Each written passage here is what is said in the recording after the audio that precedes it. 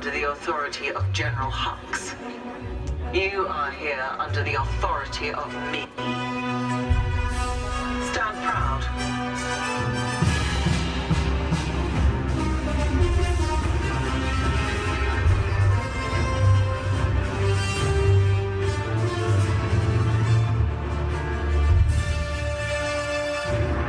Troops in this division are held to the highest standard. Mine. Show me fearless.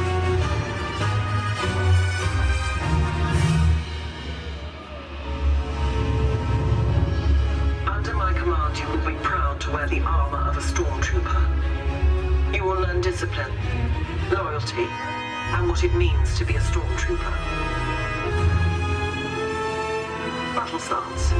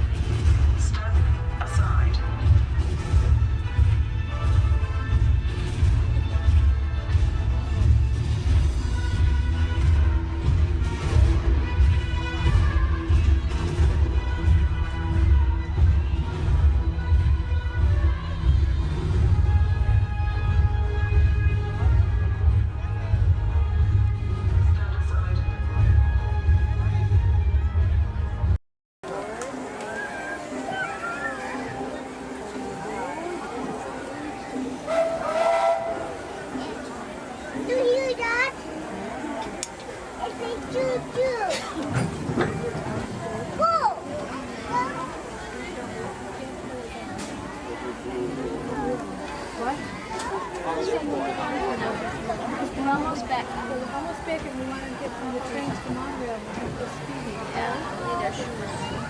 Hello, everyone. Thanks for joining us on the Disneyland Railroad.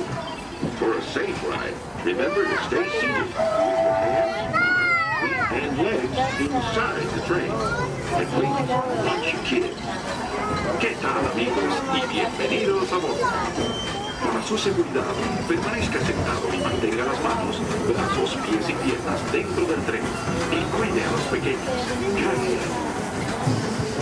As we steam on through granite, one more look at the majestic Matterhorn Mountain and the happiest cruise of ever sailed. It's a small world.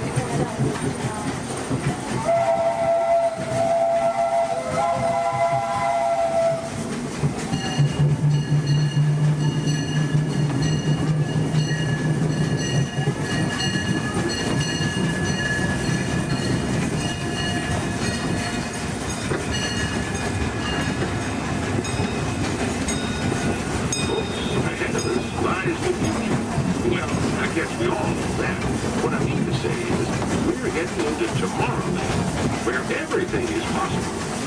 You look overhead, you might catch a glimpse of a monorail. When Disneyland introduced the monorail back in 1959, it was the first legally operating monorail system in the entire Western Hemisphere. Winding below us is a wheel, where drivers of all ages can get behind the wheel of a car, and no license is required. If you ever wanted to become an astronaut, then you might want to stop at Space Mountain and Star Tour, where they got some incredible flying spaceships that launch you into the deepest reaches of space. You can ride them if you got the mind. Well, folks, we're now arriving at Tomorrowland Station. If you're leaving here, just stay seated until we come to a full stop. Gather your belongings and step carefully from the train. Thanks.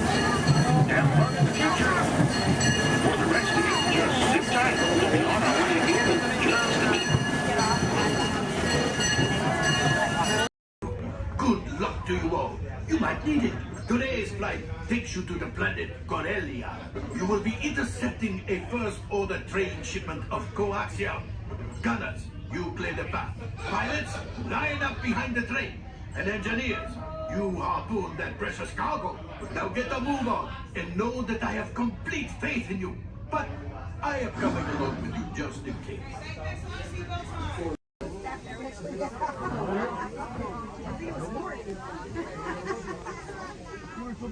Looks like we're on our way, and I'm so glad to have you with us. The next leg of our journey takes us to Main Street, USA. We'll head for Frontierland after that. Stay seated and keep your hands and arms, feet and legs inside the train at all times. Oh, and please keep an eye on your children. Para su seguridad, permanezca sentado y mantenga las manos, brazos, pies y piernas dentro del tren y cuide a los pequeños. Gracias. Next up is a place that's always ahead of the curve, and not just because we're on a straightaway. Our metropolis of mechanical marvels, Tomorrowland.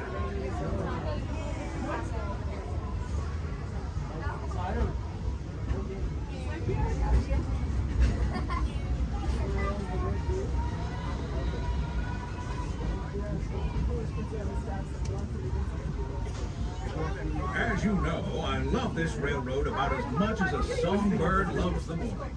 But I'm still awed by the rockets and space and fun. Unidentified users detected in upload conduit area. Scanning. Calculating. Locomotive maintaining trajectory. Intervention not required.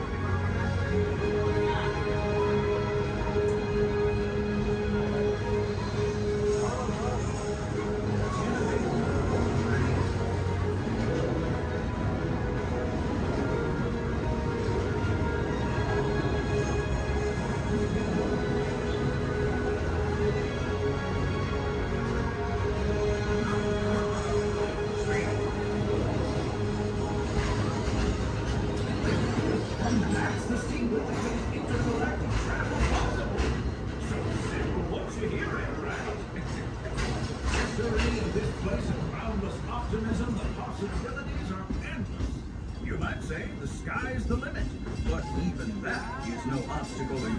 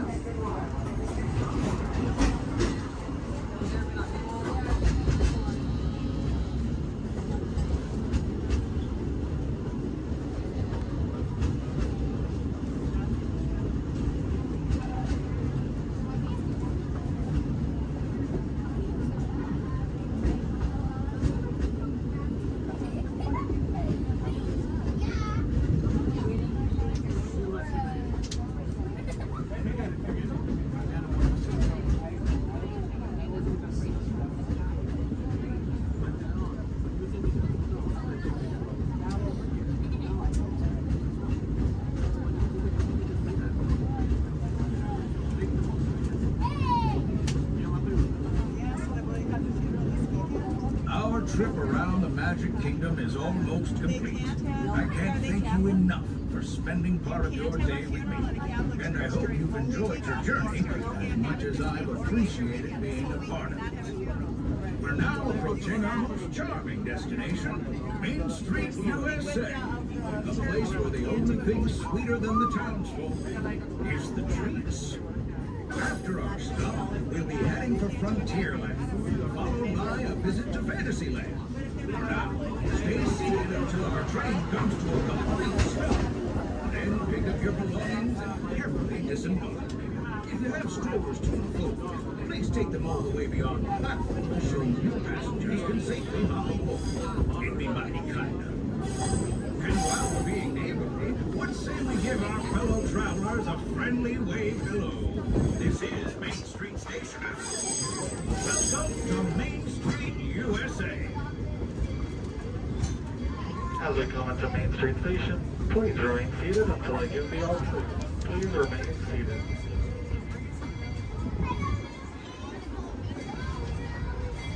Please remain seated, everybody. Please remain seated until I give the all clear.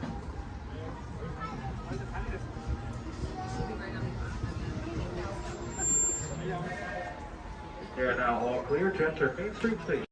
Yes, Walt has some of the brightest minds in the world, but I keep things around here pretty chill, so the kids can create the next big idea that will give you the tools to become the next generation of heroes.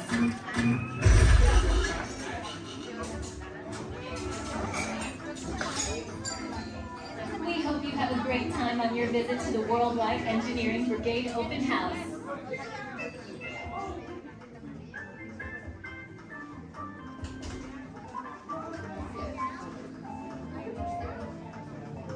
And now, our project lead, the brilliant, Peter Parker.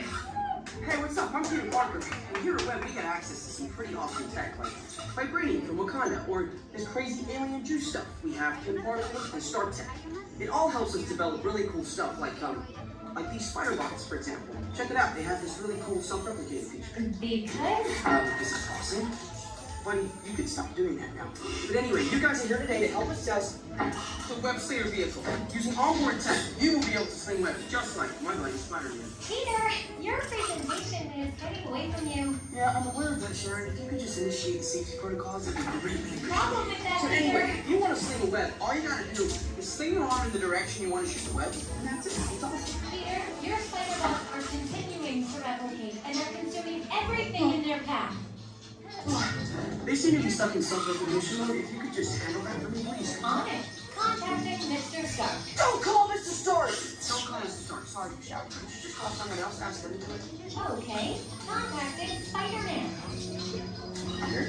I'm gonna go find Spider-Man first off, because he's around here somewhere. Okay, goodbye. Spider-Man! As you may have noticed, the spider bots are locked in that awesome self-replication mode. In spite of what you see, they were created to be robotic helpers that can break down raw material and create all kinds of useful tech. But because they are stuck in self-replication mode, the spider bots are currently consuming everything in sight and multiplying at an alarming rate.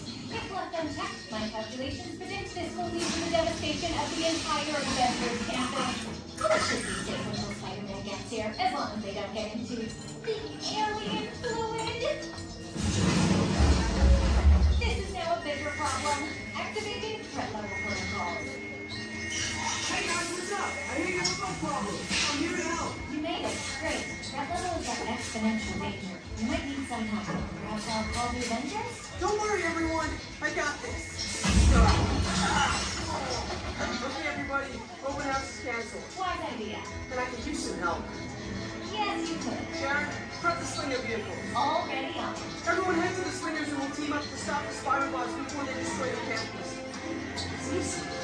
Okay, we have a plan. Please move quickly through the doors and down the hall to the slinger vehicle bay. Your open house demo has been upgraded to a high-stakes mission to save the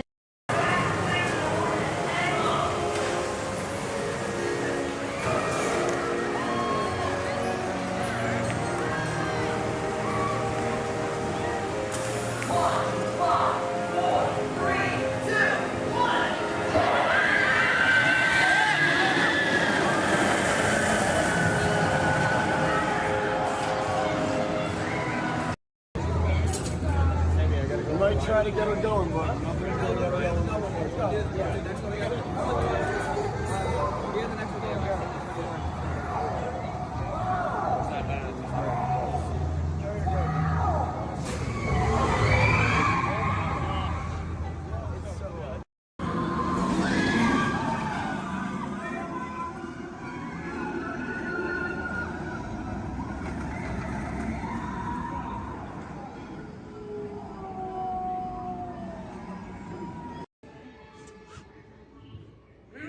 Orchestra of penguins. Yeah, probably took the job for the hell of it.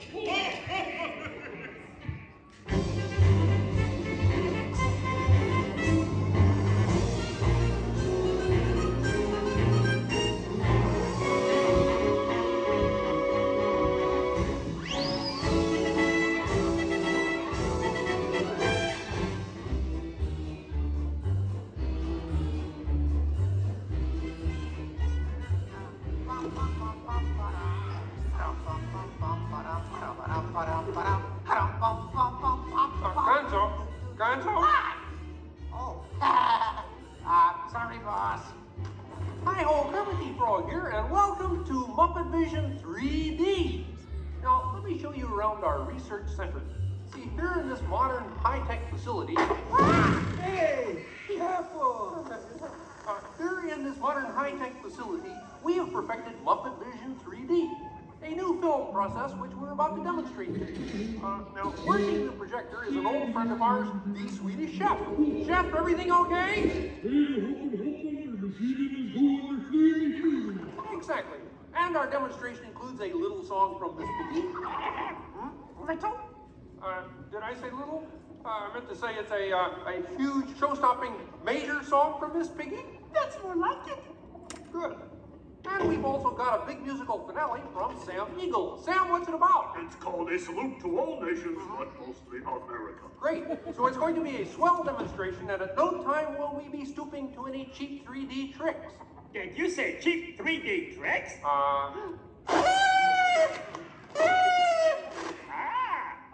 And here's something I wanted to spring on you. Walmart, it's that dumb bear again. Yeah. Hey, Bear, you're not even funny in 3D. Oh, not you guys. How did you get here? We entered a contest. Yeah, we lost. Oh, yeah? Well, my new 3DX gonna shower you all with humor. Waka waka. He's trying to drown us. What kind of act is that? An act of mercy. Well, listen, better luck next time, Fozzie. Okay? And now, if you'll come this way, I can show you our secret laboratory. You see, we invited distinguished scientists from all over the world to come and work here. Unfortunately, none of them showed up. So instead, I'd like to introduce you to the guys who invented Muppet Vision, and they can show you some of their... right now, I'd like to turn you over to Dr. Bunsen Honeydew and his assistant, Beaker. Well, thank you, Mr. Kermit. Today, let's look at the advancements we've been working on for Muppet Vision. Beaker, would you turn on the machine?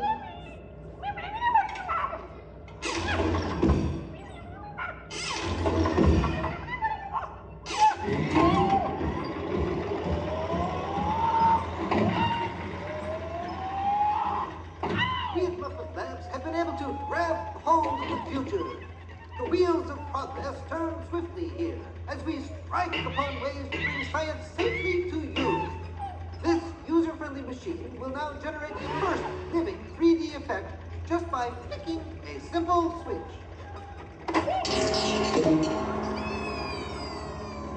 I'm Waldo, the spirit of 3D. Thank you. There. Ooh, cute outfit. What's this? Don't you just hate it when your nose runs?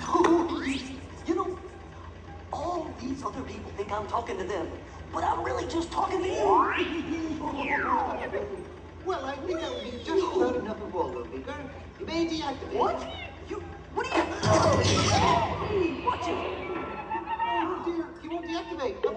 Ladies and gentlemen, there's nothing to worry about, but please keep your heads down.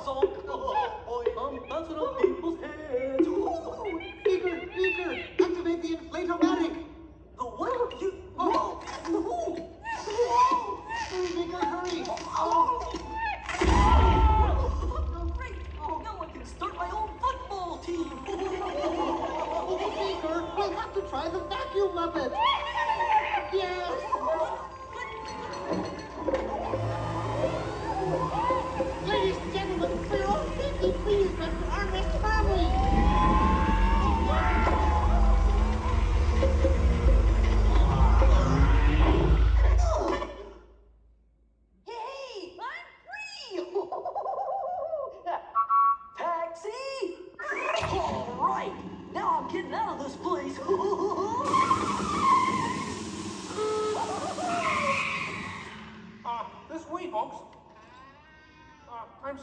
but Muppet Lab seems to have been temporarily sucked up. But, what is that? Hey, Kermit, see, it's my new remote control banana cream pie. Huh? Hey, Kermit, watch this. What?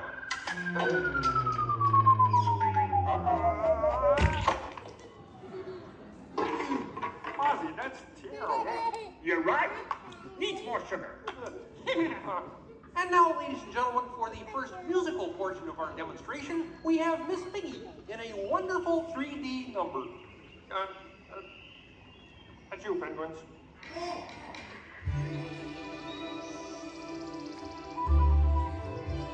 Oh, doesn't that look beautiful? Yeah, too bad they're gonna spoil it with a pig. La la la la la la. Oh, sun shining bright above you. Soft breezes seem to whisper, I love you. Birds singing in the sycamore tree. We made it to me. Oh. Look in my eyes and kiss me. Just hold me tight and tell me you miss me. While I'm alone and blue as can be. Dream a little dream of me. No troubles as life bubbles on, dear. Still craving a kiss. All right, that's it. Knock it off, penguin. Oh, but it was going so well. I will not work with the rabbit. But I was just doing 3D. Guess I won't be needing this. What's that? It was for the big water skiing finale.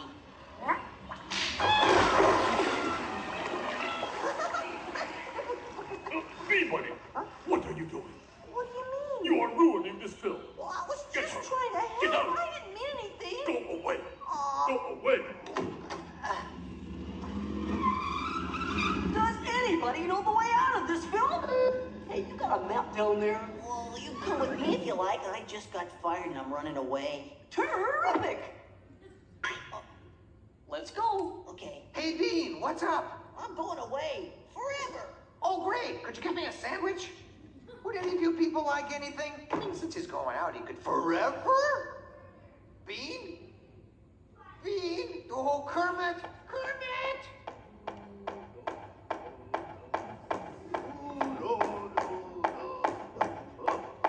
Hey, sweeter, that's a great effect.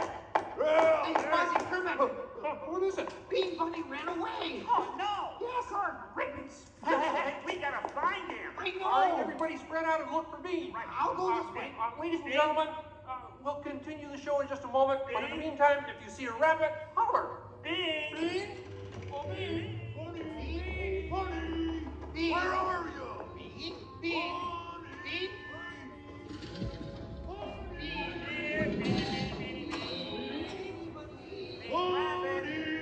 Hey, what's all the commotion about? Bunny ran away. Well, you know what that makes him? Smarter than us. Anybody seen a bunny? I don't see a bunny. Where? Where? Oh, nothing up there but a bunny. A bunny? Me! Hi, sweetie. Hey, Kermit, look! What? Bean, what are you doing out there? I'm running away. Nobody would let me help in the movie. Oh. This is a very moving moment. Yeah, I wish they'd move it to Pittsburgh. Hey, Bean! What are we doing sticking around here? Let's burn rubber! Who's that? He's Walt, 3D friend, and we're both leaving the movie. Right. Look at Bean! If you leave, you'll miss all the fireworks! Right, yeah! Fireworks? Ooh, okay, I'll stay. But I want to help. Gee, is there anything Bean can do in the final number? Oh, gosh, maybe Bean could set off the fireworks. That's great! Yeah, and I'll stay and help. I love fireworks! Well, okay. Sam, are you about ready? Yes, it's a glorious 3-hour finale. You got a minute and a half. Okay, everybody, get ready. Right. Ladies and gentlemen, the Muppets proudly present the final demonstration of Muppet Vision 3D.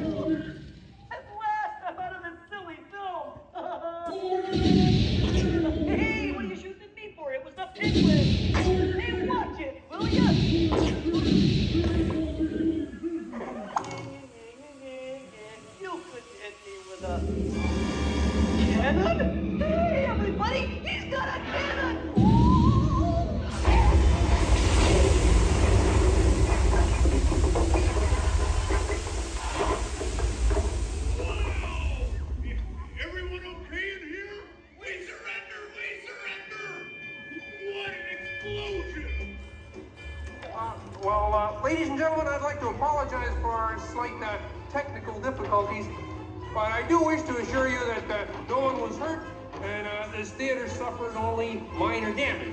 So thank you very much for coming to see this demonstration of Muppet Vision technology, and enjoy the rest of your stay, and come see us again sometime.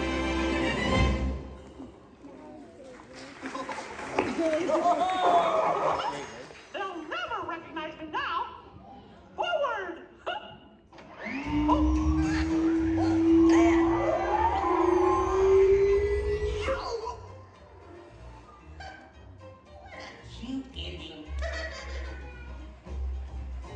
Well, what do you think? We have time to go to the bathroom before the next show? We can't, you old fool. We're bolted to the seats. On behalf of Kermit and the gang, thank you for joining us. Now please gather your personal belongings and walk a walk. Uncle says the doors to your right.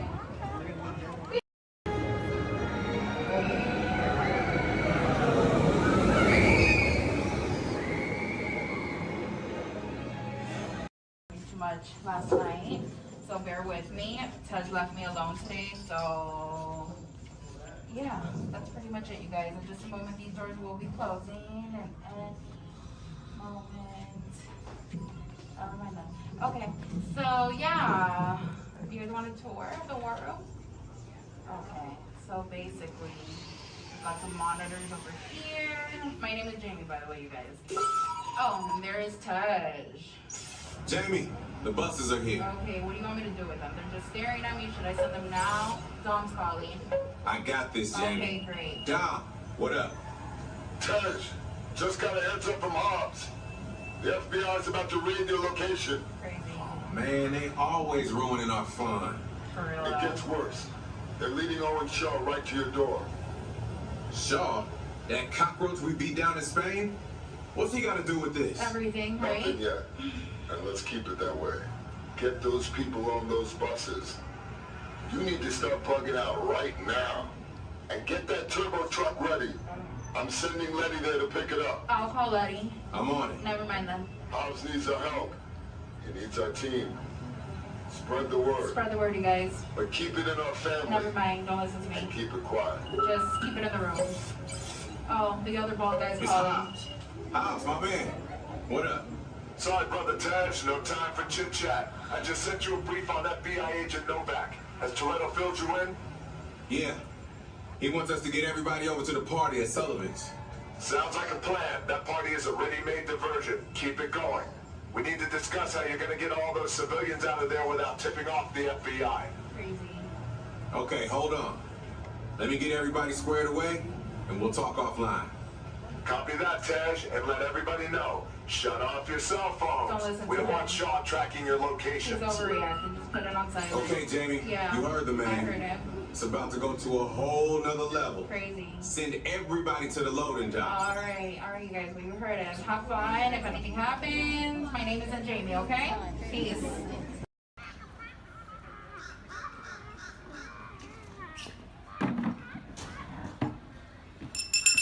Hear ye! I am James Jefferson, the town crier of Liberty Square. But my friends call me JJ. Come on, everyone, gather round. You're just in time. Come closer, all ye people, gather round and listen well. I've got a satchel full of history's greatest tales to tell. Your hair will stand on end with all the history and such. Unless, of course, you're bald like me, in which case, not so much. Hey, Sam! It's Sam Eagle, everybody! Tell us, Sam, what great American story are we sharing today? Today we shall salute the Declaration of Independence. Ah, a great story indeed. The people of the colonies, they said, let freedom ring! Declared their independence. Then they overthrew the king. There were battles, there was violence, there were spies and traitors too. We won't speak about all that. This is wholesome through and through. Right, let's bring out some friends to help us. Hey there, that's your cue. Welcome! Hiya! Woo! Great moments in history. Tra-la-la-la-la. Great moments in history. And this one features more. And here's what you will take away in all your minds and hearts. Great moments in history. Great moments in history. the American parts. Hi-ho, and welcome to Great Moments in History. But just the American parts. That's right, Sam. And as the official Liberty Square historian, I have drafted tributes to every important event in American history. JJ, please remind everyone which great moment we are sharing today. The Declaration of Independence. Excellent. I read it every night before bed, and so should you. And now I will recite from memory the entire Declaration of Independence. When in the course of human... Excuse me, Sam? Kermit, you are interrupting America. Sam, the gang and I were talking, and we had some ideas to make your show more entertaining. Entertaining? In a theme park? Yeah. Highly unusual. Aw, please, Sam? JJ, I could use a little help here. Sure, Kermit. Let's put this to a vote. All those in favor of making Sam's story a little more entertaining, say aye. Aye. The ayes have it. Oh, it appears democracy has spoken. All right, Kermit, you and your band of weirdos can come. Okay. But please, do it with dignity. Oh, sure, Sam. We always do things with dignity. Hey, Kermit, the all-chicken chorus is ready for their big number. The clock heard round the world. Get it, girls! Too soon.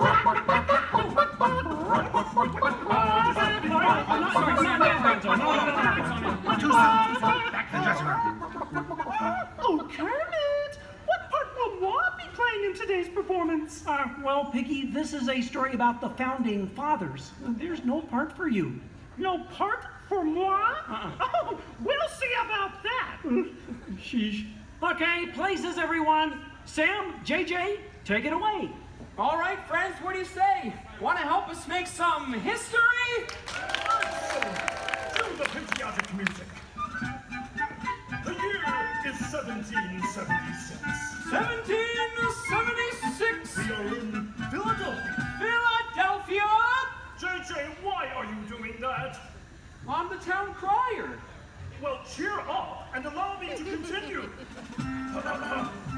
The year is 1776, and the Second Continental Congress has convened. Roll call, Thomas Jefferson. Hi-ho, Jefferson here. John Adams. Hey, that's me. And the highly quotable Benjamin Franklin. Ah, Ben Franklin here. A penny saved is a penny earned. And if at first you don't succeed, then skydiving is definitely not the sport for you. Let's hear it for your founding fathers. Sam. The delegates are discussing the question of America's independence from England, and there is much debate. Psst. Hey, that's you guys. Oh, right. Debate. Debate. Point of view. Opinion. Says you. Argument. Point. Counterpoint. Order. Needlepoint. I'll take 2 hot dogs with extra mayo. A banana sounds appealing. Waka waka. You get on with it. Okay, Sam. Guys, look, let's get down to business. Does anyone have any arguments in favor of independence? I do. Our continued association with England has grown intolerable. King George has altered our government, enforced cruel repression, and abolished our rights. Wow, nice job, Gonzo. How did you remember all that? I stapled it to my arm. Oh, yeesh. That's gonna leave a mark. Okay, now, does anyone have any arguments in favor of England and King George? Boo! Boo! Come on, No everyone. King George! No King George! No King George! No King George! No King George! No King George! Did someone call moi? Piggy, what are you doing here? I told you there's no part for you in this show. Of course there is. After all, who better to play royalty than moi? All hail King George! Piggy, women aren't kings, they're queens. Fine. All hail Queen Georgette! Good grief. I protest. This is not historically accurate. The king was not at the Congress. You got a bear playing Ben Franklin. And doing a great job at it. Let's hear it for the bear, huh? Go Fozzie, go Fozzie, go Fozzie, go Fozzie, go Fozzie, go Fozzie. Continue, please. Oh, sorry. Sorry, Kermit.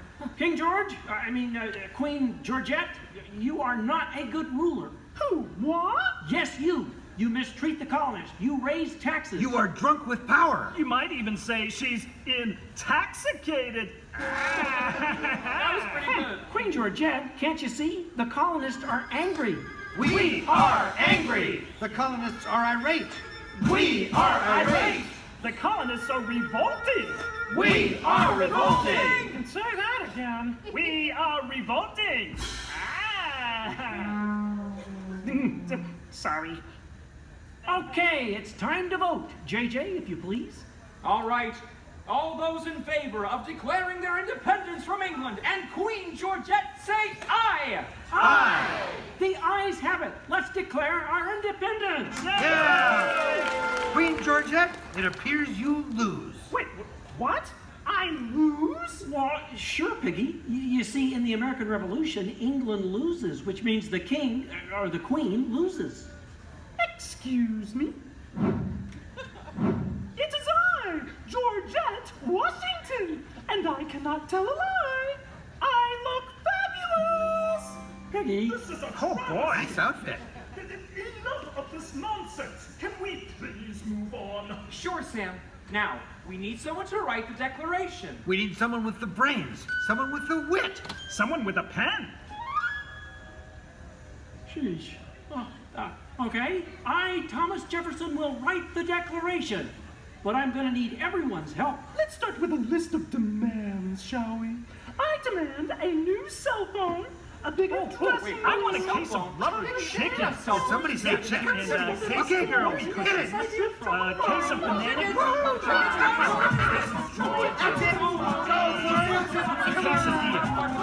You're doing it.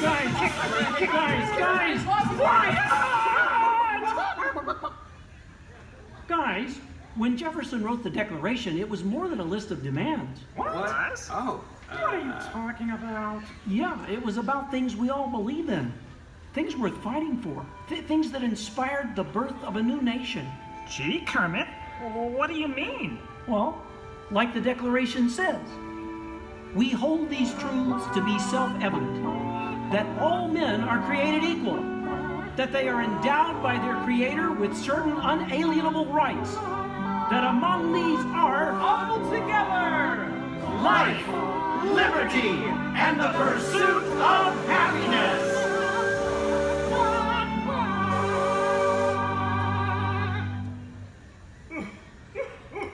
Sam, why are you crying? I thought that was pretty good. It wasn't good.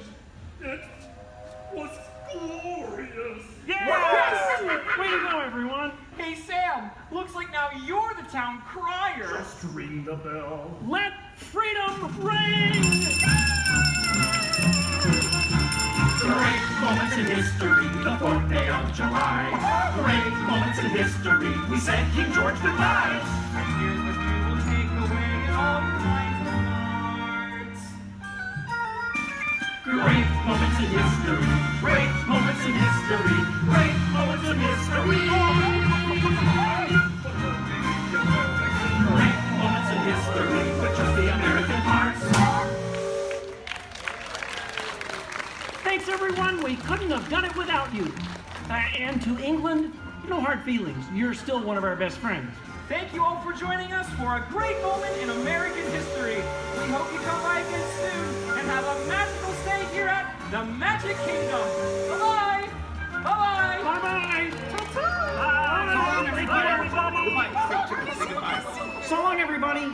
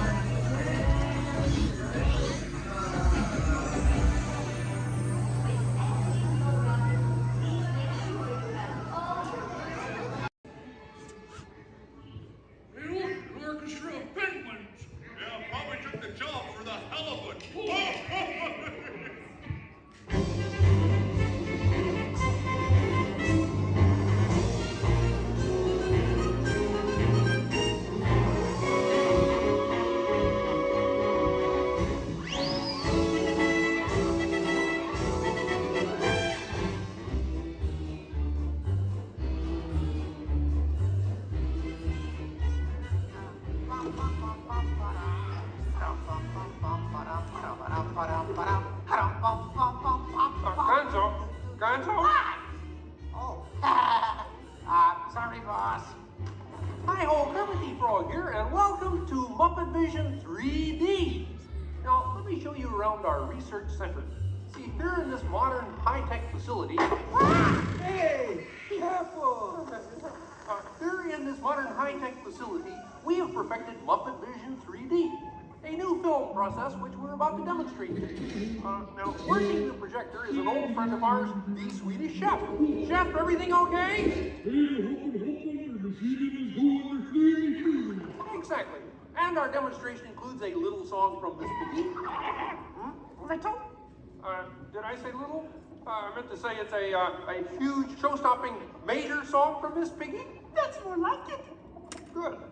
And we've also got a big musical finale from Sam Eagle. Sam, what's it about? It's called A Salute to All Nations, but mostly America. Great. So it's going to be a swell demonstration, and at no time will we be stooping to any cheap 3D tricks. Did you say cheap 3D tricks?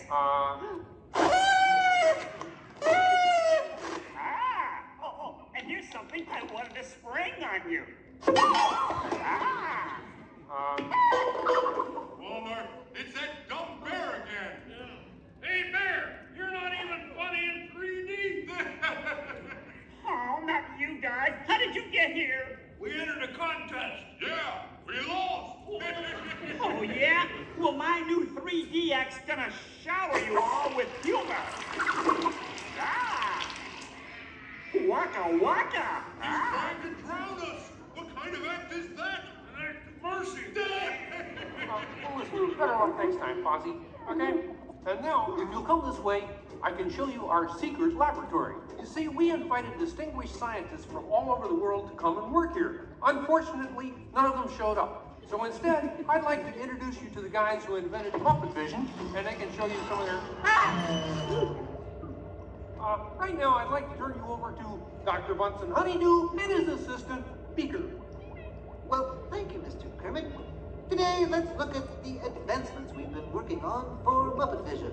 Beaker, would you turn on the machine?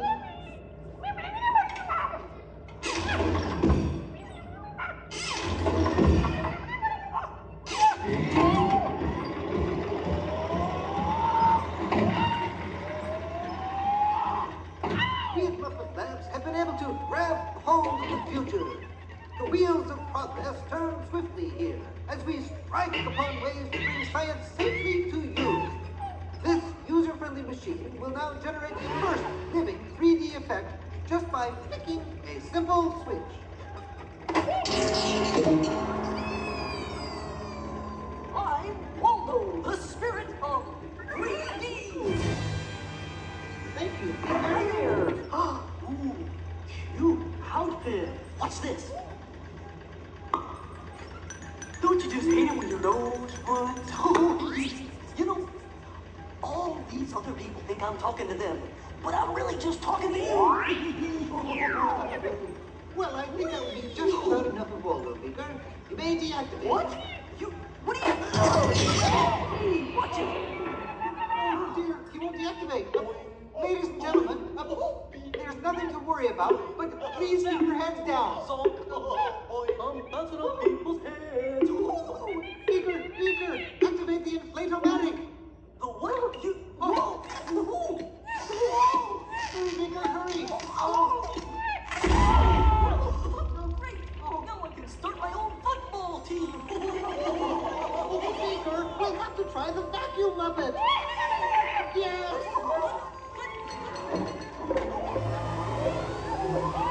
Ladies and gentlemen, for your own safety, please rest your armrest firmly.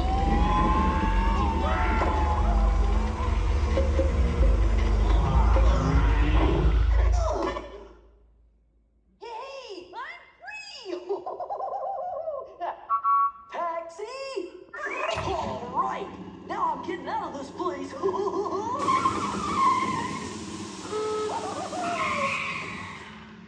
This way, folks. I'm sorry, but Muppet Labs seems to have been temporarily sucked up. But, what is that? Hey, Kermit, see, it's my new remote control banana cream pie. Yeah. Hey, Kermit, watch this. What?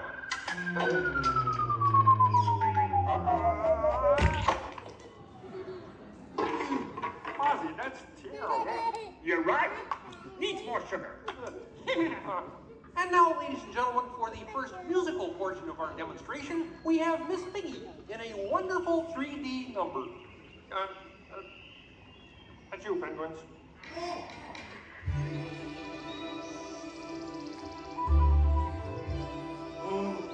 Doesn't it look beautiful? Yeah, too bad you're gonna spoil it with a pig. La la la la la la. Oh, sun shining bright above you. Soft breezes seem to whisper, I love you. Birds singing in the sycamore tree. We made it to me. Oh. Look in my eyes and kiss me. Just hold me tight and tell me you miss me. While I'm alone and blue as can be. Dream a little dream of me. No troubles as life bubbles on, dear. Still craving a kiss. All right, that's it. Knock it off, penguin. Oh, but it was going so well. I will not work with the rabbit. But I was just doing 3D. Guess I won't be needing this. What's that? It was for the big water skiing finale.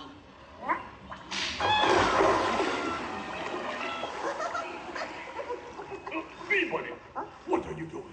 What do you mean? You are ruining this film. Well, I was Get just out. trying to Get help. out. I didn't mean anything. Go away. Go away. Does anybody know the way out of this film? Hey, you got a map down there? Well, you come with me if you like. I just got fired and I'm running away. Terrific! Let's go. Okay. Hey, Bean, what's up? I'm going away. Forever. Oh, great. Could you get me a sandwich? Would any of you people like anything? I mean, since he's going out, he could forever? Bean? Bean? Oh, Kermit! Kermit!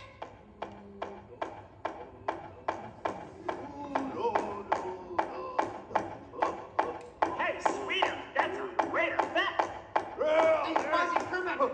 What is it? Bean Bunny ran away! Oh, no. Yes, our ribbons! Hey, we gotta find him. I know! All right, everybody spread out and look for me. Right. I'll go this way. Ladies and gentlemen, we'll continue the show in just a moment. But in the meantime, if you see a rabbit, holler. Bean. Bean? Oh, Bean. Bunny. Bunny. Bean? Where are you? Bean? Bean? Bean?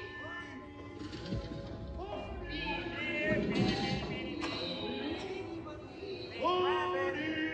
Hey, what's all the commotion about? Bunny ran away. Well, you know what that makes him? Smarter than us. Hey, anybody seen a bunny? I don't see a bunny. Where? Where? Oh, nothing up there but a bunny. A bunny? Me! Hi, sweetie. Hey, Kermit, look! What? Bean, what are you doing out there? I'm running away. Nobody would let me help in the movie. Oh. This is a very moving moment. Yeah, I wish they'd move it to Pittsburgh.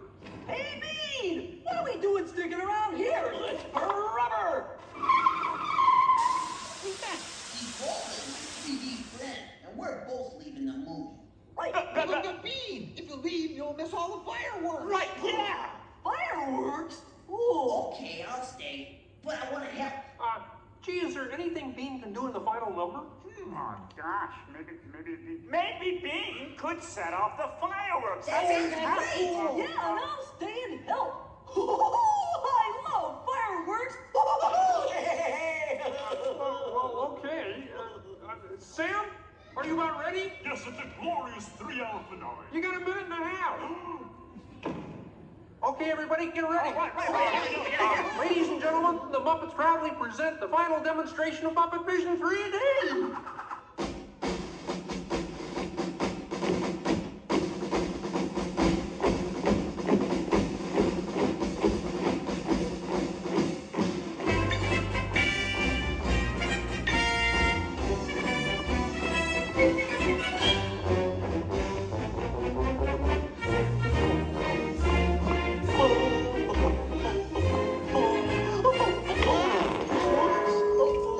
Where am I?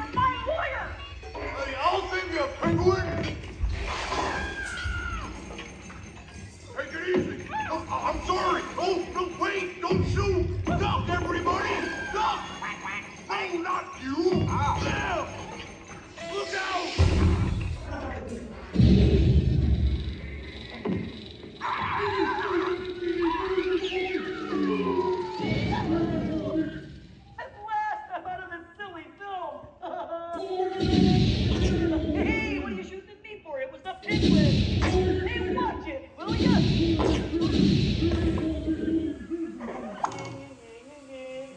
You couldn't hit me with a cannon? Hey, everybody, he's got a cannon!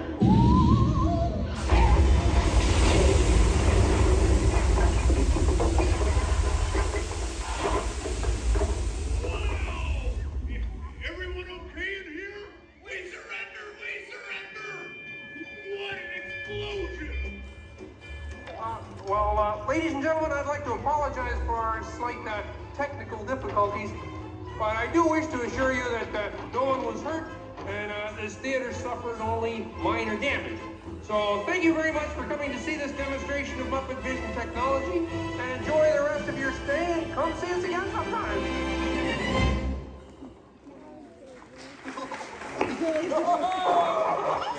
They'll never recognize me now! Forward!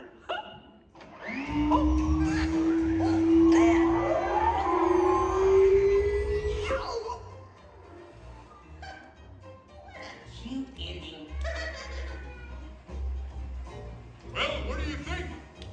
We have time to go to the bathroom before the next show. We can't, you old fool. We're bolted to the seats. On behalf of Kermit and the gang, thank you for joining us. Now please gather your personal belongings and waka waka. Uncle says the doors to your right.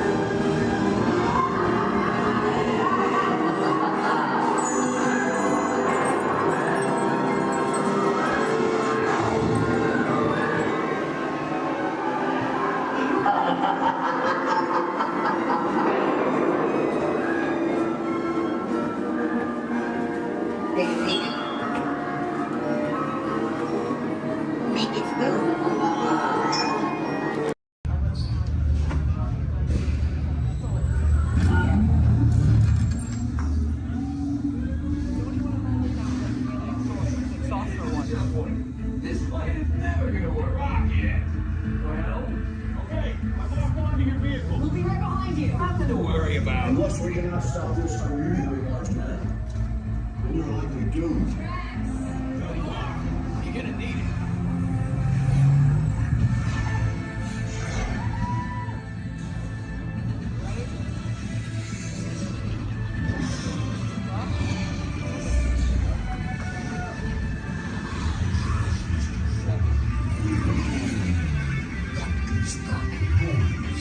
Noise? No one's gonna stop rock and roll from existing. What have we done? I think we're coming back.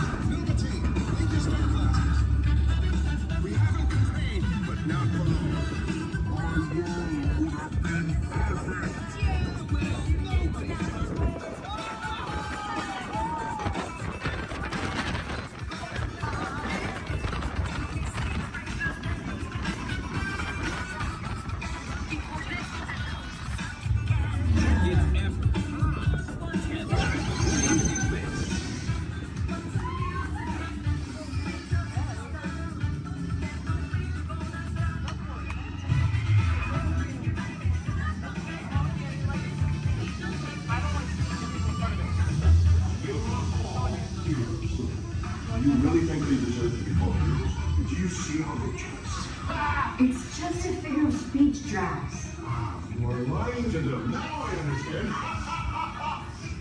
Welcome to the Guardians of the Galaxy.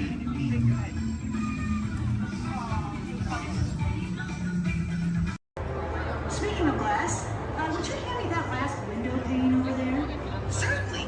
Oh, but just be careful. You don't want to step on it. Oops. Looks like it's break time.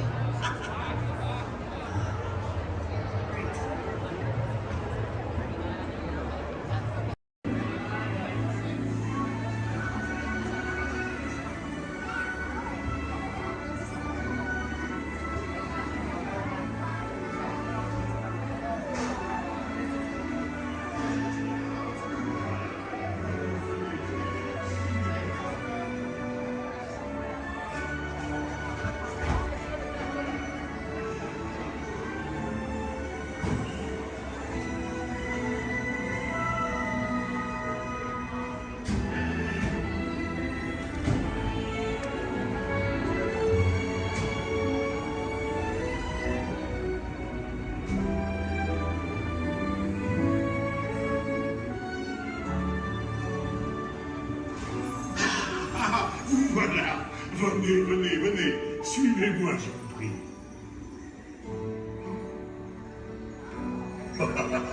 Chef Remy is waiting for you. This way.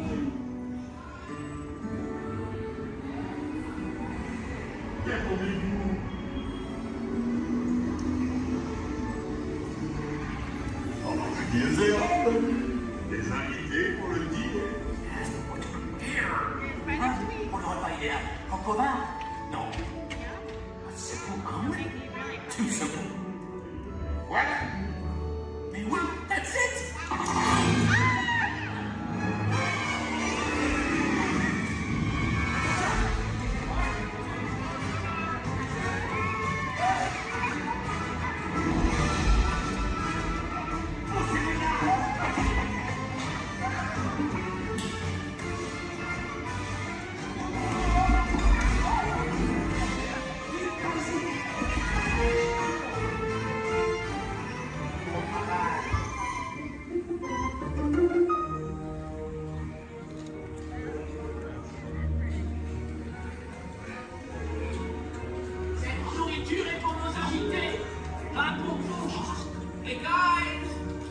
food is for them, not you.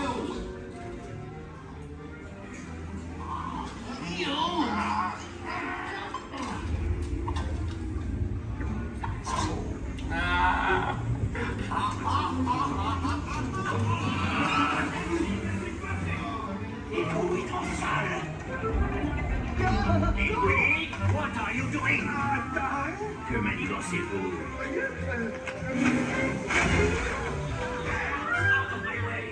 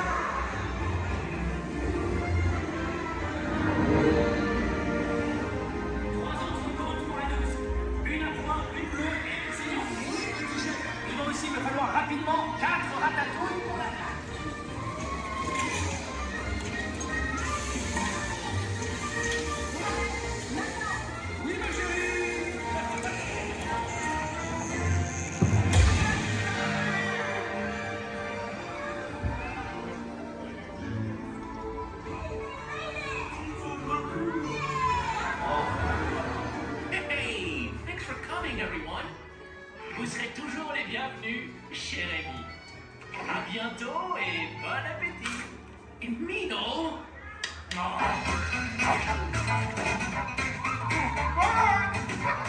Au revoir. Table for you, right this way. You are always welcome and feast your shade heavy. Au revoir.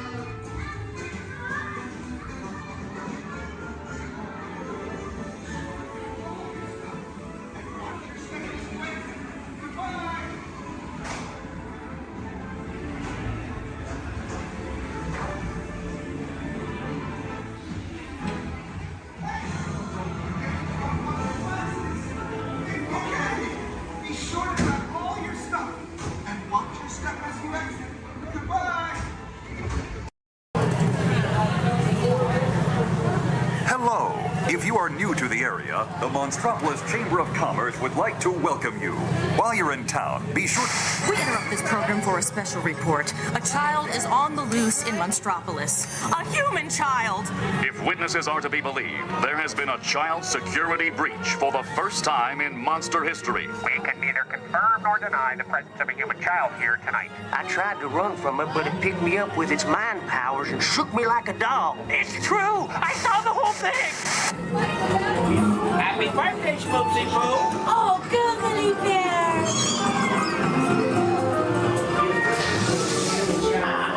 It's telepathic control. Lazy dance like a chicken. I thought were not my own. Then it grabbed me with its giant forked tongue and rolled me up and down like a shoulder. Oh, we gotta get you home.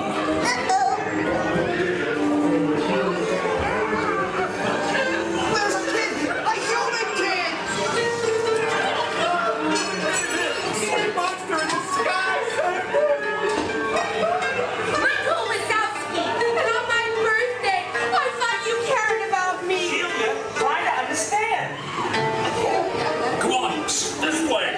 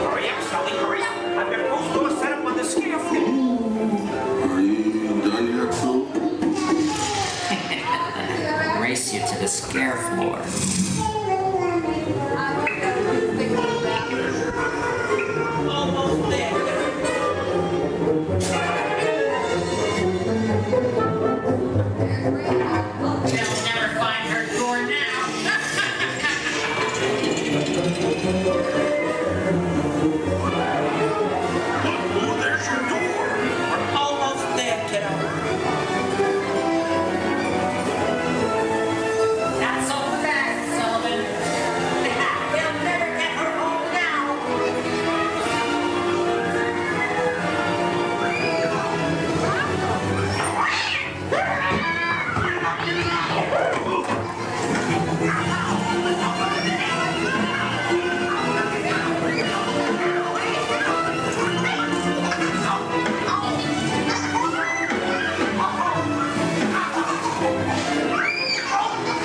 It's been the most terrifying day of my life.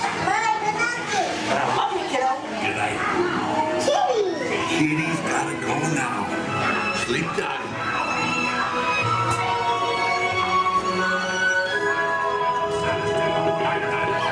Get ready, folks. We have to decontaminate you. Sorry, Eddie. We have to do this for your own good.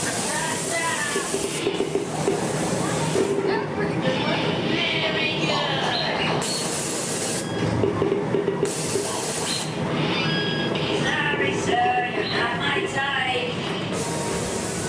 Yeah. We can neither confirm Sir, stop making good eyes at me. I'm not that kind of girl. progress and reported to the scene where we immediately Stop staring at me. we spread out and locked it down. Hey, you left the lens cap on. Just kidding. The situation status to Your stunned silence is very reassuring. Duh. Ta-ta. Ensure a safe and glorious triumph.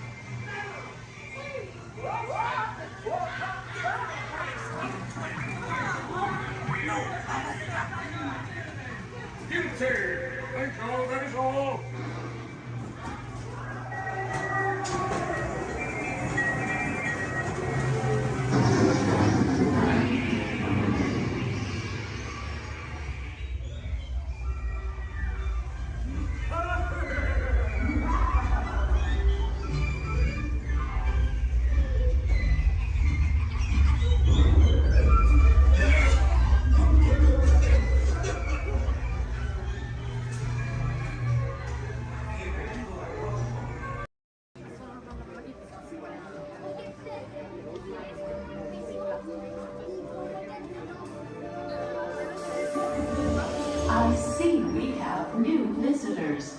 Welcome, Terrans, to the wonders of Xandar. I am World Mind, sentient supercomputer of Xandar. I hold the knowledge, memory, and experiences of all Xandarian citizens, past and present. This gives me extensive knowledge, yet I am constantly learning, and I am now learning about you and your planet, Terra.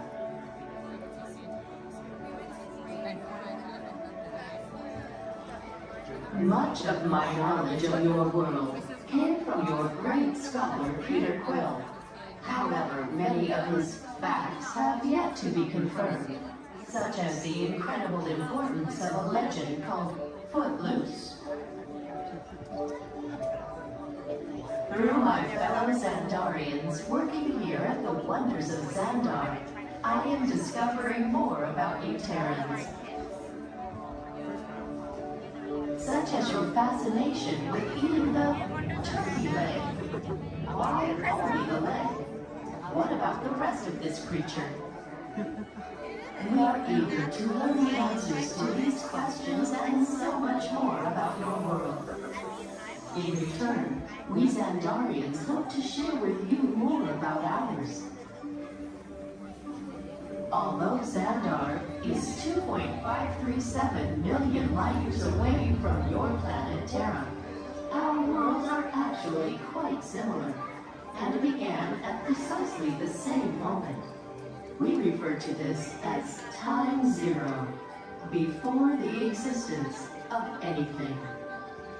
Our worlds were born of a single point of matter and energy that blasted outward in what you Terrans refer to as the Big Bang. And from nothing came the beginning of everything. Incredibly hot and extraordinarily powerful, this explosion filled the cosmos with a cloud of rapidly moving particles. Over the next 100 million years, space continued to expand, and the particles cooled and slowed.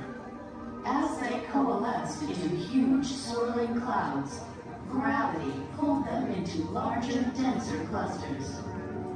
At the heart of these clusters, the temperature rose, and the particles were compressed so tightly they fused, releasing enormous amounts of heat and light. This is how the very first stars in our shared universe were born.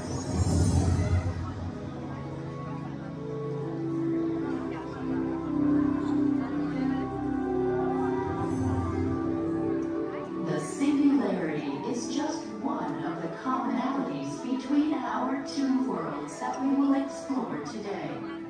Welcome, Terrans, to the wonders of Xandar.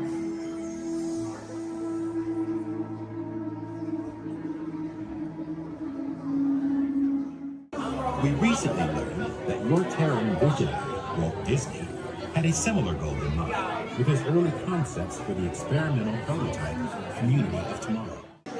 Now, Peter Quill, what do you have to say about this? You know, I mean, it was really a group effort to execute my plan. Thank you. The Great Lady, I would love to hear more about how Terra was chosen for this Wonders of Xandar tour. Well, that was totally my idea. And epcot, too, because I love that place. It's awesome. I went there as a kid, and I can't wait to get to go back and ride. I forgot this, man. Also want to see the energy, dinosaurs, and of course, hear the veggie fruit. It's the best. Okay, well, I'm sure it will be wonderful for you to relive all of those memories again. That's us. And it's thanks to the Wonders that Xandar is reaching out to other cultures across the galaxy.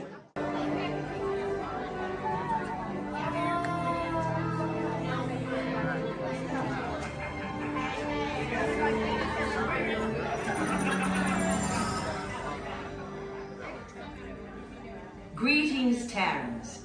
I am Nova Prime Irani Rayal, Commander of the Nova Corps.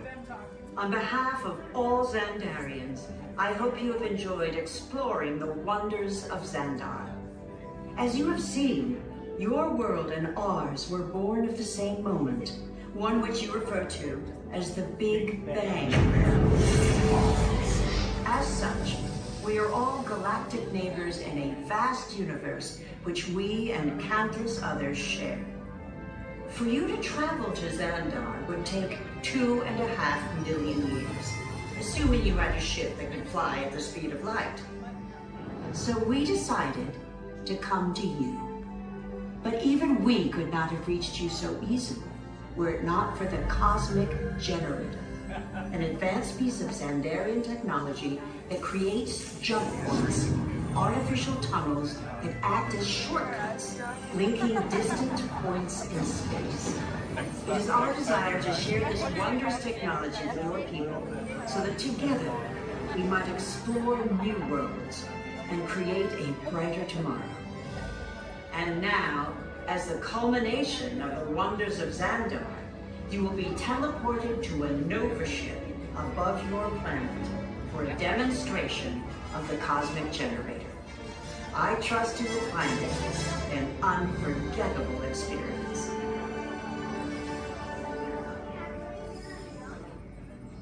Welcome, people of Epcot, Epcoters, Epcotians, citizens of Epcot. Does anyone know what they call themselves? What? Someone needs to tell me when I'm on. Welcome, Epcot-tarians. I am Centurion Tal Merrick, and we're just about ready to teleport you up to the ship for the demonstration. As you're about to enter a secure Nova area, I must ask you to put away your Terran communication devices at this time. Recording of any type is strictly prohibited. I am very serious about this. Now, please step forward into the chamber. You're gonna love this. You're on! That was the best. That was like probably highlight. You're on! Someone get that guy back. I should warn you that we have never teleported Terrans before. But since your molecular structure is very similar to Xandarians, it should work. It'll work. So long as you are standing inside the lighted ring. You do not want to know what happened last time someone did not stand where I told them to, okay? Stand by the teleportation. Here we go.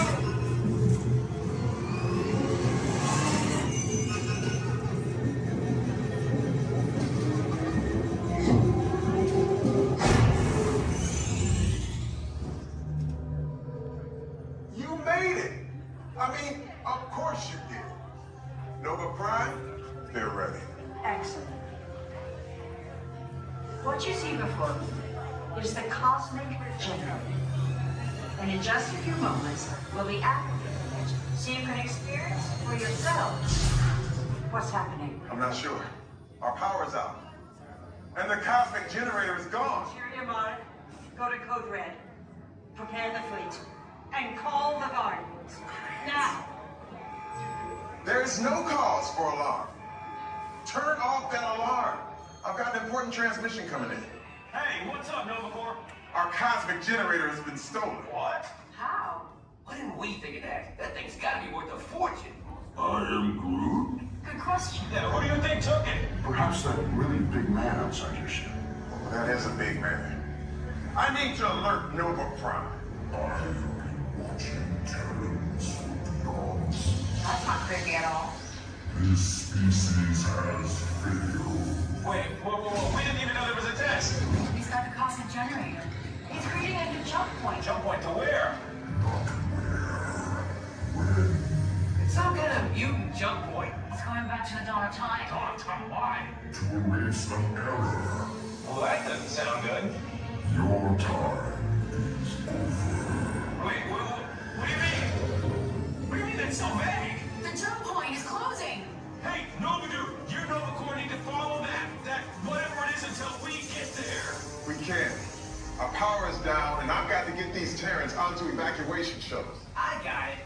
I reprogrammed the shuttles to follow them through the jump point. Wait. What? Look, they're our only chance of keeping track of that whack job until we get the cosmic generator back. Piece of cake. Wait! There's King. Where's the stick? The odds are impossible. Yep. But it's our only shot. Good luck. Are you sure you can control it? Come on, it's me. We got this. We're all toast. First there was cake, now there is toast. This plan is making me so hungry. Terrans, listen up. We need to make our way to the evacuation shuttles now. We'll follow the fleet and get our power. Okay, they're headed for the jump point. This plan is never gonna work. Well, okay, I'm locked on We'll be right behind you. Nothing to worry about. Unless we not stop this unusually large man, you're likely doomed. Good luck. You're gonna need it.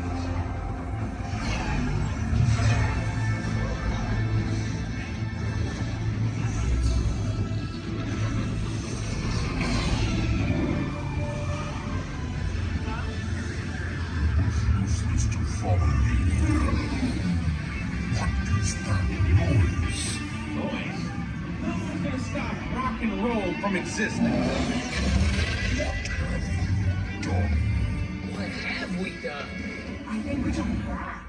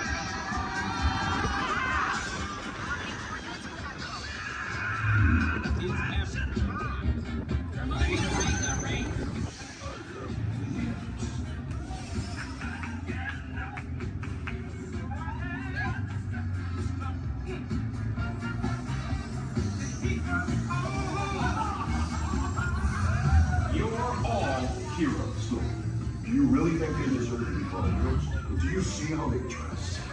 It's just a figure of speech, Drax. You are lying to them. Now I understand. Welcome to the Guardians of the Galaxy.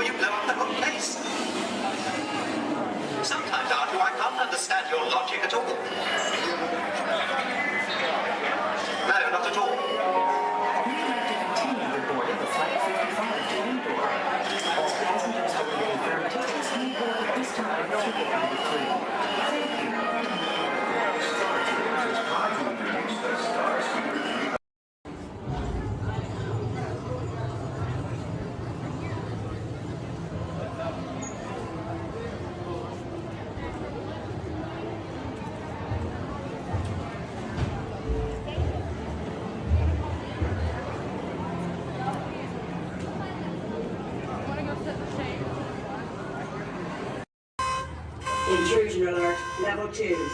Intrusion. Disarmed. Sensor offline.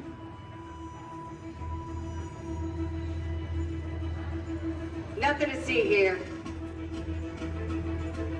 Move along.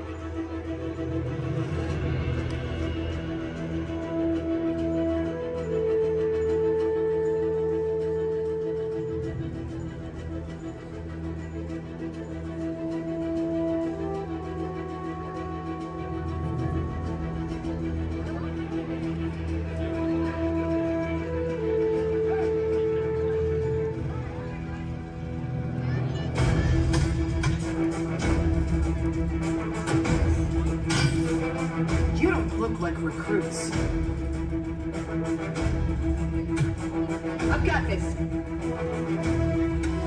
Intrusion alarm level 2. All units alerted. My turn.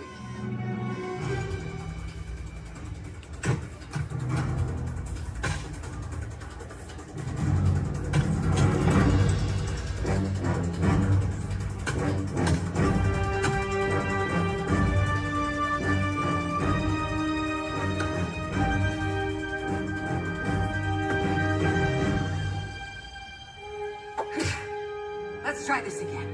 Who sent you? An old friend. System offline. Assets at risk. Reinitializing. Taskmaster. What do you want? HQ back online.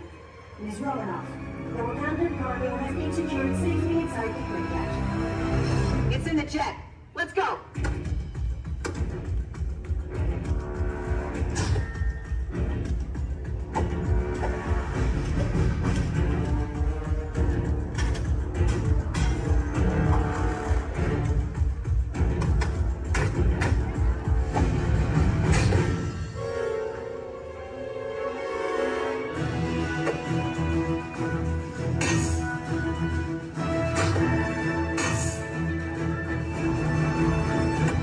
Incoming call from Mr. Stark. Friday, don't put him through! Yeah, she put me through. Hi, Nat. Everything okay? You need help? I don't need help! Yeah, I said help. Intruders, step aside. I won't ask a second time.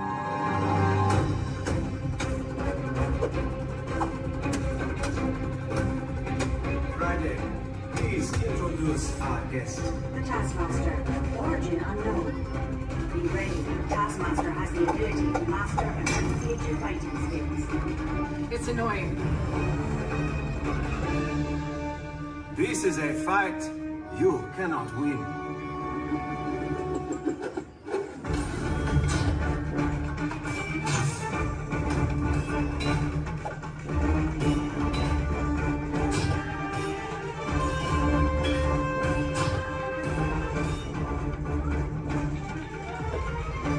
T'Challa, the vibranium! Leave it to me.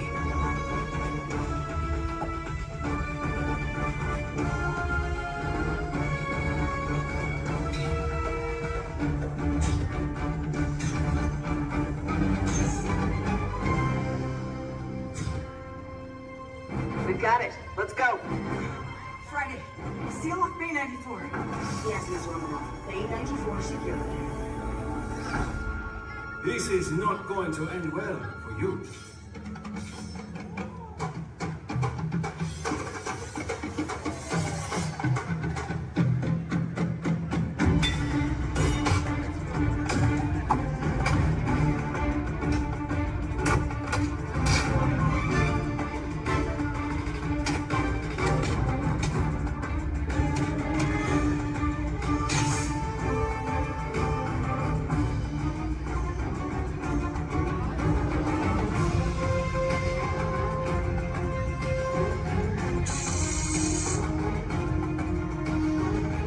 Looking for this?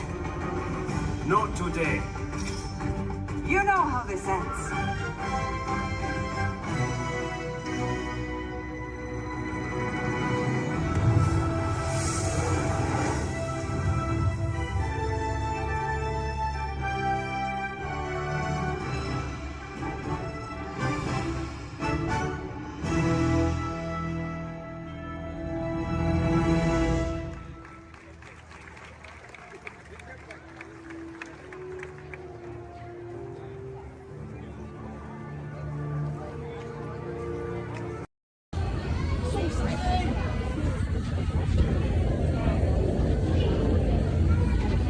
Thanks. What'd you say?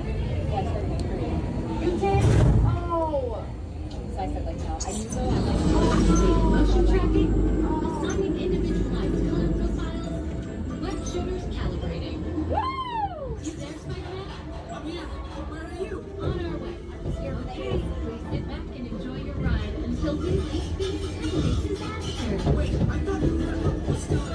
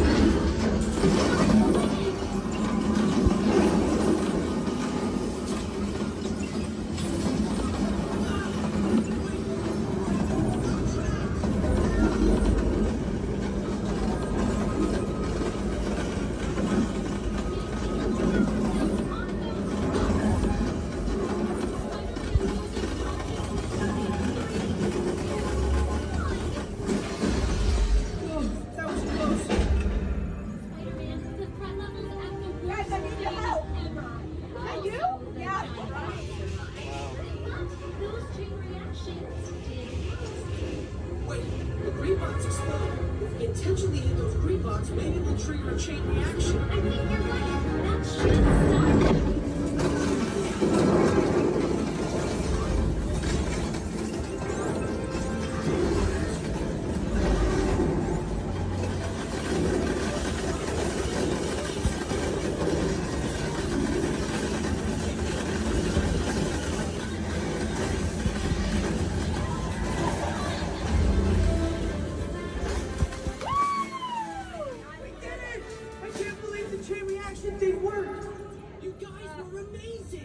I'm very impressed, Spider-Man. You really solved the problem. Well, it's only better without them. That was also your idea.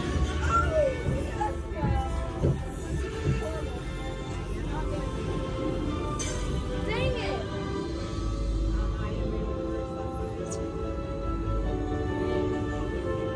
For your safety, please remain seated. We failed. I did better this morning. Jackson's been so good. My arms are tired. Reinforcements, remain seated inside the transport.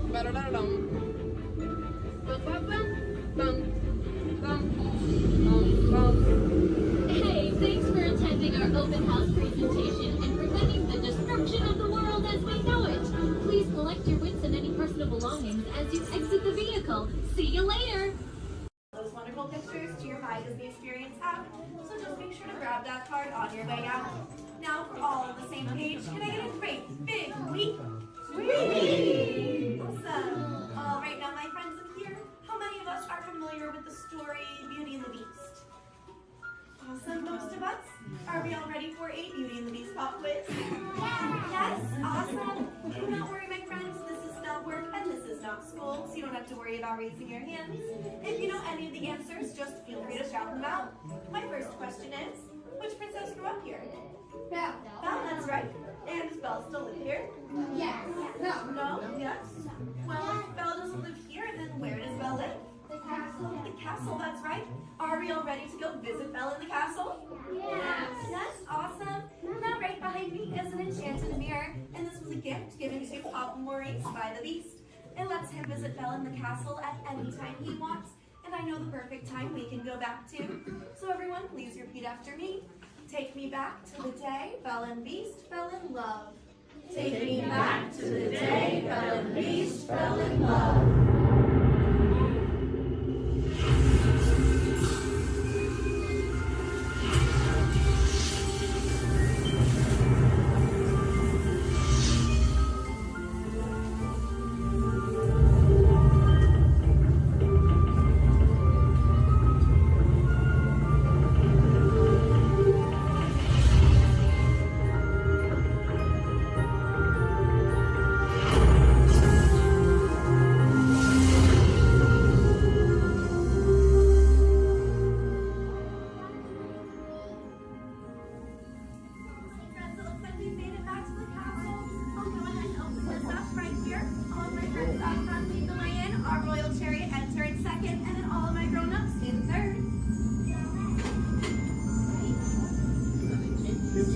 Here we go. All right, all my children, my kids, get to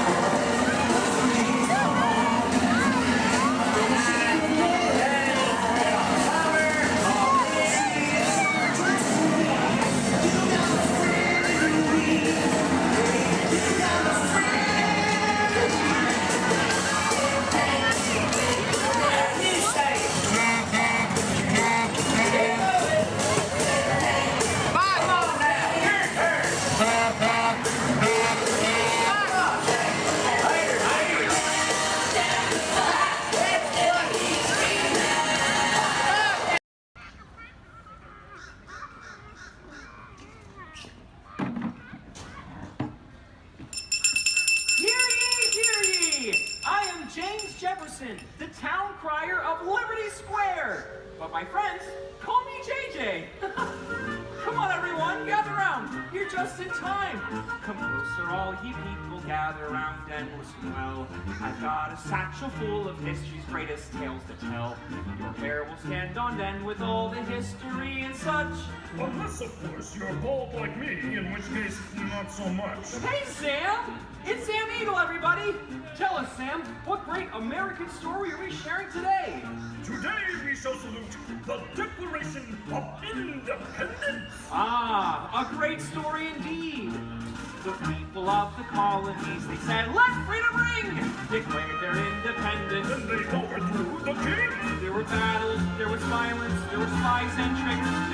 We won't speak about all that. This is wholesome through and through. Right, let's bring out some friends to help us. Hey there, that's your cue. Welcome! Hiya! Woo! Great moments in history. La la la la la. Great moments in history. And this one features more. And here's what you will take away in all your minds and hearts. Great moments in history. Great moments in history, but just the American parts. Hi-ho, and welcome to Great Moments in History. But just the American parts. That's right, Sam. And as the official Liberty Square historian, I have drafted tributes to every important event in American history. JJ, please remind everyone which great moment we are sharing today. The Declaration of Independence! Excellent! I read it every night before bed, and so should you. And now I will recite from memory the entire Declaration of Independence. When in the course of human... Excuse me, Sam? Kermit, you are interrupting America. Sam, the gang and I were talking, and we had some ideas to make your show more entertaining. Entertaining? Mm-hmm. In a theme park? Yeah. Highly unusual. Aw, please, Sam? JJ, I could use a little help here. Sure, Kermit. Let's put this to a vote. All those in favor of making Sam's story a little more entertaining, say aye! Aye! The ayes have it. Oh, it appears democracy has spoken.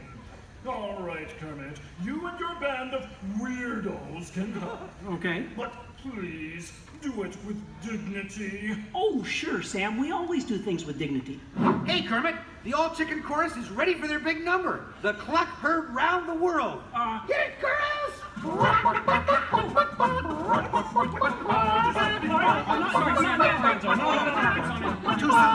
Back to the dressing room. Oh, Kermit! What part will Walt be playing in today's performance? Well, Piggy, this is a story about the founding fathers. There's no part for you. No part for moi? Oh, we'll see about that. Sheesh. Okay, places, everyone. Sam, JJ, take it away. All right, friends, what do you say? Want to help us make some history? Cue the patriotic music. The year is 1776. 1776! We are in Philadelphia. Philadelphia! JJ, why are you doing that? I'm the town crier. Well, cheer up and allow me to continue. The year is 1776, and the Second Continental Congress has convened. Roll call, Thomas Jefferson. Hi-ho, Jefferson here. John Adams. Hey, that's me. Woohoo! And the highly quotable Benjamin Franklin. Ah, Ben Franklin here. A penny saved is a penny earned. And if at first you don't succeed, then skydiving is definitely not the sport for you. Let's hear it for your founding fathers. Sam. The delegates are discussing the question of America's independence from England, and there is much debate. Psst. Hey, that's you guys. Oh, right. Debate. Debate. Point of view. Opinion. Says you. Argument. Point. Counterpoint. Order. Needle point. Order. I'll take 2 hot dogs with extra mayo. A banana sounds appealing. Waka waka. Will you get on with it? Okay, Sam. Guys, look, let's get down to business. Does anyone have any arguments in favor of independence? I do. our continued association with England has grown intolerable.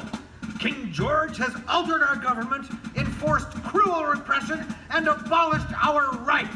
Wow, nice job, Gonzo. How did you remember all that? I stapled it to my arm. Oh, yeesh. That's gonna leave a mark. Okay, now, does anyone have any arguments in favor of England and King George? Boo! Come on, No everyone! King George! No King George! No King George! No King George! No King George! No King George! Did someone call moi?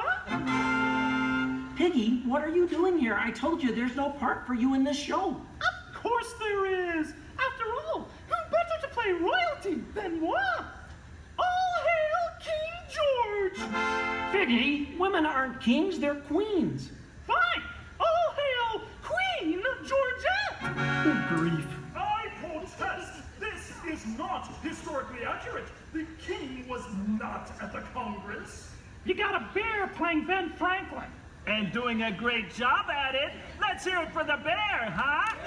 Go Fozzie, go Fozzie, go Fozzie, go Fozzie, go Fozzie, go Fozzie. Continue, please. Oh, sorry. Sorry, Kermit. King George, Queen Georgette, you are not a good ruler. Who, moi? Yes, you. You mistreat the colonists. You raise taxes. You are drunk with power. You might even say she's intoxicated. That was pretty good. Queen Georgette, can't you see? The colonists are angry. We are angry! The colonists are irate. We are irate! The colonists are revolting. We are revolting! And say that again. We are revolting. Sorry. Okay, it's time to vote. JJ, if you please. All right. All those in favor of declaring their independence from England and Queen Georgette say aye! Aye! The ayes have it. Let's declare our independence. Yeah! Queen Georgette, it appears you lose. Wait, what? I lose? Well, sure, Piggy. You see, in the American Revolution, England loses, which means the king, or the queen, loses. Excuse me? It is I, Georgette Washington, and I cannot tell a lie. I look fabulous! Piggy. This is a Oh boy. Nice outfit. Enough of this nonsense. Can we please move on? Sure, Sam. Now, we need someone to write the declaration. We need someone with the brains, someone with the wit. Someone with a pen. Sheesh. Okay, I, Thomas Jefferson, will write the declaration. But I'm going to need everyone's help. Let's start with a list of demands, shall we? I demand a new cell phone, a bigger dressing room. I want a case of rubber chicken. Somebody said chicken. Okay, girls, get it. A case of banana. A case of beer.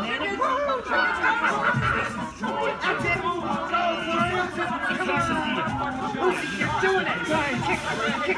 Guys! Guys, when Jefferson wrote the Declaration, it was more than a list of demands. What? Oh. What are you talking about? Yeah, it was about things we all believe in. Things worth fighting for. Things that inspired the birth of a new nation. Gee, Kermit, what do you mean? Well, like the Declaration says, we hold these truths to be self-evident, that all men are created equal, that they are endowed by their Creator with certain unalienable rights, that among these are All together! Life, liberty, and the pursuit of happiness!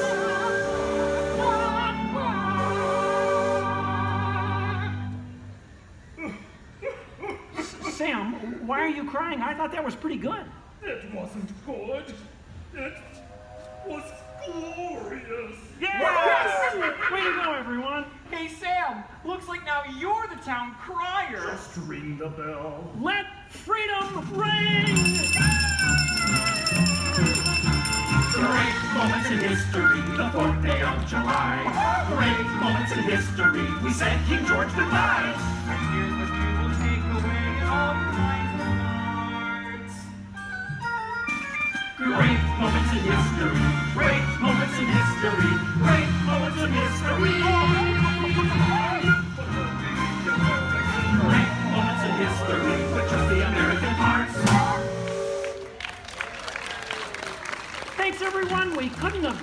without you. And to England, no hard feelings. You're still one of our best friends.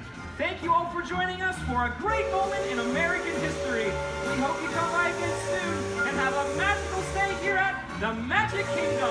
Bye-bye! Bye-bye! Bye-bye! Bye-bye! So long, everybody!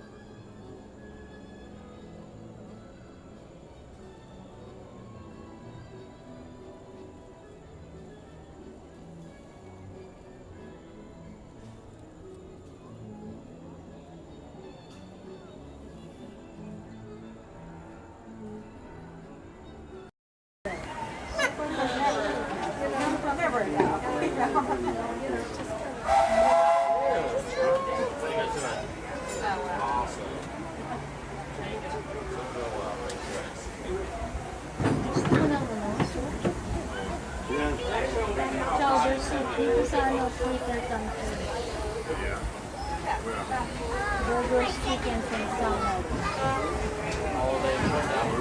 Barbecue. Hello, folks. Welcome aboard the Disneyland Railroad. We're now embarking on a grand circle tour of the Magic Kingdom, with stops at New Orleans Square, Mickey's Toontown, and Tomorrowland, followed by a visit to the Grand Canyon and Primeval World. We got a lot of travel ahead of us, so remember, for a safe trip, you need to stay seated, keeping your hands, arms, feet, and legs inside the train. And please, watch your shoulder. Bienvenidos a bordo del Disneyland Railroad. Para su seguridad, permanezca sentado y tenga las manos, brazos, pies y piernas dentro del tren. Y no dejes caer. Gracias.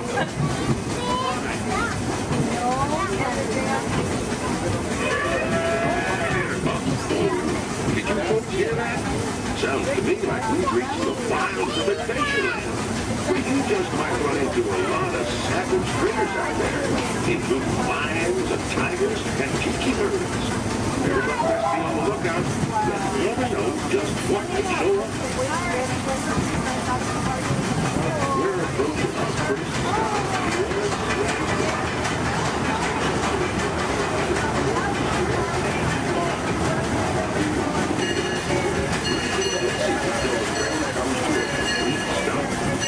Watch your step, don't get lost. Have a good time in the frontier, you hear? For those of you continuing on with us, we'll be resuming our trip in just a moment. This is New Orleans Square. Take a drink.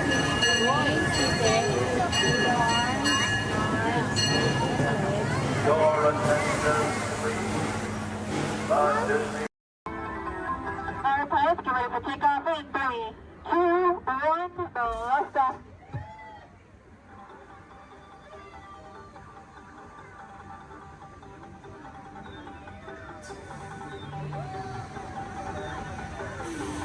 A friendly reminder, pushing and pulling the lever in front of you will control your height.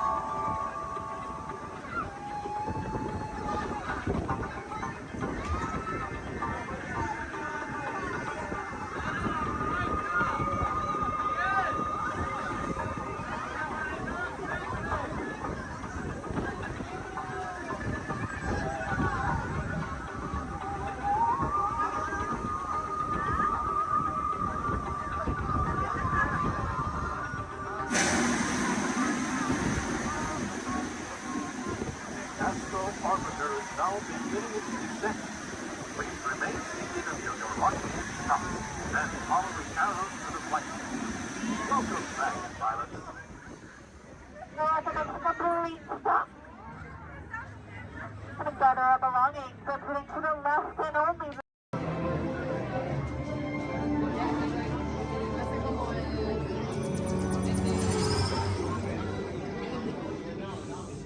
Greetings, Terrans.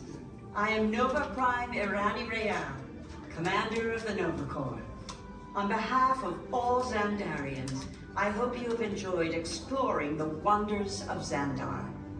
As you have seen, your world and ours were born of the same moment, one which you refer to as the Big Bang.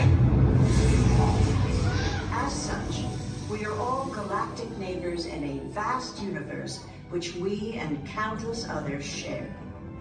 For you to travel to Xandar would take 2.5 million years, assuming you had a ship that could fly at the speed of light. So we decided to come to you. But even we could not have reached you so easily were it not for the Cosmic Generator, an advanced piece of Xandarian technology that creates jump points, artificial tunnels that act as shortcuts, linking distant points in space. It is our desire to share this wondrous technology with your people so that together we might explore new worlds and create a brighter tomorrow. And now, as the culmination of the wonders of Xandar, you will be teleported to a Nova ship above your planet for a demonstration of the Cosmic Generator.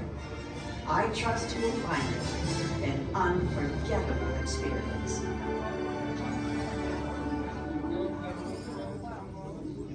Welcome, people of Epcot, Epcoters, Epcotians, citizens of Epcot.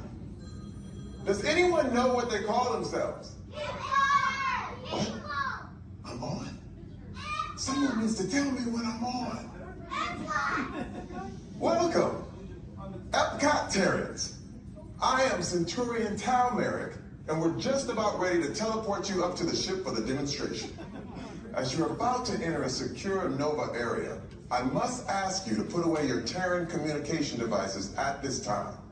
Recording of any type is strictly prohibited. I am very serious about this.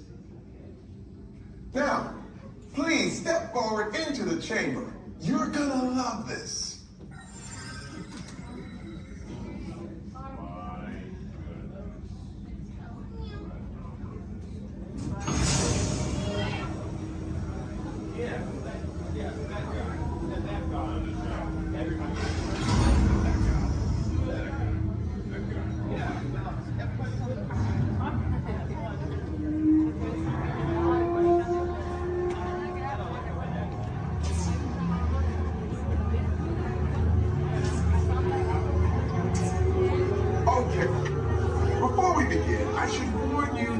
Never teleported Terrans before, but since your molecular structure is very similar to Xandarians, it should work.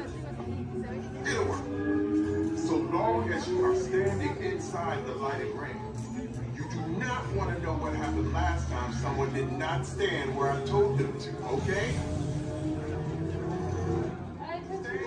Please make sure you're all the way inside that lighted ring on the floor. We must teleport you till you're all the way inside that lighted ring.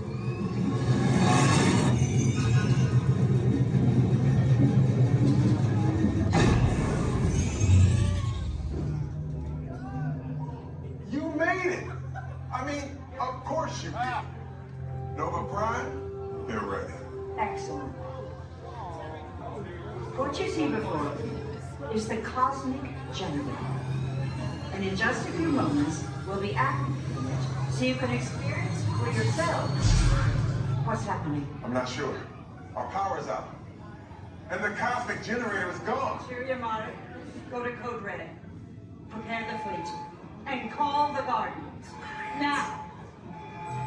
There is no cause for alarm. Turn off that alarm. I've got an important transmission coming in. Hey, what's up, Nova Corps? Our Cosmic Generator has been stolen. What? How? What didn't we think of that? That thing's gotta be worth a fortune. I am Groot. Good question. Yeah, who do you think took it? Perhaps that really big man outside your ship. Oh, that is a big man. I need to alert Nova Prime. I have been watching Terrans for eons. That's not creepy at all. This species has failed. Wait, whoa. We didn't even know there was a test. He's got the cosmic generator. He's creating a new jump point. Jump point to where? It's some kind of mutant jump point. He's going back to the dawn of time. Dawn of time, why? To erase an error. Well, that doesn't sound good. Your time is over. Wait, what do you mean? What do you mean it's so vague? The jump point is closing. Hey, no, dude, you're not recording to follow that whatever it is until we get there. We can't. Our power is down, and I've got to get these Terrans onto evacuation shuttles. I got it. I reprogrammed the shuttles to follow through the jump point. Wait, what? Look, they're our only chance of keeping track of that whack job until we get the cosmic generator back. Piece of cake. Wait! There's cake.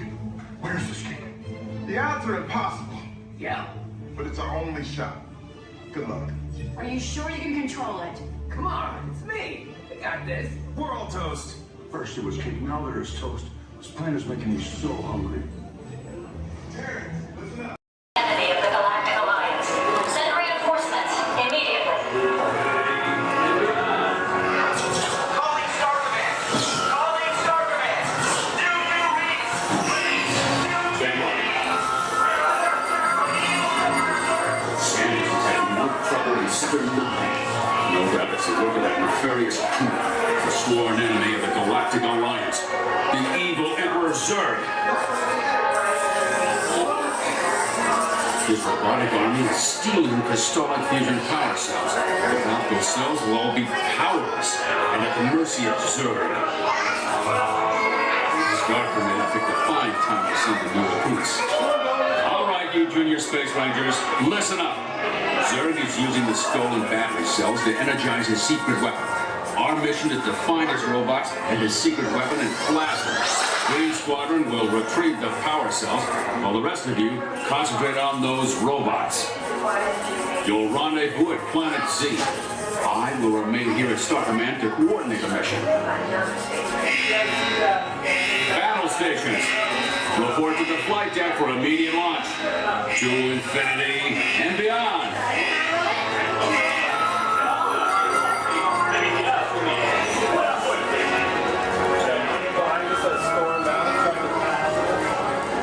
Attention, Space Rangers. This is Star Command. Prepare for immediate launch. Flight safety requires that you remain seated in your cabin lobbies immediately.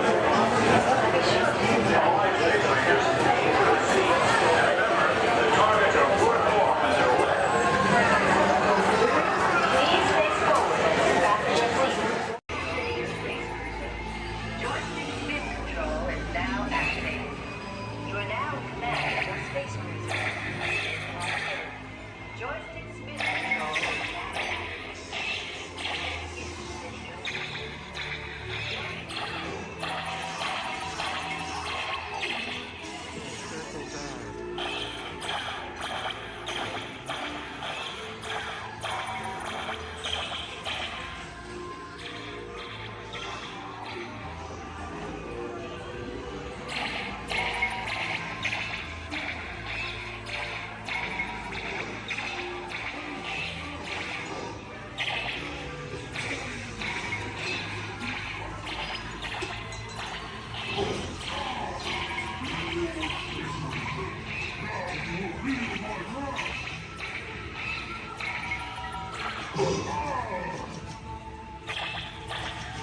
Resistance is worthless.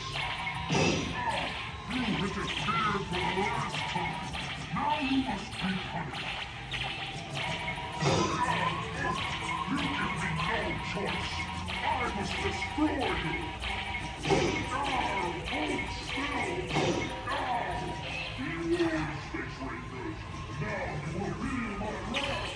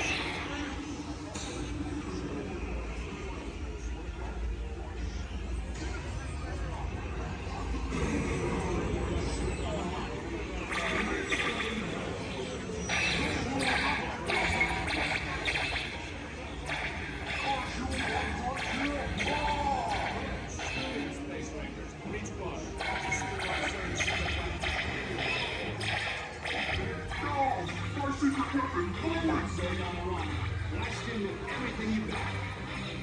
I'll trust you to mess around with Star Command. I'm invincible, you hear me? Invincible!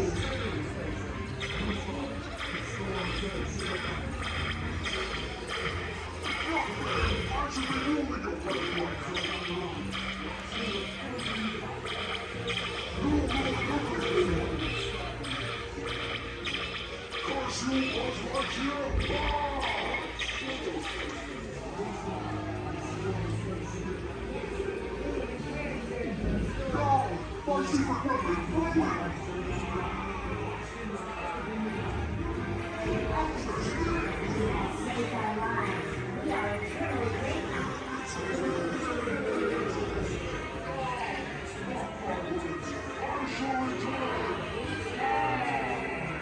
Yes, we will return Sir to the store. He is a bad toy.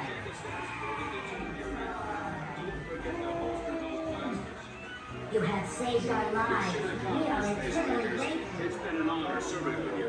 Check the status board to determine your rank. And don't forget to holster those blasters. Mission accomplished, Space Rangers. It's been an honor serving with you. Check the status board to determine your rank. First thing I need to do here is a quick sound check. You can hear me up and down the shuttle waves. Give me a wave if you can hear me. All right, thank you. It's important that you need to pass along a few safety reminders here. Please be sure hands, arms, and feet remain inside the vehicle at all times this morning. Most importantly, that you remain fully seated throughout the entirety of our tour. And for the courtesy of those around you, we do ask that please be no smoking at any point. Now we also have just a little word of caution as well. For those of you on the right side of the shuttle, and that's the side I'm on this morning, now be aware we could be getting a little bit wet on the tour today, okay? However, for those of you on the left side of the shuttle who are smiling about that situation, now realize on the left side you could get soaked. On the left side is the wet side. In reality, if you do need to do any seat rearranging, please go ahead. Do that right now before we get underway. Once our shuttle goes into motion, then we'll ask everyone to remain fully seated throughout the tour. The left side is the wet side. The left side. I won't promise you so necessarily. However, the best chance to get a little bit wet on this tour is on the left side of the shuttle, so please take that into account. For those of you wanting to get wet today, that'll be your best opportunity. And I'd also like to take the opportunity to welcome you here to Disney's Hollywood Studios, the deployed counterpart of Walt Disney Studios in Burbank, California. My name is Jerry, and I'll be your guide on the tour today. Behind me at the wheel of our vehicles, our driver Ashley, and she'll be steering us behind the scenes of our working production facility. We'll be getting underway here in just a few moments. If you would, please listen to these additional safety announcements. Welcome to the Studio Backlot Tour. For a safe trip, please remain seated with your hands, arms, feet, and legs inside the tram. And be sure to watch your children. Thank you. Bienvenidos. Para que tengan un viaje seguro, permanezcan sentados, con las manos, brazos, pies y piernas dentro del tren. Y vigilen a los niños. Gracias. And with that, we are all clear. Thank you.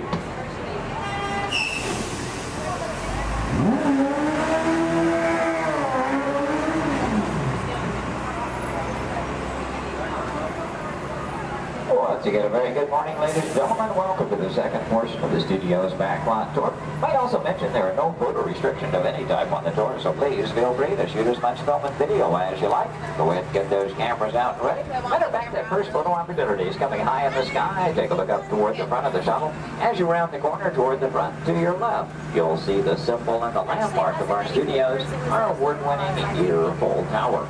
Now that tower takes its inspiration from the design of the water tank that Walt Disney had constructed for our Burbank Studios in 1939. The Year-Full Tower stands in at 13 stories tall, topped off by a set of Mickey Mouse ears weighing 5,000 pounds apiece. And for anyone who might be curious, that's also a hat size of 342 3/8. Also off to your left, you see some automobiles, ramps, and so on. This is the rehearsal and staging area for our Lights, Motors, Action Extreme stunt show. We'll talk more about that show as we pass by its arena further along in the tour. Now here at the studios, we do feature sound stages, outdoor sets, state-of-the-art editing facilities, recording studios, just about anything else needed for the production of radio programs, television shows, and motion pictures.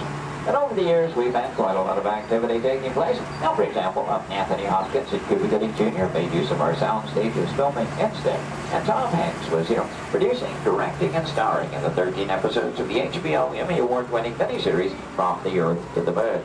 Our backlot has been used for exterior shots for such shows as The Golden Girls and Empty Nest, and for 5 years, from 1989 to 94, our sound stages were home to the new Mickey Mouse Club. Now that show, by the way, served as the launching pad of several of today's young stars, including Justin Timberlake, Christina Aguilera, Britney Spears, Ryan Gosling, and Felicity's Kerry Russell. They all got their start right here on our sound stages.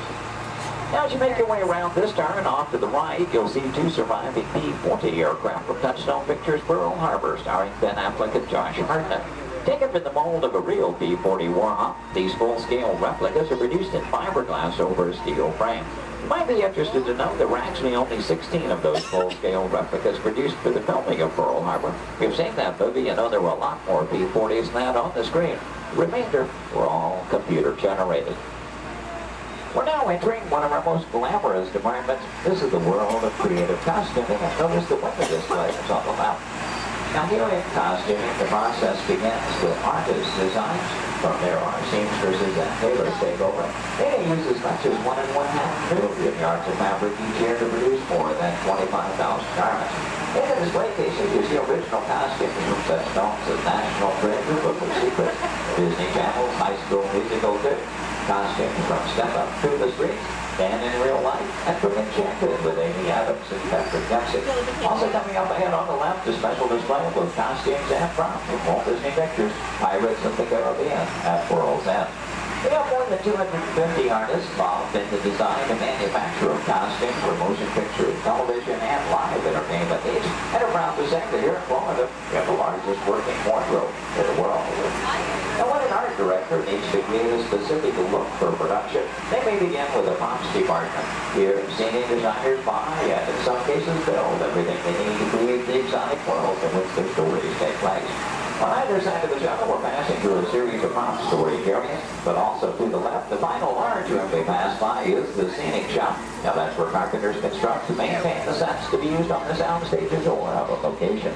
Over the years, these talented artisans have created sets for such shows as the Rosie O'Donnell Show, Wheel of Fortune, Live with Regis and Kathy Lee, and more recently, Live with Regis and Kelly, all when they were here at the studios filming on location. Also off to your left, we pass by 2 set pieces from Pirates of the Caribbean, Dead Man's Chest. You may recognize those as the bone cages from that film.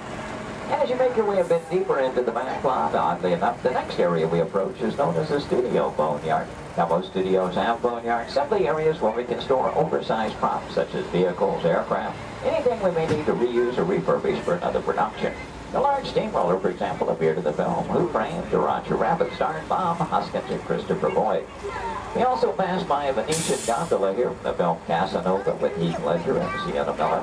And that's followed by 2 model airplanes. Now the first of those 2, the larger, used in the filming of exterior shots for Flight Plan, which starred Jodie Foster. The second one, you may notice the wording The Jailbird on the nose from the 1997 film Con Air with Nicolas Cage and John Malkovich. The new period motorcycles on the end used by director Steven Spielberg and Indiana Jones and The Last Crusade, starring Harrison Ford and Sean Connery.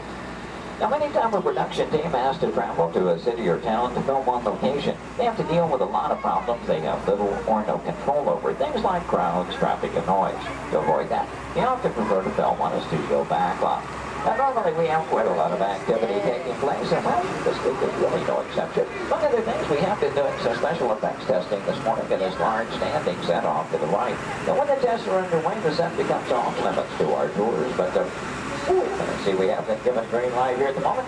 You know that Ashley is in contact with our production coordinator, so apparently the between takes here. In any case, that gives us the opportunity to go inside the set. We'll get a look around and hopefully a good photo opportunity for you as well. Now, we will be going over a bumpy bridge, so please hold on to loose items like cameras and purses, and especially hold on to small children, please. For the safety of everyone, please remember to remain fully seated throughout the entirety of our tour. Now, this is a large standing set. That's the type of set designed to be used over and over again. This one is modeled after an actual canyon in Southern California, the special effects sector we call the Masterpiece Canyon. The large tanker truck is another large prop like goes out in the boatyard area. Not an easy task to get that truck into place. We actually had to hoist it up over the reasons that production teams like to film on a backlot is because of the things they can recreate and then even influence the weather. As a matter of fact, one of the effects they were testing earlier today was a rain effect. I wonder, anybody still upstairs? You might run the Canyon's rain effect for us? We would appreciate that. Now, why might we need such an effect? Well, let's say that our script calls for a real downpour and it happens to be a nice, bright, sunshiny day. Time is money in the movie-making industry, and camera crews can't just wait around for Mother Nature. When it starts to cameras to roll, then that's what we ready to call. Thank you very much. We appreciate that. Now, this effect is being created by some high-pressure water drops overhead, just out of the air for rain. Bringing that water upward and outward in a circular motion, giving it a little downpour to the ball. Now, we wanted to create a comfort zone effect. We could add some drone flowers and one in the air. No, I'm sorry. Another rain effect. Stop. Hold on, everybody. It looks like we're going to be in.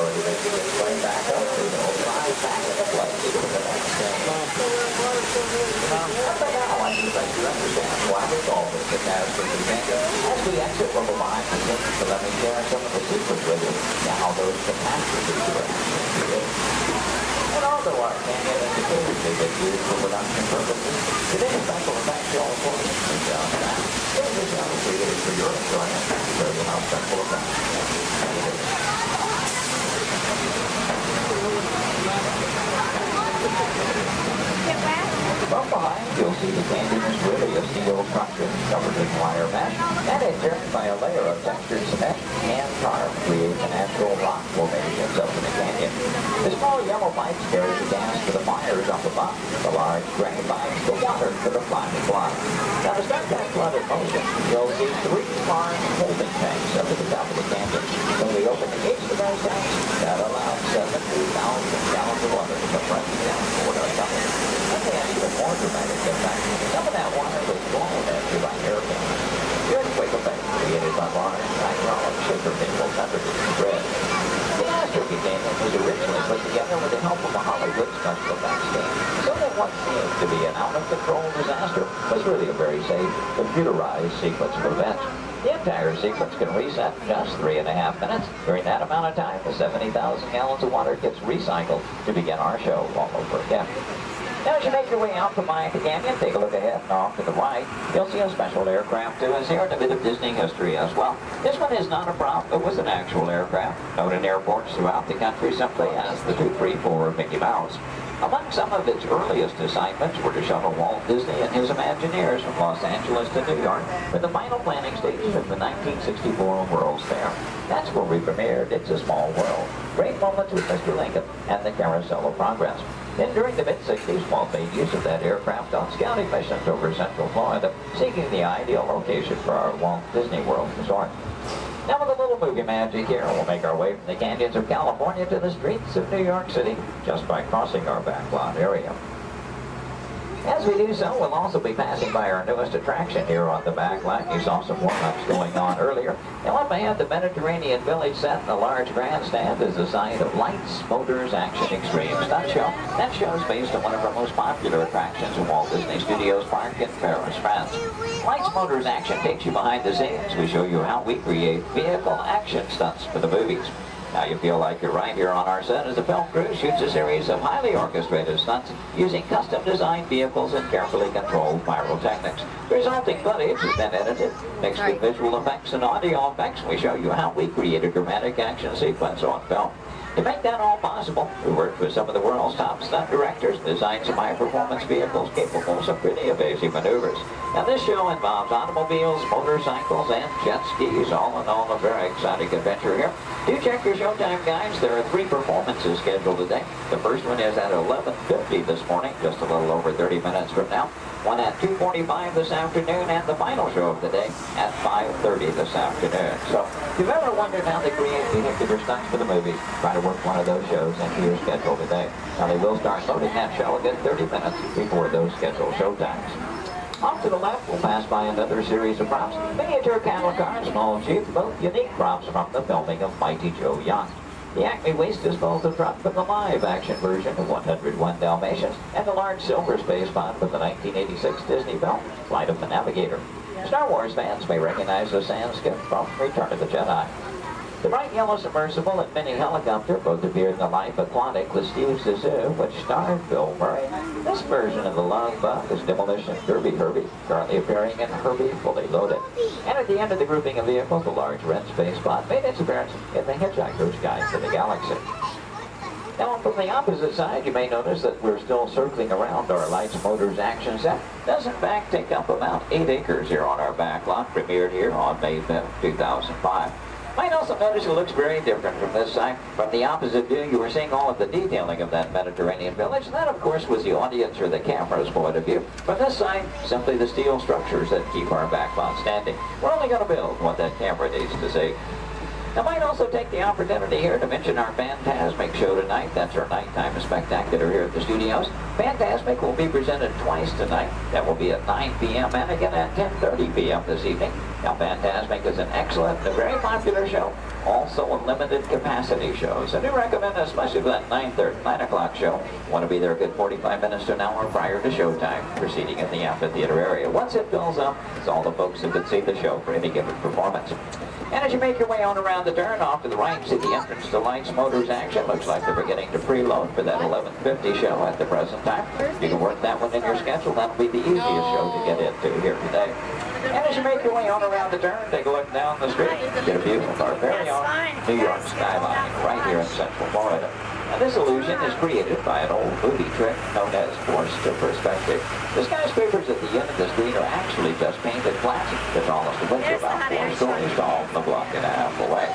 You might also be interested to know we recently redeveloped this entire section of the back lot. In addition to Lights Motors action, we've added a skyline of San Francisco, soon to come one of Chicago to join our existing New York City skyline, renaming the entire area Streets of America, but all with the idea, of course, giving producers more locales to choose from when they're filming here on our back lot. Now this also signals we are coming to the end of our tour today, so please take a moment, check around, be sure you have all your personal belongings gathered up. As you exit the shuttle today, you'll take a stroll through the American Film Institute showcase. There you'll see a themed exhibit titled Villains, Movie Characters You'll Love to Hate. Now if you're heading for that Lights Motors action show, your one and only exit is still through the sliding blue doors, and straight off through the showcase, then around the loop, the Lights Motors action. Once again this morning, your driver was Ashley. My name is Jerry. We both thank you very much for joining us today on the Studios Backlot Tour. Alright, recruits, this droid up front, his name is R5. He'll get you guys back to about 2. Good luck and may the force be with you. Alright, friends, it looks like we have an incoming transmission from 6. Stand by. Okay, take this corridor to the turbo lift, then head down to the escape pod base. Those droids are programmed to return you to Batu. Hurry and don't get caught. Lieutenant Beck will guide you. Recruits, for your safety, stay seated with seatbelts securely fastened. Keep hands, arms, feet, and legs inside the transport and supervise your children. Tell them it's a prisoner transfer. Did it work? Good. Now get a move on. There's a clear path to the turbo lifts at the end of the hallway. Turn right. Probe droid. You're lucky it didn't spot you. Take those turbo lifts and stay out of trouble. Hey, you're not authorized. Wait, those are the prisoners.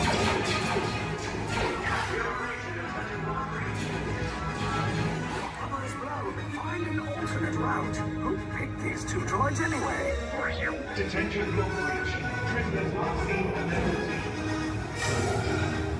There they are. Fire!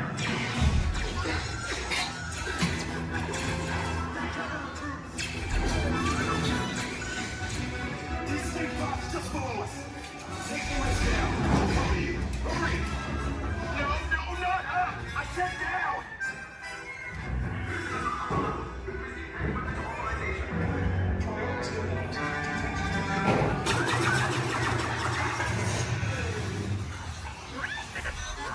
This does not look good. Try to find another way down to the escape pods. The Resistance will attempt to rescue the prisoners. They have neither the resources nor the courage to engage us. You underestimate their conviction. Raise the shields! Shields? I see no evidence. Now! Sound the alarm! All personnel to their stations! Sir, the prisoners have escaped. How brave, but ultimately hopeless. There's nowhere to run.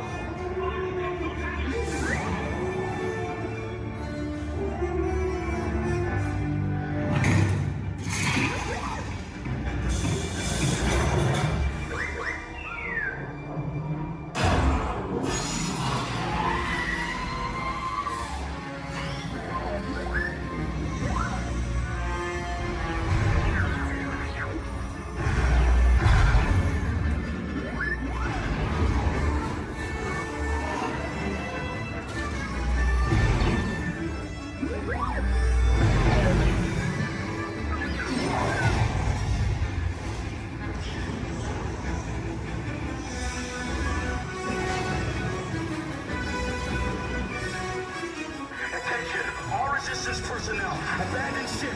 I repeat, abandoned ship. This destroyer's about. There's no escape. You will tell me the location of the secret base, and then I will destroy you and the Resistance.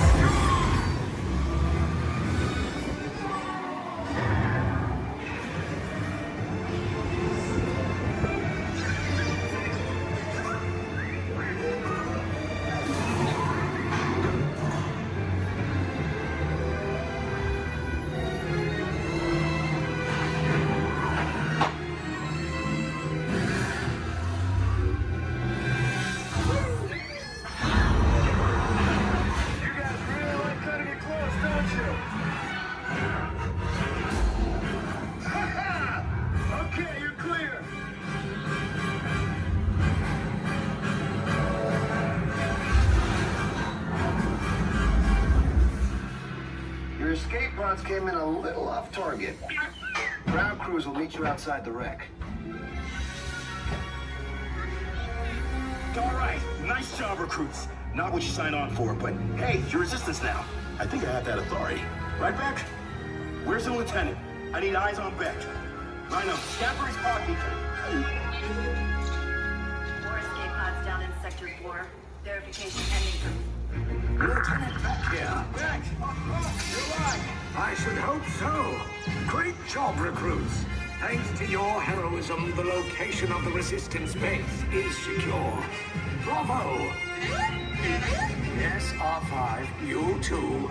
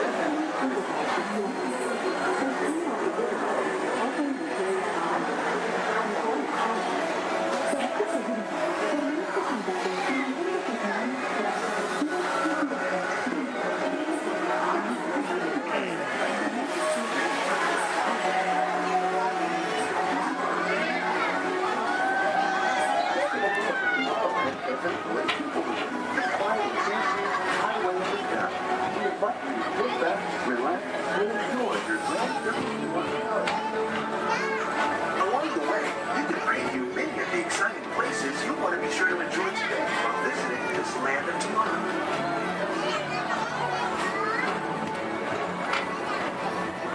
The People Mover is the perfect vehicle for people watching, so keep your eyes peeled. You never know who you might see.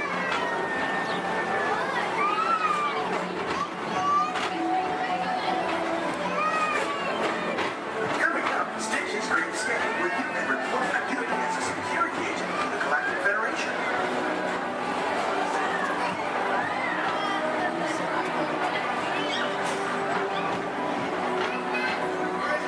The mission is to keep Experiment 626, the biggest mischief maker in the galaxy, under control.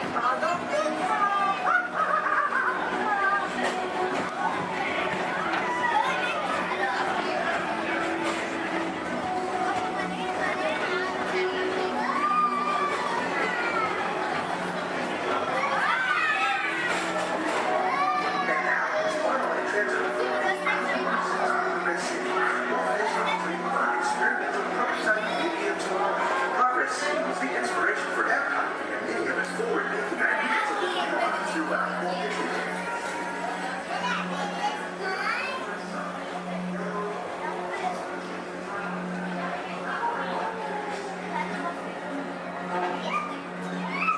If your future includes shopping, then you'll want to visit Mickey Stock Traders, where you'll find the greatest goods from around the galaxy. That's right! It's out of this world!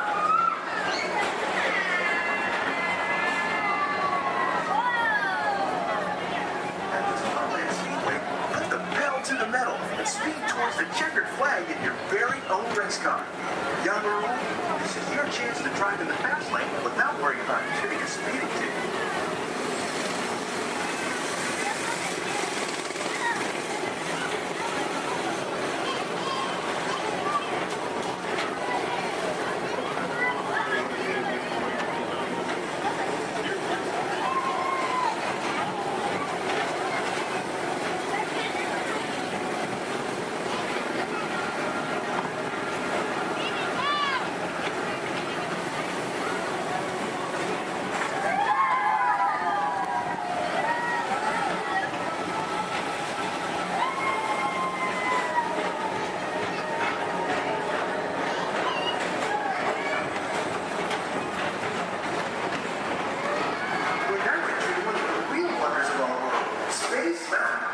Blast off on a high-speed outer space adventure and create the cosmos.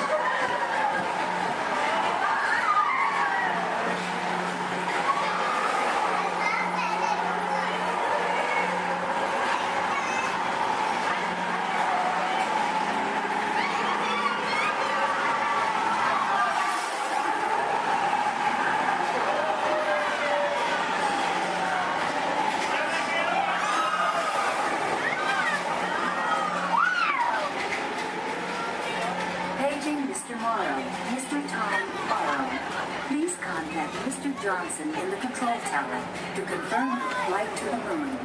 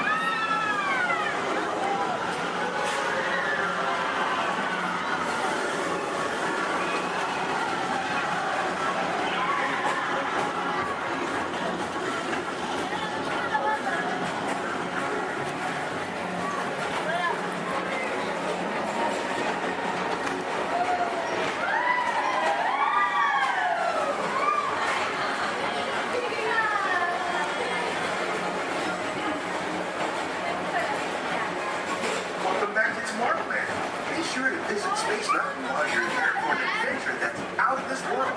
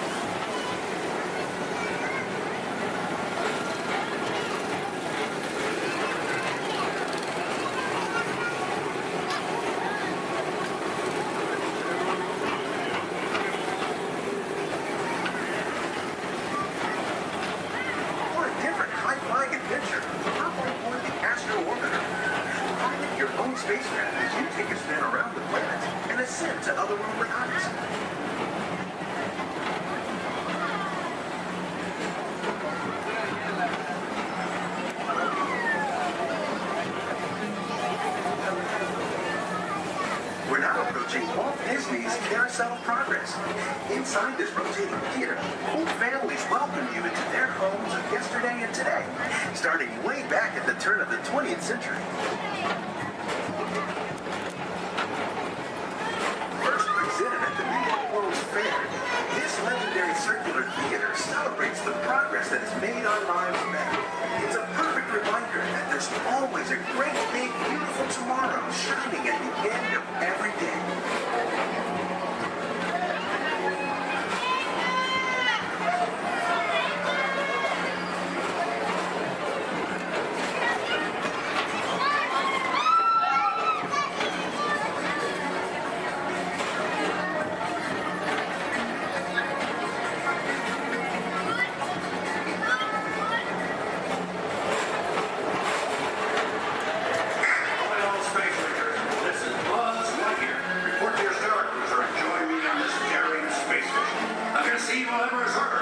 As an honorary space ranger, you'll use your own personal laser cannon to save the entire galaxy.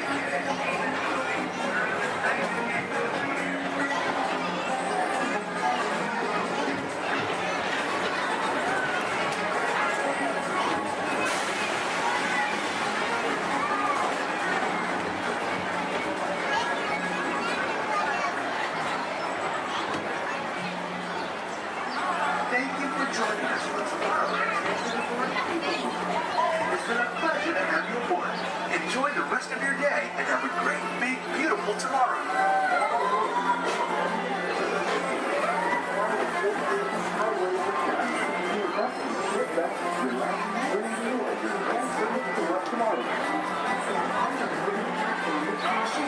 Exit by stepping away from the car. How y'all doing today? Much better. All right, my name's Brandon. I'm going to be your director on set today. Down there at the end of the office, my assistant, bring neighbor, say hi, Brittany. Hi. All right, now we'd like to welcome you to Disney Hollywood Studios Backlot Tour. We're going to start our tour right here with special effects water tank. Water tanks like these play a major role in action films today. Some of that crazy out-of-control mayhem we've seen movies like Crimson Tide, Pearl Harbor, and The Rock can be created with some of these large-scale physical and mechanical effects. We're going to be shooting on an action sequence here today called Hardware Attack, using some of the very own special effects that directors like Michael Bay's and everybody else will be here to monitors. Mike is going to go ahead and set the scene for us. In this scene, the Provo is on a surveillance mission, searching the skies for enemy aircraft. The crew is caught off guard with the real danger surfaces from beneath the sea. This is going to require a full range of physical effects, split-second time, and careful direction. We have the lights, we have the cameras. All we need now is the action. All right, now if anybody knows this serious action, it definitely would have to be director Michael Bay. Some of the special effects you're going to see in our show today include water cannons, pressurized up to 100 pounds per square inch. That must be time to match our sound effects. And probably the most important effect out of all of these is fire. So this being night at the exact precise minutes. And it does take a lot of time and energy to set these furnace for an explosion. But the most important factor in all this is the safety of our actors, and that's where you come into today's ceremony today. Everybody say hi, Todd.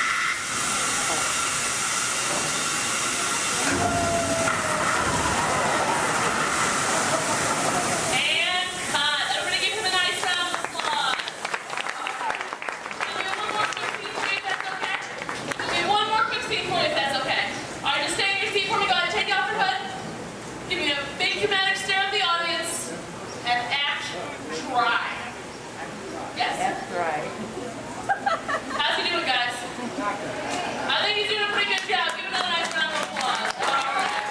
Now we're actually going to that scene to our next scene. Our next scene takes place right over here in the deck parking. Chief Walt's going to bring in our break for now. Ladies and gentlemen, let's give a nice round of applause for our Captain Ken and Royal and Brave Deckhand Debbie. Pass us on set for All right, thank you, Brittany. And roll playback. All right, now remember, crew, you are on a surveillance mission, okay? And action. All right, Captain, pick up your binoculars. They're right in front of your wheel, Captain. Captain, your binoculars are right in front of your wheel. Captain.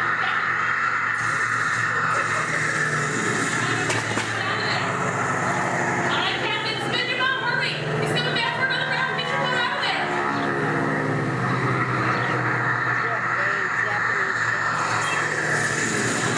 Captain, pick up your phone. Pick up your phone, Captain. Go ahead, call your mechanic. Pick up the phone. No, that kid's right over here. That kid's right over there. You see it? What is that? Looks like it's all right, guys. Go ahead, Captain. Hang up that phone for me. Go ahead, guys. Take a deep breath. You start to relax because you think it's over. It's not. Go ahead and point to the audience for me as we bounce at 12 o'clock. Bounce away and everyone hit the left.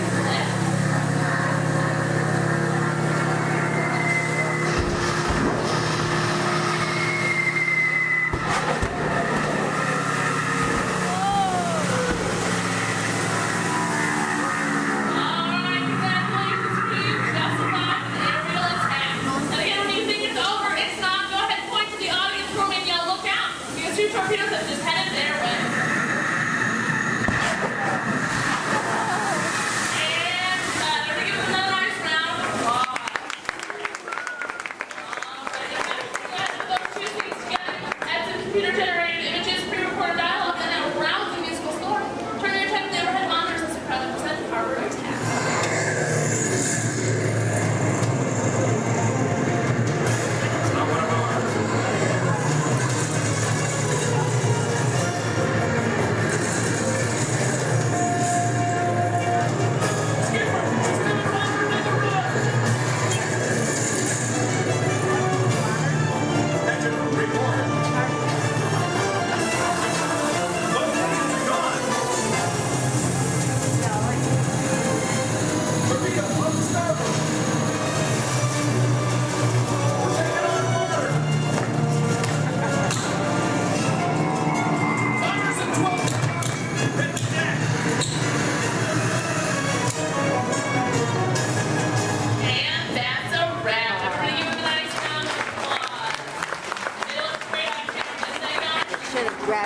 Anti-aircraft guns. Oh, they should. If you're waiting for any of our brave volunteers, just stay right where you are. If not, go ahead, turn to your left, down the exit ramp through the props warehouse.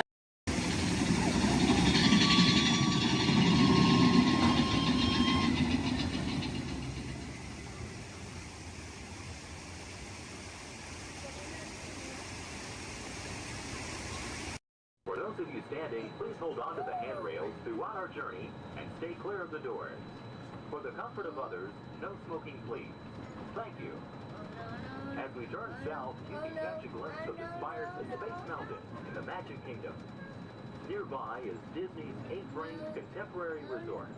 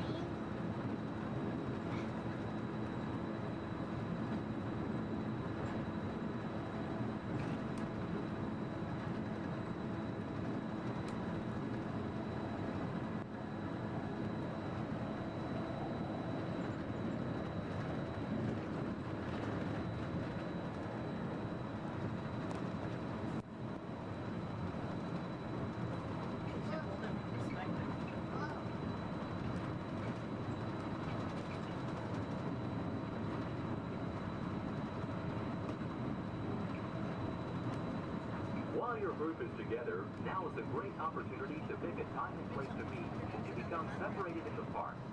If you should need any assistance, please go to Guest Relations, located in Innovations East. Guest Relations can also assist you in making dining arrangements, provide special tours of Epcot, or make other suggestions for planning your visit to Walt Disney World.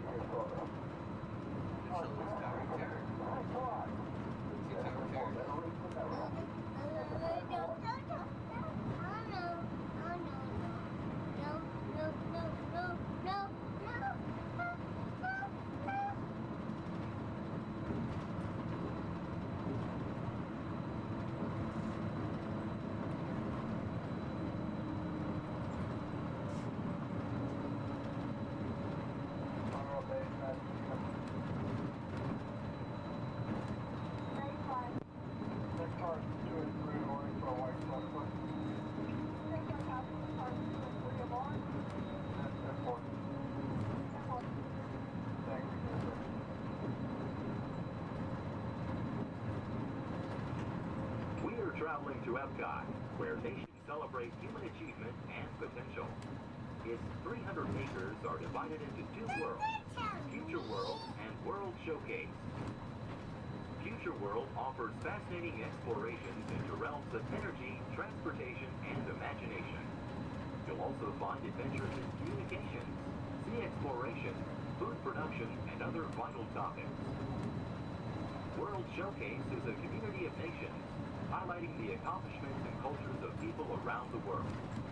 On the banks of the 40-acre World Showcase Lagoon are Mexico, Norway, China, Germany, Italy, the American Adventure, Japan, Morocco, France, United Kingdom, and Canada.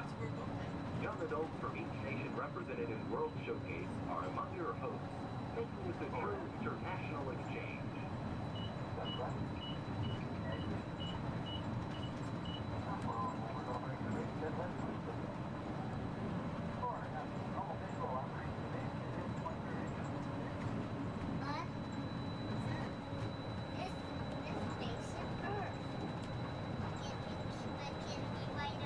Beyond the trees ahead and to the right-hand side of our forward motion is Spaceship Earth.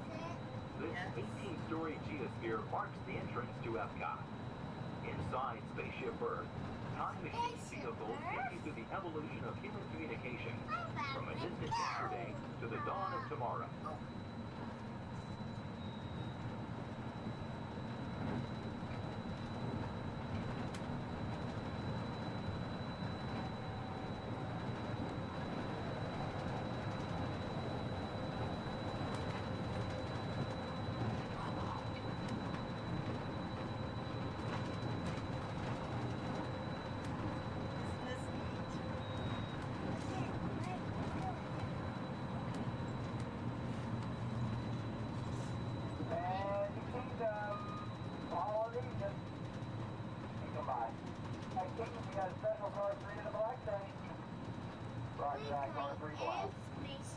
Coming up behind Spaceship Earth is Innovations. Inside this hands-on area, you can explore and interact with the ever-changing technologies and products for everyday living in the near future. To the opposite side is the Universe of Energy. Inside you'll find Ellen's Energy Adventure, hosted by Ellen DeGeneres and Bill Nye the Science Guy. Next is The Wonders of Life, where you'll discover Body Wars, which takes you on an amazing trip through the human body. No, we are not going to In Test Track, you can experience the acceleration of test driving a vehicle on the fastest and longest ride ever created for Walt Disney World. Coming into view is World Showcase. Directly across from us on the far shore of the World Showcase Lagoon is our host pavilion, the American Adventure.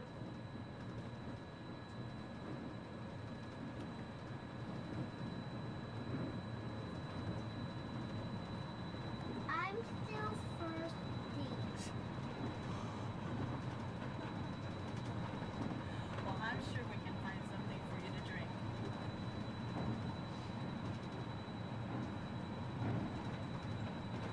The glass pyramids are the gateway to your journey into imagination.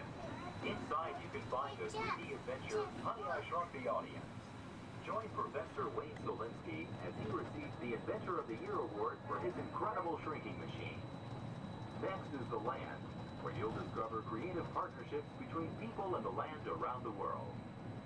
In the living seas, you can descend via hydrolator to Seabase Alpha and navigate the largest, most spectacular coral reef environment ever created by humankind. Ladies and gentlemen, we are approaching the Epcot monorail station. Smoking is not permitted at Epcot except in designated areas. Please consult your guide map or ask a cast member for the location of designated smoking areas.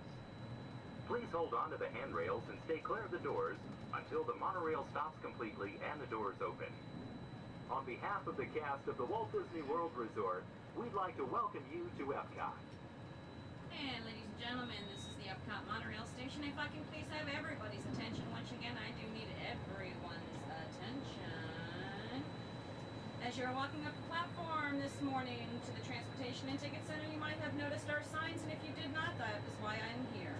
Epcot will be closing this evening promptly at 4 o'clock. Once again, Epcot, the entire park, will be closing this evening at 4 o'clock. Monorail transportation will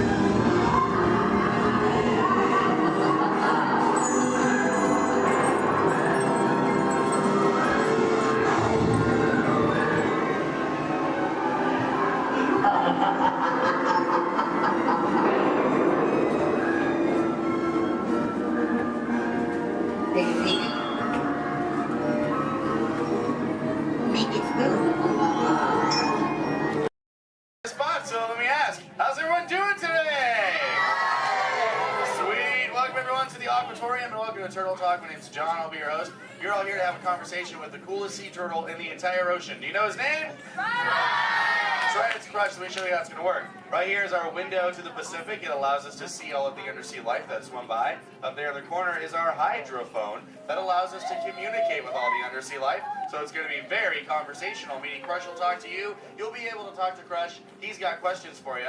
And hopefully you all have some questions for him. You can ask him anything you want. You can ask him what he likes to eat, what he does in his free time, what's the meaning of life, anything like that. He'll be happy to try to answer. If you do need to leave at any time, it's okay. Just use the doors on the opposite side of where you entered or right back here. Back there's my pal Brian. Everyone say hi, Brian! Hi! Brian will be back there to assist you if you should need any assistance during the show. I'm going to lower the lights and lower the music here so we can see and hear just a little better. My friends the Moonfish are going to be coming out here and showing you some rules. First rule inside, please no eating during the show. And no drinking. No smoking. And the last one, take all the pictures and video you like, just please no flash photography or video lighting. Round of applause for the Moonfish! Excellent. All right, Crush is up there serving. He said when you're ready, just call him down. So on the count of 3, yell, hey Crush. Ready? 1, 2, 3!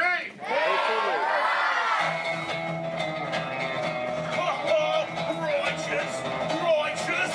Yeah! Dude! Scope out that double spinner intro by the turtle, dude. Yeah. Chaw. Whoa, dude. Check out all the humans in the human tank. Hello, human dudes. Hey, dudes! Oh, dude, there's even little grommet dude sub level. Hello, little dudes. Focus, little dudes. Awesome.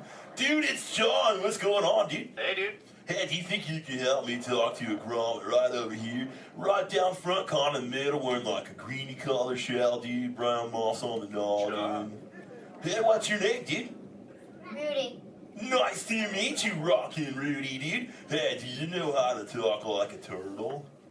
No. Oh, no worries. I'll teach you. Can you say totally? No, I can't. Okay, then. Let's go over here, John, dude.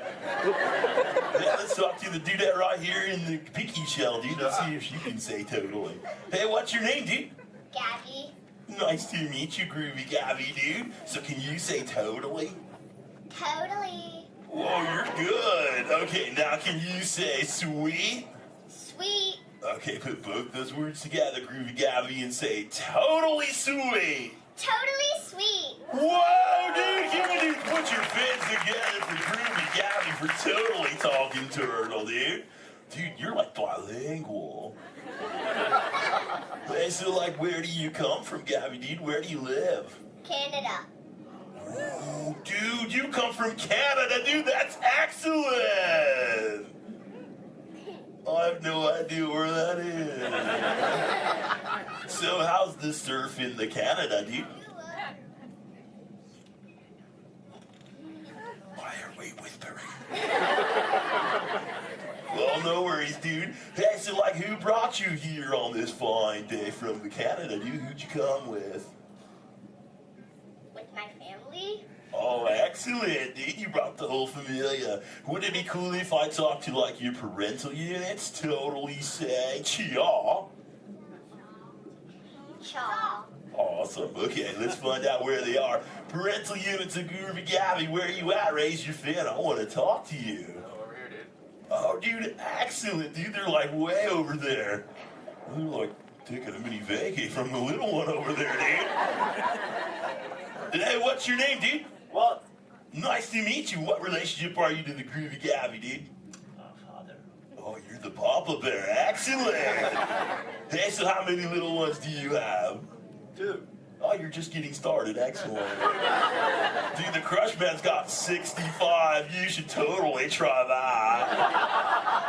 Well, hey, I was wondering, do your little ones ask you a lot of questions? Oh, yeah. Do you always have the answers right? Never. Oh, dude, I'm totally the same way, dude. My youngest son, Squirt, dude, he asks me questions all the time, and I'm like... do not know. In fact, human dudes, that's totally why I'm here today, to answer all those questions Squirt has about you human dudes. So if you can help me, and so I can take it back to him, totally say cha. Oh, dude, you so totally rock! Dude! Whoa, dude, we got some advanced turtle talkers out there. Excellent. For the rest of you dudes, whenever a green sea turtle says you so totally rock, you reply by saying, dude, really loud. So, you so totally rock. Dude! Excellent, now you're all talking turtle. Let's move on to Squirt's first question. Numero uno.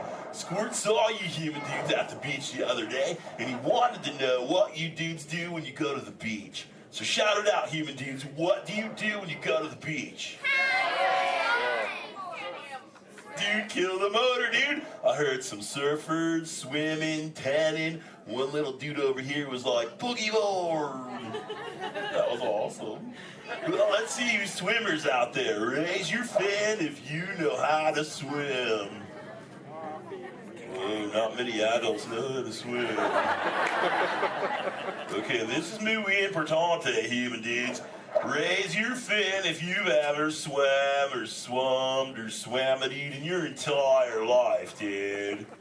Oh, that's more like it. Hey, John, dude, let's go to this side of the tank in the first row, fourth noggin. That dude, that looks like a most excellent swimmer. Hey, dude, what's your name? Me? Sandra. Nice to meet you, Surfing Sandra, dude. You should have seen your face when I first called on you. You were like... It was totally awesome. Oh, go ahead, Sandra, dude, what's up? Are there any sea creatures you're actually afraid of? Oh, dude. Those tiger sharks got some serious thrill issues. They're real jerks. Dude, but I'm a pretty fast swimmer, so I can get away from them pretty good, dude. But I do have two very good friends, Chum and Bruce, or an anchor too, don't forget about him. Well, Bruce and them started this 12-step program called Fish Your Friends, Not Food. Oh, you know it, dude.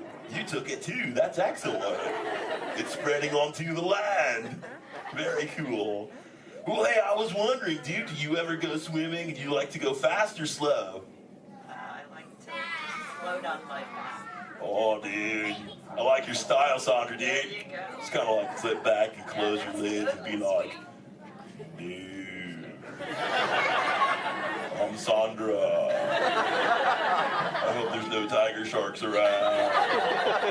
Dude, that's excellent. But I am a green sea turtle, and because of those tiger sharks and my love for the thrill of speed, I totally love to go fast. Hey, you dudes, you want to see how fast I can swim? Totally say y'all.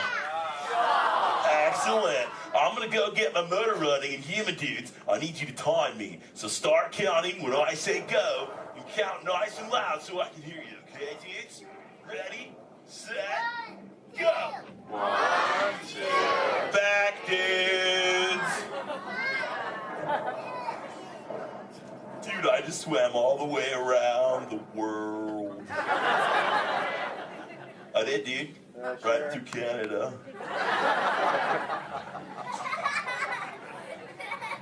Dude, I can't even keep a straight face. I'm totally pulling your fin, dudes. Actually, dude, we can swim up to what you human dudes call 20 miles per hour, dude. But if I'm totally riding like a gnarly, awesome current, like the EAC back there, the East Anaheim current, I'll totally go up to like 45, John will tell me, dude. It's excellent. Oh, dude, but where are my manners, human dudes? I'm totally doing all the talking. So if you have a question for me, dudes, totally raise your fin nice and high, human dudes. And keep your fin high so I can totally see it. Excellent, dude. All right, hey, John, dude, let's go to this side of the tank. Right in the top part of the lily pad looks like a little dude with a stripy colored, multicolored shell, dude. Totally, dude. Excellent. Hey, dude, what's your name? Robert?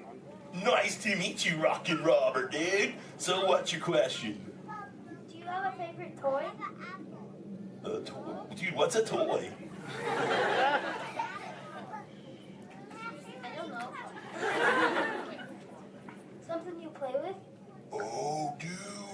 dude, when I first got into the ocean from the beach, dude, I totally loved to play with this sea star, dude. It was excellent. We used to, like, totally have fun together. Do you have a favorite toy, dude? Yeah. What is it, dude? A stuffed animal.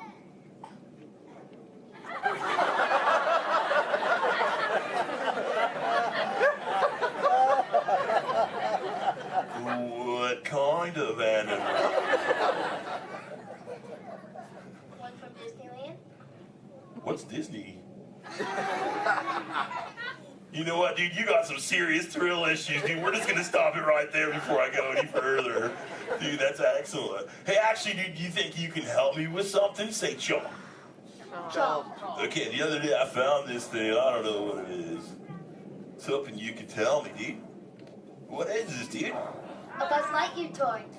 Oh, dude, so this is a toy, dude? Excellent, dude. So, like, what does he do?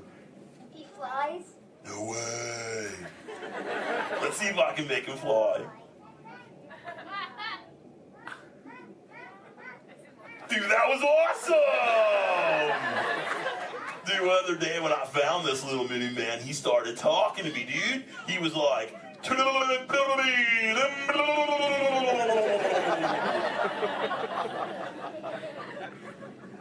what that means, and he doesn't say it anymore.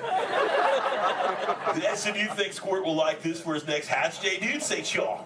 Chaw. Excellent, I'll totally give it to him. And thanks for your help, dude. You so totally rock. Dude. Does anyone else have a question for the Crush Man? Raise your fin, dude. Oh, dude, let's just go right to the other side, right down front. Looks like a little dudette in a white shell right here, dude. Totally. What's your name, dude? Mallory. Nice to meet you, Mallory, dude. So what would you like to know? Well, if I could breathe underwater, would you let me ride on your back? Dude, totally, dude. That'd be the most excellent ride ever, dude. I've always wanted to know what it's like to ride on my shell.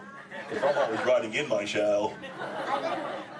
Dude, I bet so too. Well, if you ever learn the superpower of breathing under the water, dude, totally find me in the Pacific Ocean. I'll be waiting. I'll try.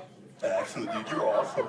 Hey, it was totally nice meeting you, dude. And for the rest of you humans, this has been excellent. I've learned so much. But I gotta give all this Mondo knowledge back to Squirt. But before I leave you, let me give you some of my ancient turtle wisdom. Remember, human dudes, in the big ocean of life, never make an enemy out of a sea anemone. A sea anemone.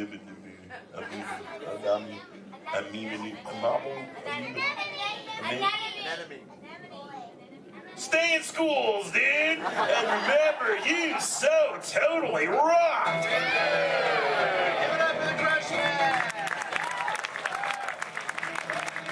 Alright, human beings, mark your exit ready. Escape, the doors in the back. We are now approaching our one and only stop to the Mickey and Friends parking structure and the Pinocchio parking area.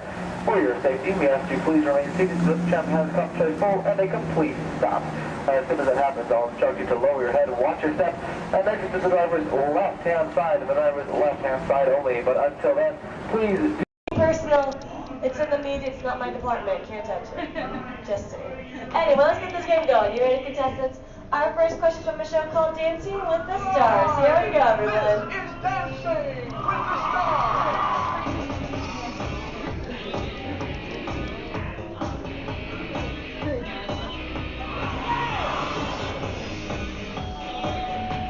The NFL legend who danced his way to victory in Season 3 of Dancing with the Stars is A. Jerry Rice, B. Emmett Smith, or C. Apollo Antonio. All right, everyone, take it to the contestants. Contestants, what do you think the answer could possibly be? Contestant number 1.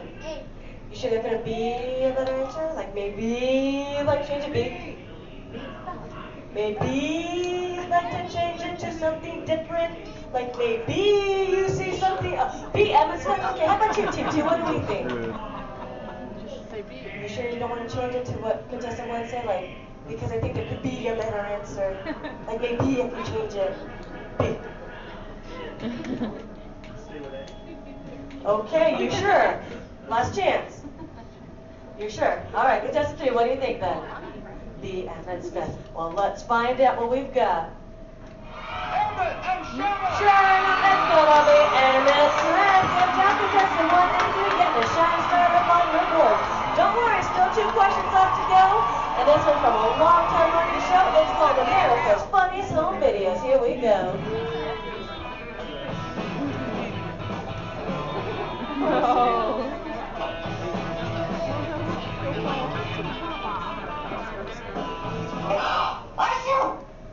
ABC's America's Funniest Home Videos often features dogs doing extraordinary things. In this last video, the dog is going to A. Imitate the woman's sneeze, B. Lick the woman's nose, or C. Fetch the woman a tissue. Alright, contestants, you might see a subtle hint up there to help you out with this answer. So who wants to answer first? Hit that button. Here we go. Team number 2. B.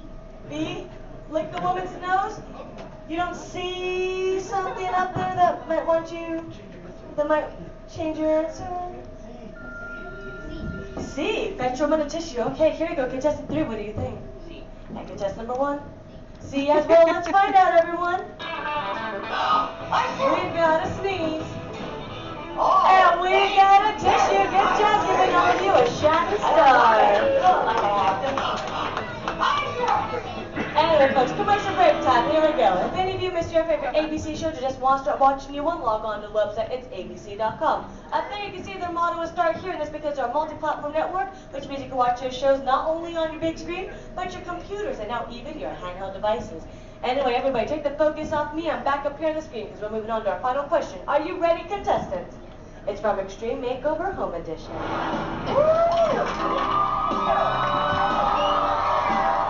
We finished the house! When you want to say with me, bus driver! On ABC's award-winning Extreme Makeover Home Edition, Ty Pennington is famous for saying these words before every new home is revealed. A. Bus driver, take it away. B. Bus driver, move that bus. Or C. Bus driver, hit it. Here we go, contestants. Here we go, team number 2.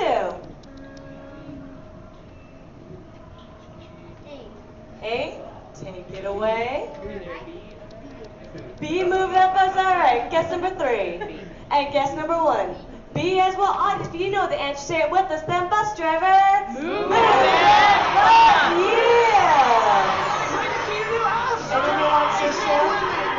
You're probably like, you want to do that? It's okay. Anyway, audience, if you're going right this way, we've got ourselves a tie with guess number 1 and 3, which means they watch way too much television. But how about a round of applause for all our contestants for coming on us? Folks, I hope you had fun here with me, but we have reached our destination. The Elias Street Home is there behind us. Everyone, jump onto their front yard and party.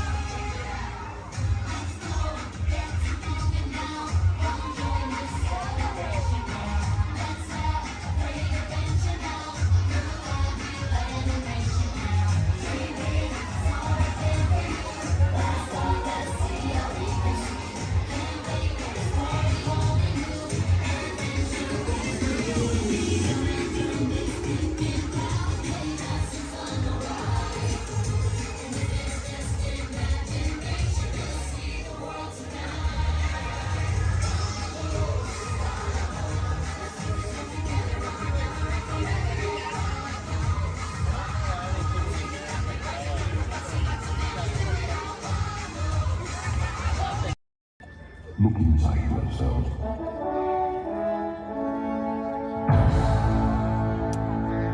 You are more than what you have become.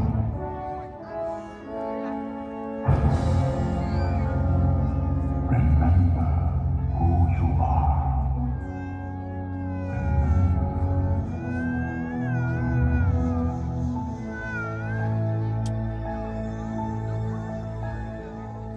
I have often dreamed of a far place where a hero's anthem would be waiting for me.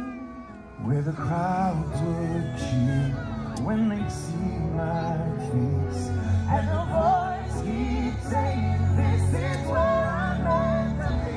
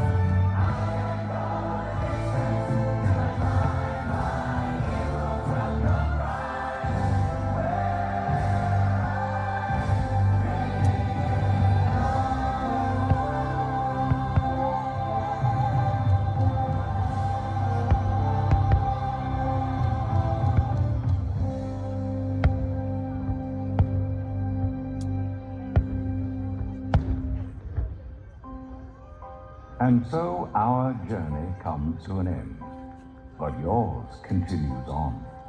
Grab hold of your dreams and make them come true. For you are the key to unlocking your own magic. Now go, let your dreams guide you. Reach out and find your happily ever after. The battles, the stories, the losses, and all the glory were changed by the way we live every day. Just look up and reach to the sky. We all have the courage to fly.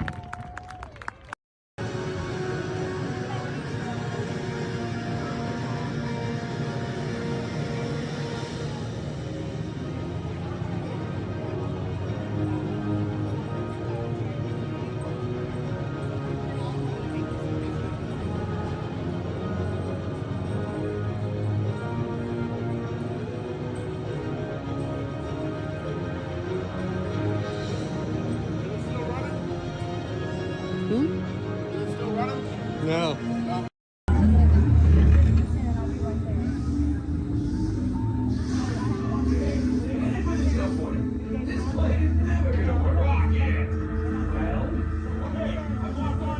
We'll be right behind you. Nothing to worry about. Unless we cannot stop this unusually large man. Then you're likely doomed. Good luck. You're gonna need it.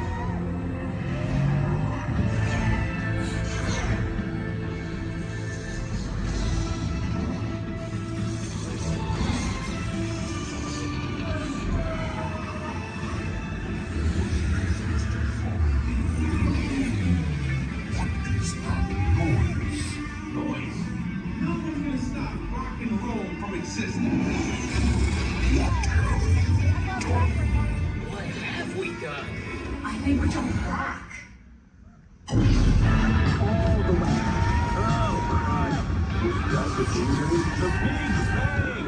That's the bigger. You gotta get that generator. It's the only way back. We got the generator. Oh yeah? We'll see about that. Watch it, Jeff.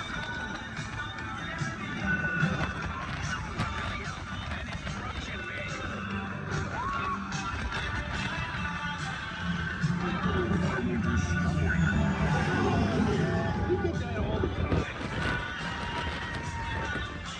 Rocket, anytime. Okay. Let me try this. We'll be waiting.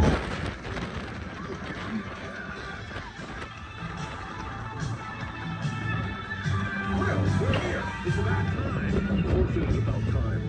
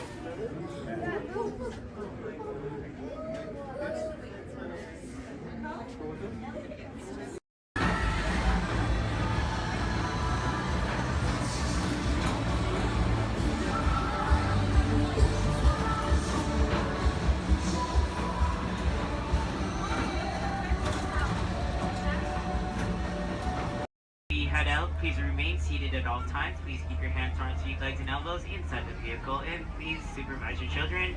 This is a one-way trip to Main Street, USA, and enjoy your ride.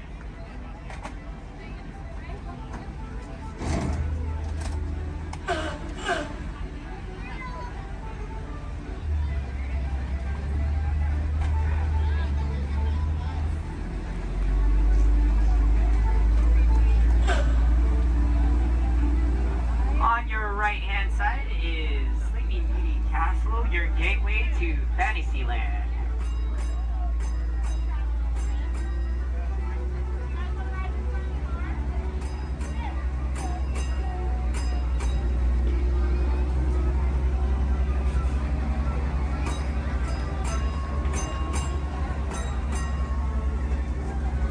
Coming up on your right-hand side is Frontierland and Adventureland. Beyond that, Critter Country, Darla Square, and Star Wars Galaxy's Edge.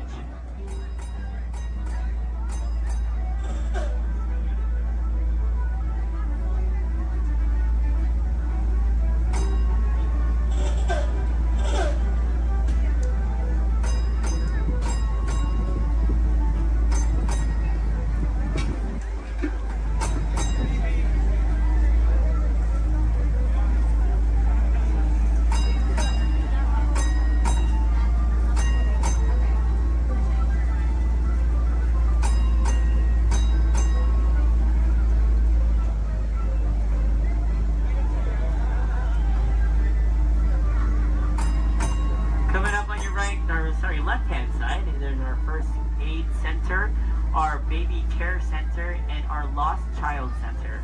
On your right-hand side, if you enjoy ragtime piano, we got some music going on over at the Coca-Cola Refreshment Center on your right.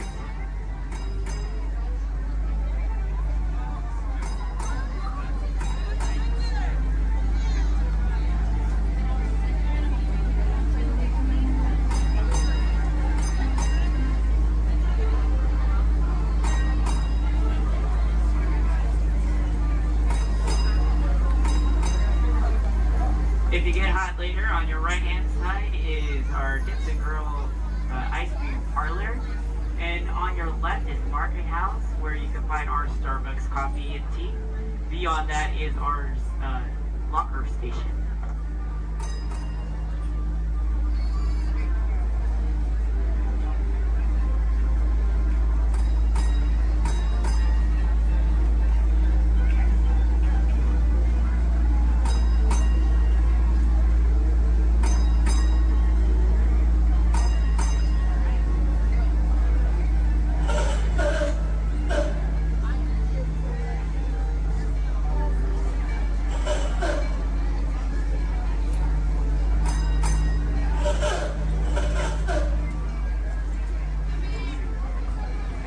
To our final destination in front of Disneyland City Hall. Please remain seated until the bus has come to a full and complete stop. For those of you who are sitting in the top stairs, please watch your step as you exit the stairs and assist young children, and enjoy the rest of your day here in the Magic Kingdom. My name is Justin, and thank you for riding.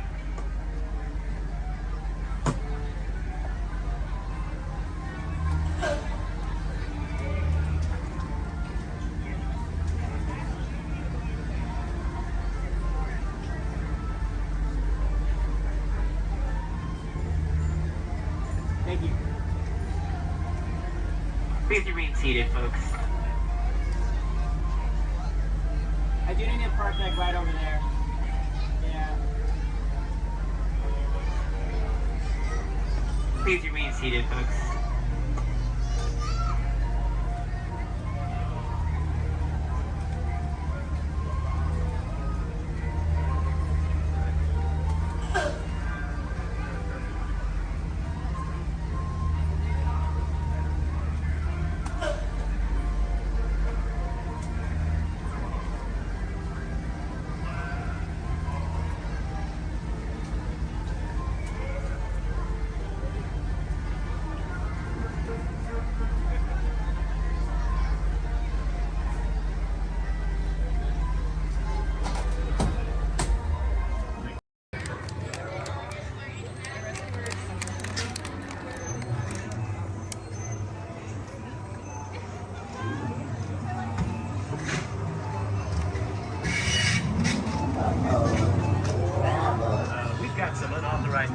securing the base. Wait, they got ET. They're getting away. Unit 3, cut them off.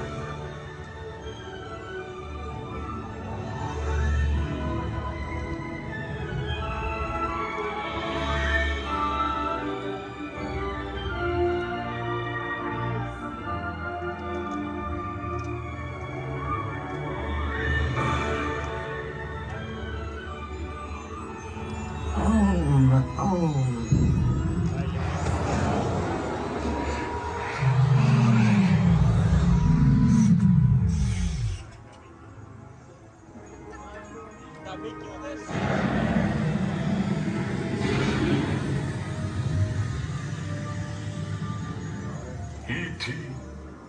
Go to Dickley. Hurry.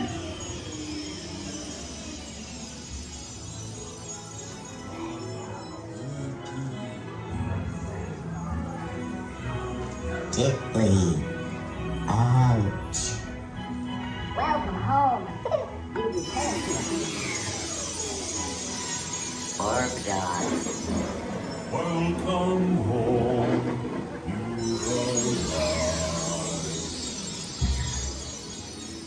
Mad Dog. You have saved our planet. Come, celebrate with us.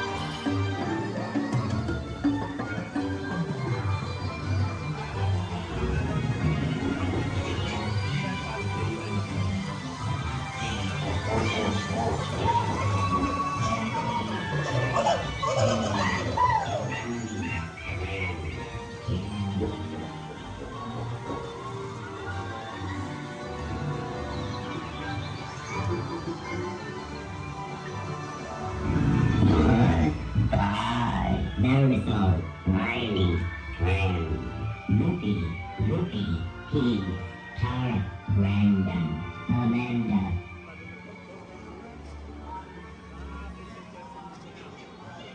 Attention, please remain seated, keeping your hands and feet inside the ride vehicle.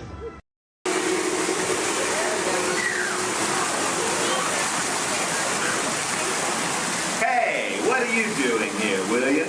What are you doing here, Morris? I just flew in from Hollywood. My client's the new owner of this birdcage. What? Are you cuckoo? My client's the new owner. Disney gave me an exclusive. Co-exclusive. Didn't you read your contract? I gave it a bird's eye glance. And you call yourself a talent agent? I negotiated my tail feathers off for this deal. Well, my client does not share credit. He's a very big bird. Your client is Big Bird? Not Big Bird, a big bird, you bird brain. Well, your dim little star is now half owner of the Enchanted Tiki Room with my superstar. Think again, Chicky Babe. Stop grousing. Just look at these paying customers waiting to get in. Did you say paying? As in money. As in 10%? Hey, who am I to go against the status quo? Sorry to interrupt, but I would like to inform our guests about tonight's show that will be starting soon. In just a few moments, the door will be opening and you will enter into a room of joyous songs and a splendor. Here's the Enchanted Tiki Room. Mahalo. bikes are not here. Maybe they hit traffic. Don't say that. Sorry. Anyway, babe, I gotta fly this scoop and migrate back to Hollywood. My birds will follow your birds. We'll do lunch. What's the rush? I'm about to sign Donald Duck. Oh, yeah? Big deal, you hockey puck. I've got the mighty Ducks in the wing. You do not. Do too. Do not. Do too. Not. Two. Not. Two. Not. Two. You don't. Come Leave me on. alone, you two. Oh, come on, will you? Two, not go, yeah. Level with me. Put the bubble between Go the lines. away, You go don't. away. Oh, Go away.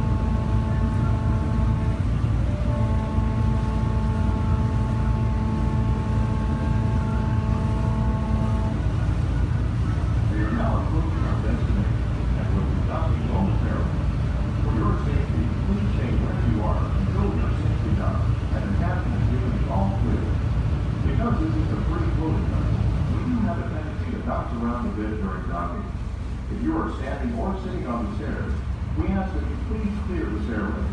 Everyone else, please remain where you are until we've completed our docking. Once again, please clear the stairway. You will be given an all clear when it is safe to travel stairs and go ashore. Por favor, manténganse alejados de las escaleras.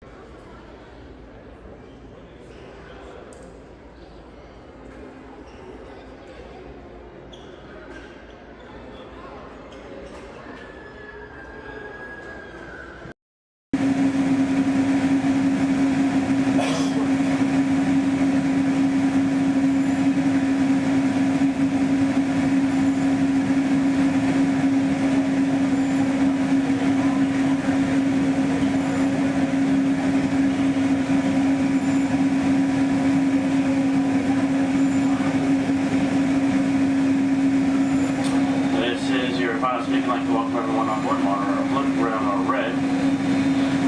In just a few moments, we'll be departing the Tomorrowland Mono Station. Our first stop will be the downtown Disney Mono Station, located by the Disneyland Resort Hotels and the downtown Disney Shopping and Dining District. And then we'll be returning here to Tomorrowland. Tomorrowland will be our final stop.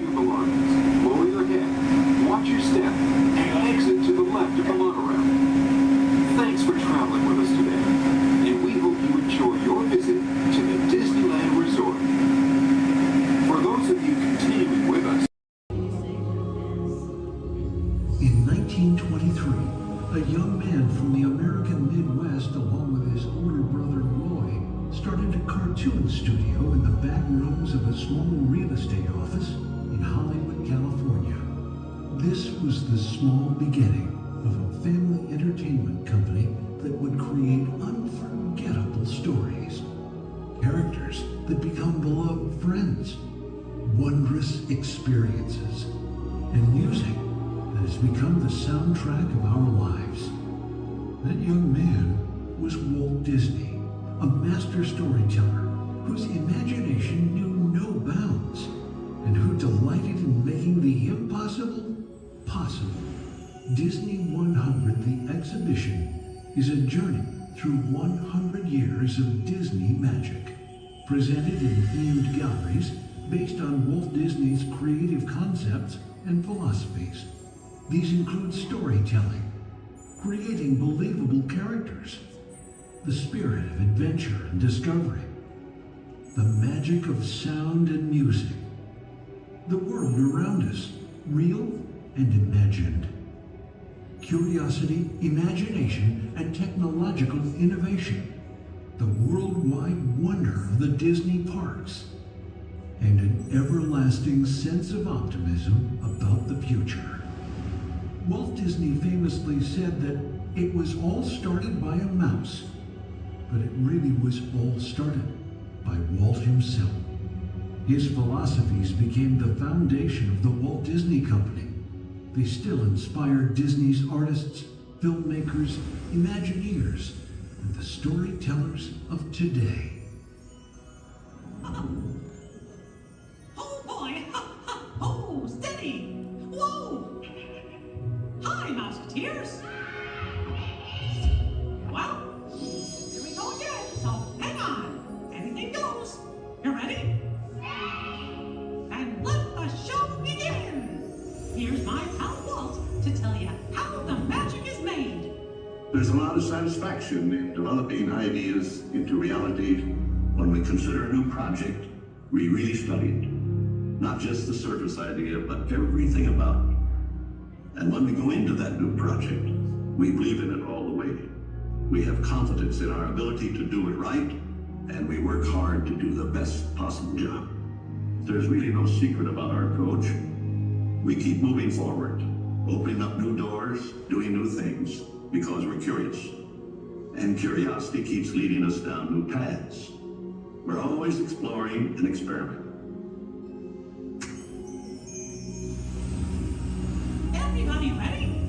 Then on with the show!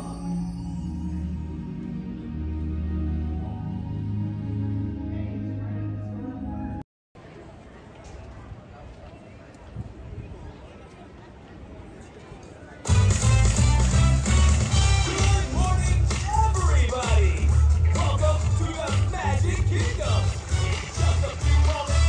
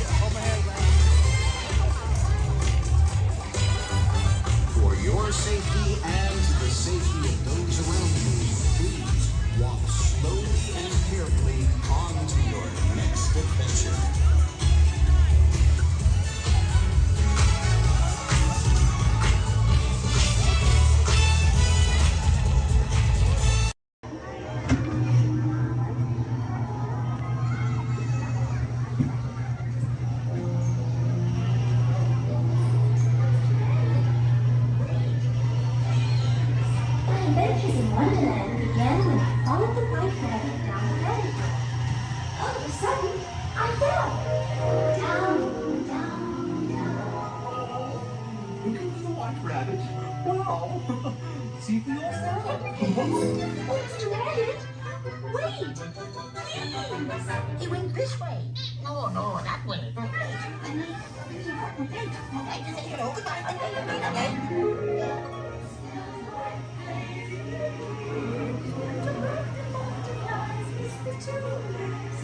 And the sun is like a joy on you.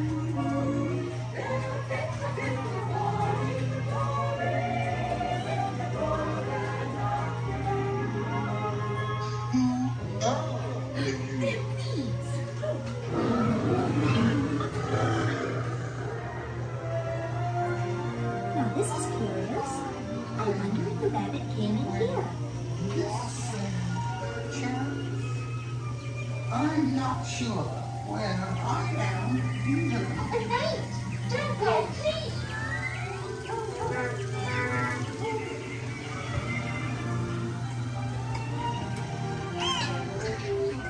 Try this way. So let the baby stay. They're making a voices ring. And make a cheery shake. Because we know.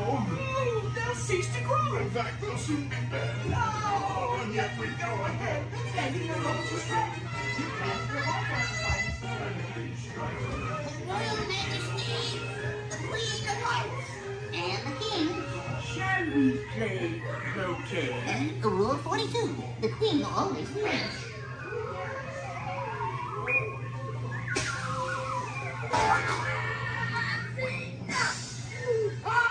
With their heads! Off their heads! Stop them! Goodness!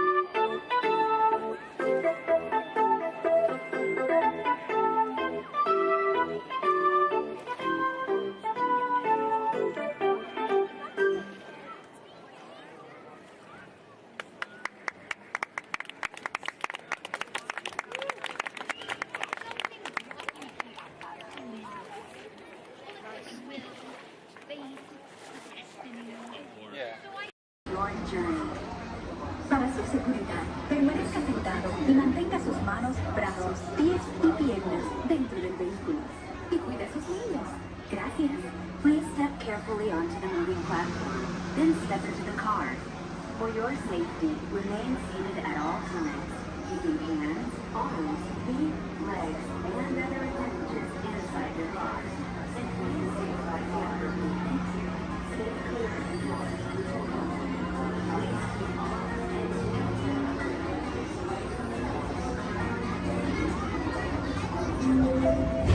This is the TTA Blue Line, non-stop service around tomorrow.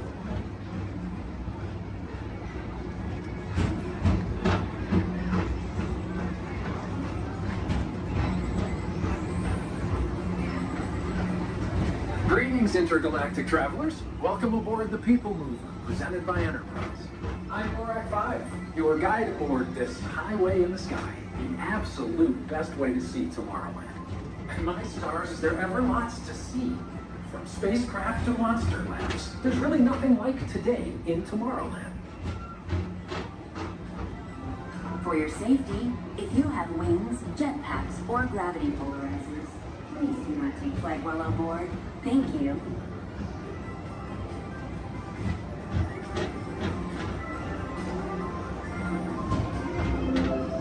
The next station is Tomorrowland Urban Planning and Star Traders. Transfer to green and red lines. Don't worry, your express train keeps on rolling through the future, right by two of my favorite spots.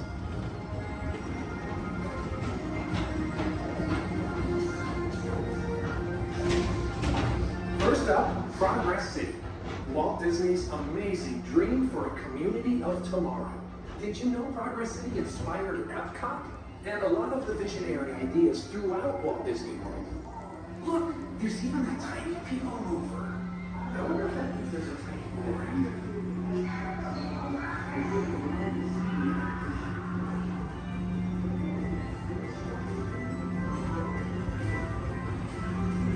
On your right is Star Traders, home to the greatest goods in the galaxy. Except actual stars. Those are no longer sold.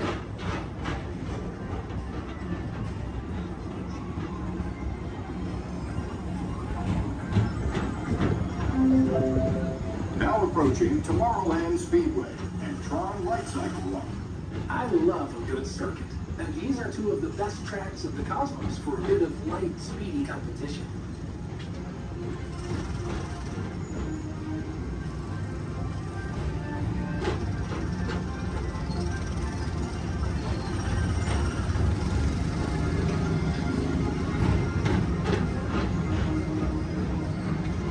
Attention all visitors from Galaxy M31.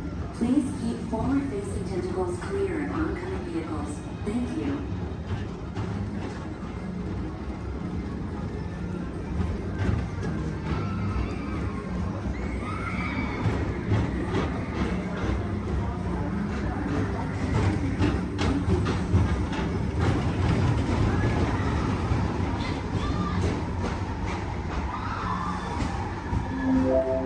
This is Starport 75. Or as we locals call it, Space Mountain. Our high-speed rocket port to distant deep space destinations.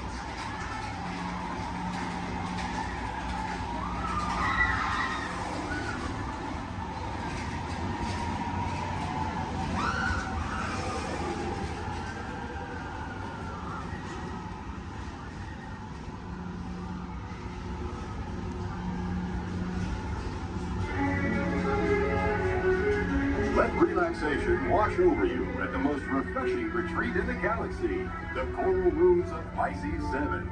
You H2 owe it to yourself. Book today.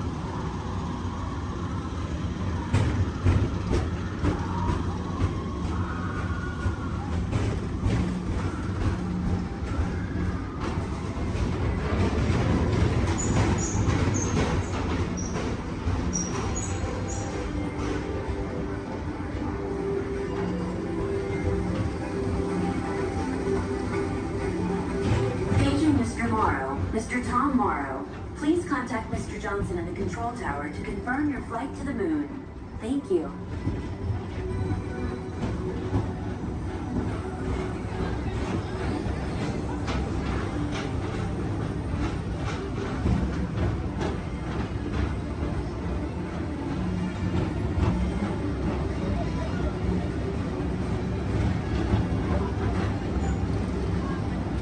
Attention all visitors from Galaxy M31. Please keep forward-facing tentacles clear of oncoming vehicles. Thank you.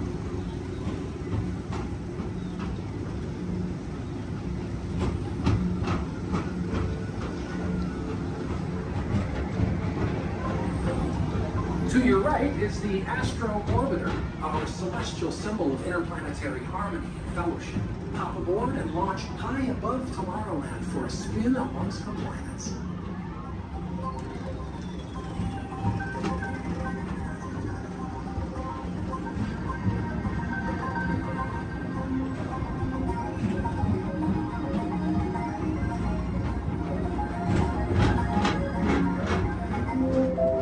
The next station is Walt Disney's Carousel of Progress. As usual, we'll be moving ahead, and so does the carousel. Like progress itself, this theater never stops, inspiring new generations to dream of a great, big, beautiful tomorrow.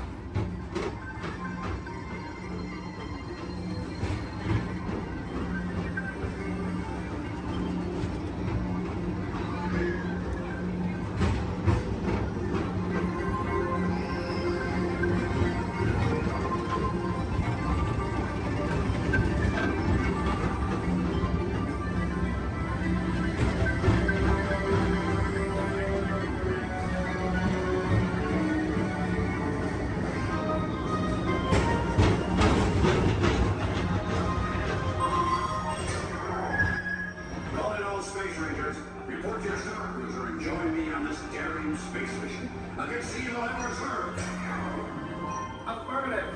We run it, Buzz. You can count on us.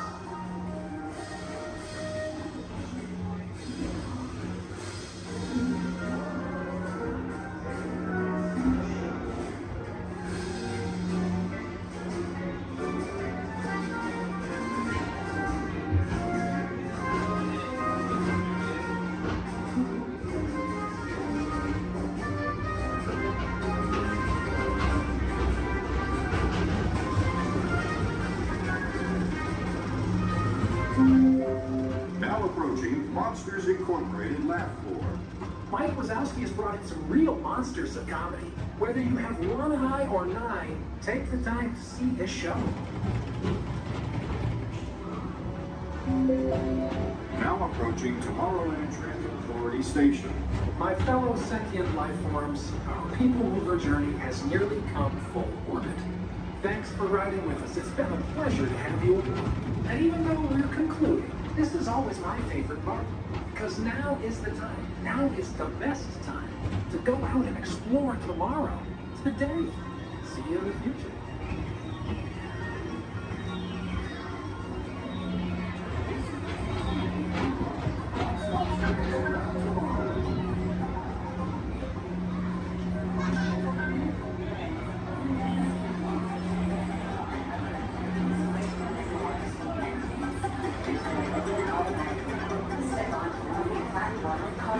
And exit by stepping away from the car. Thank you. Please keep arms and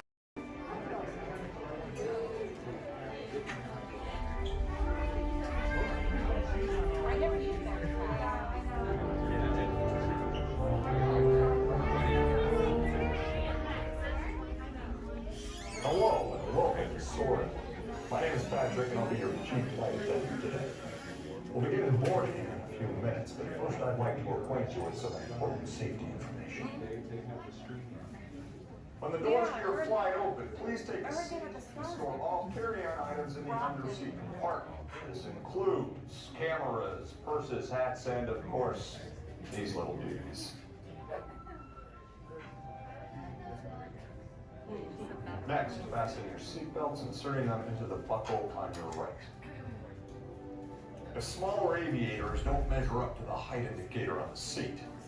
Just put the belt through the loop in the center strap before buckling it.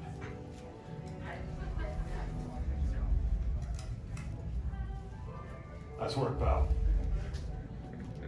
Soon you will be airborne.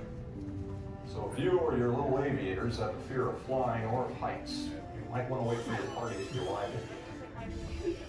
Okay, let's review. That is seat belt, carry-on item, safety strap, fear of heights, keep your hands and arms inside at all times. Anything else? Yeah. Have a nice flight. All right, my friends, we're going to load row 3, followed by 2, then 1. Row 3, please follow me. 2, you're going to follow 3. 1, you're going to follow 2.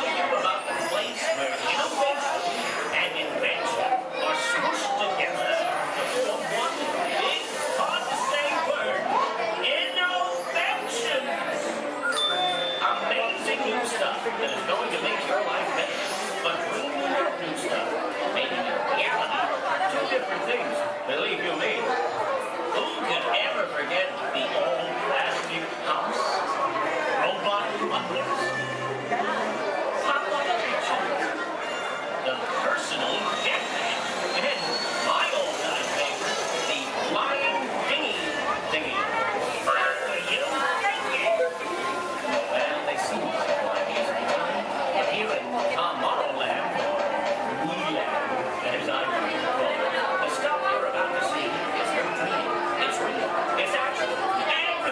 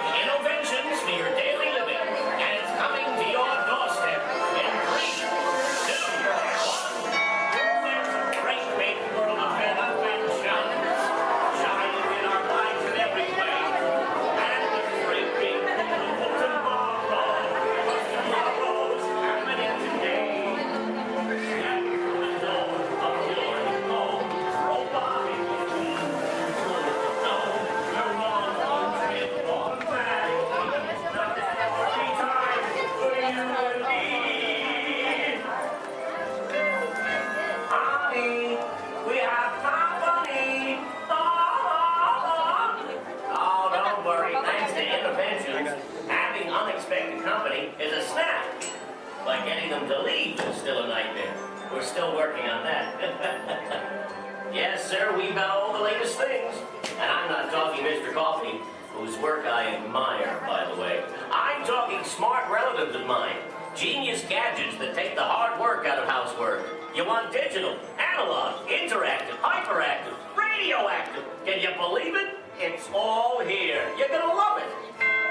I'm gonna have to ask you to leave now. I'm expecting company to arrive at any moment, so if you'll excuse me, I have to clean up this house. There's a great, big, beautiful tomorrow headed right this way. Well, see you around and around and around and around and around. Bye-bye. Bye.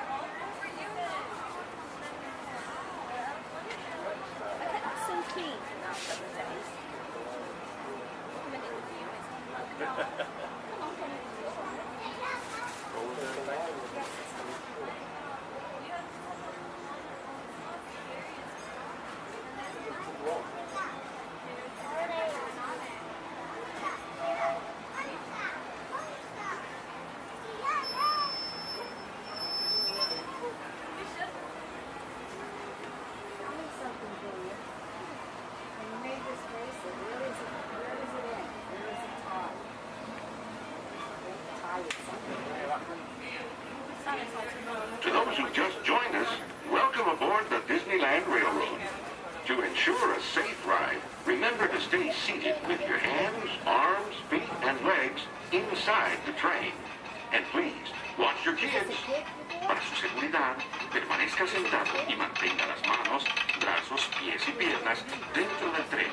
Y cuide a los pequeños. Gracias. We're now entering Splash Mountain, where every day is a zippity-doo-dah day.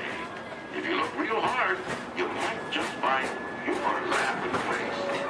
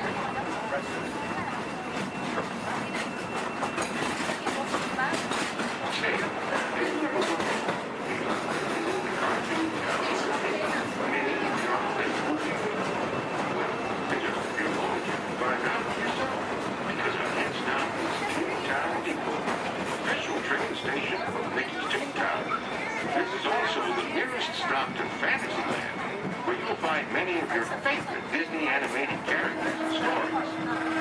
If you'll be leaving us here, please wait until the train comes to a full stop. Remember your personal belongings, then step carefully from the train. You all have fun and say hi to Mickey for me. For those of you continuing on with us, we'll be resuming our trip in just a moment. This is Toontown Depot. Welcome aboard the Walt Disney World monorail to Epcot. For those of you standing, please hold on to the handrails throughout our journey and stay clear of the door. For the comfort of others, no smoking, please. Thank you. As we turn south, you can catch a glimpse of the spires of Space Mountain in the Magic Kingdom. Nearby is Disney's contemporary resort.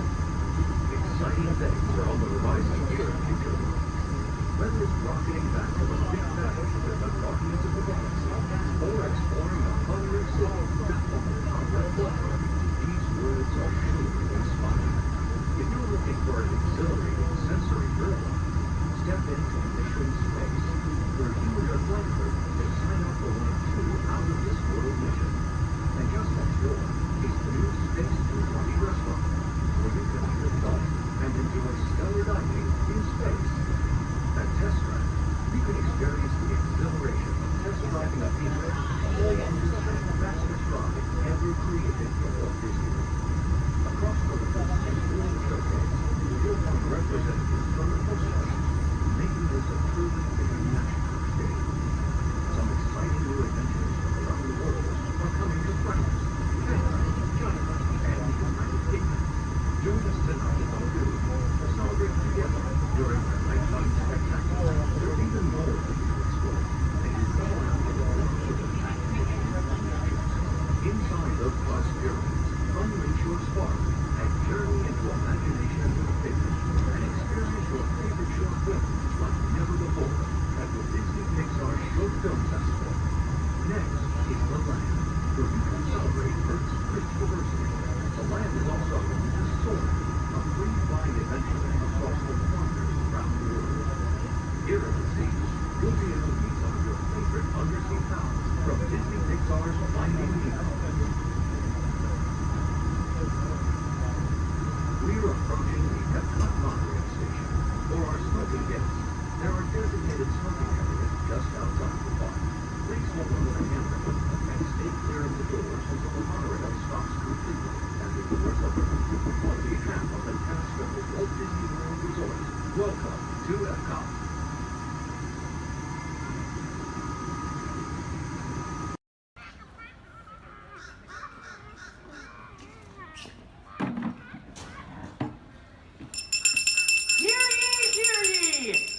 James Jefferson, the town crier of Liberty Square. But my friends call me JJ. Come on, everyone, gather round. You're just in time. Come closer, all ye people, gather round and listen well. I've got a satchel full of history's greatest tales to tell. Your hair will stand on end with all the history and such. Unless, of course, you're bald like me, in which case, not so much. Hey, Sam! It's Sam Eagle, everybody! Tell us, Sam, what great American story are we sharing today? Today we shall salute the Declaration of Independence. Ah, a great story indeed. The people of the colonies, they said, let freedom ring! Declared their independence. And they overthrew the king. There were battles, there was violence, there were spies and traitors too. We won't speak about all that. This is wholesome through and through. Right, let's bring out some friends to help us. Hey there, that's your cue. Welcome! Hiya! Woo! Great moments in history. La la la la la. Great moments in history. And this one features more. And here's what you will take away in all your minds and hearts. Great moments in history. Great moments in history, but just the American parts. Hi-ho, and welcome to Great Moments in History. But just the American parts. That's right, Sam. And as the official Liberty Square historian, I have drafted tributes to every important event in American history. JJ, please remind everyone which great moment we are sharing today. The Declaration of Independence! Excellent! I read it every night before bed, and so should you. And now I will recite from memory the entire Declaration of Independence. When in the course of human... Excuse me, Sam? Kermit, you are interrupting America. Sam, the gang and I were talking, and we had some ideas to make your show more entertaining. Entertaining? Mm-hmm. In a theme park? Yeah. Highly unusual. Aw, please, Sam? JJ, I could use a little help here. Sure, Kermit. Let's put this to a vote. All those in favor of making Sam's story a little more entertaining, say aye. Aye. The ayes have it. Oh, it appears democracy has spoken. All right, Kermit, you and your band of weirdos can go. Okay. But please, do it with dignity. Oh, sure, Sam. We always do things with dignity. Hey, Kermit, the all-chicken chorus is ready for their big number. The clock heard round the world. Hit it, girls! Sorry, Sam. Too soon. Back to the dressing room. Oh, Kermit! What part will Walt be playing in today's performance? Well, Piggy, this is a story about the Founding Fathers. There's no part for you. No part? For moi? Oh, we'll see about that. Sheesh. Okay, places, everyone. Sam, JJ, take it away. All right, friends, what do you say? Want to help us make some history? Cue the patriotic music. The year is 1776. 1776. We are in Philadelphia. Philadelphia. JJ, why are you doing that? I'm the town crier. Well, cheer up and allow me to continue. The year is 1776, and the Second Continental Congress has convened. Roll call, Thomas Jefferson. Hi-ho, Jefferson here. John Adams. Hey, that's me. Woohoo! And the highly quotable Benjamin Franklin. Ah, Ben Franklin here. A penny saved is a penny earned. And if at first you don't succeed, then skydiving is definitely not the sport for you. Let's hear it for your founding fathers. Sam. The delegates are discussing the question of America's independence from England, and there is much debate. Psst. Hey, that's you guys. Oh, right. debate. Debate. Point of view. Opinion. Says you. Argument. Point. Counterpoint. Order. Needlepoint. Order. I'll take 2 hot dogs with extra mayo. A banana sounds appealing. Waka waka. You get on with it. Okay, Sam. Guys, look, let's get down to business. Does anyone have any arguments in favor of independence? I do. Our continued association with England has grown intolerable. King George has altered our government, enforced cruel repression, and abolished our rights. Wow, nice job, Gonzo. How did you remember all that? I stapled it to my arm. Oh, yeesh. That's gonna leave a mark. Okay, now, does anyone have any arguments in favor of England and King George? Boo! Come on, no everyone! King George! No King George! No King George! No King George! No King George! No King George! Did someone call moi? Piggy, what are you doing here? I told you there's no part for you in this show. Of course there is. After all, who better to play royalty than moi?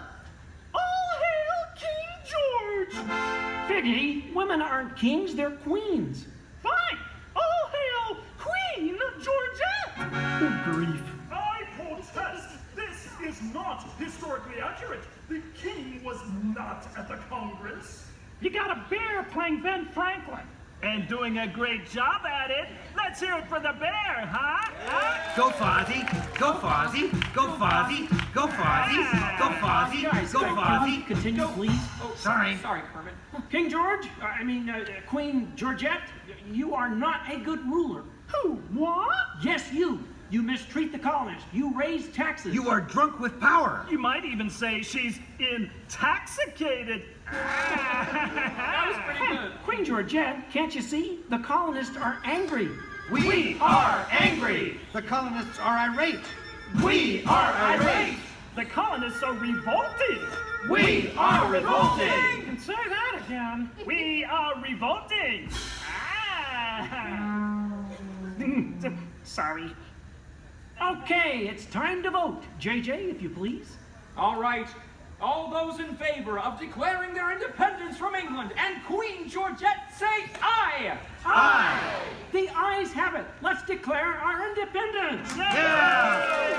Queen Georgette, it appears you lose. Wait, what? I lose? Well, sure, Piggy. You see, in the American Revolution, England loses, which means the king, or the queen, loses. Excuse me?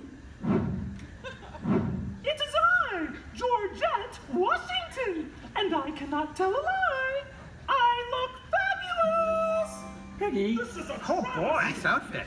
Enough of this nonsense. Can we please move on? Sure, Sam.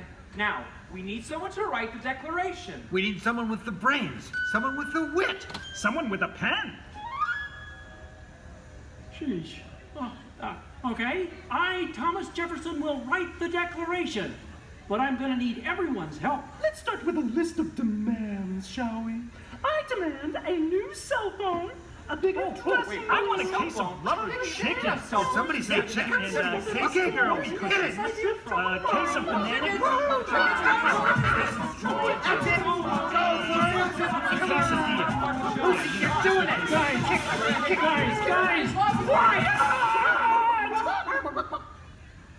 Guys, when Jefferson wrote the Declaration, it was more than a list of demands. What?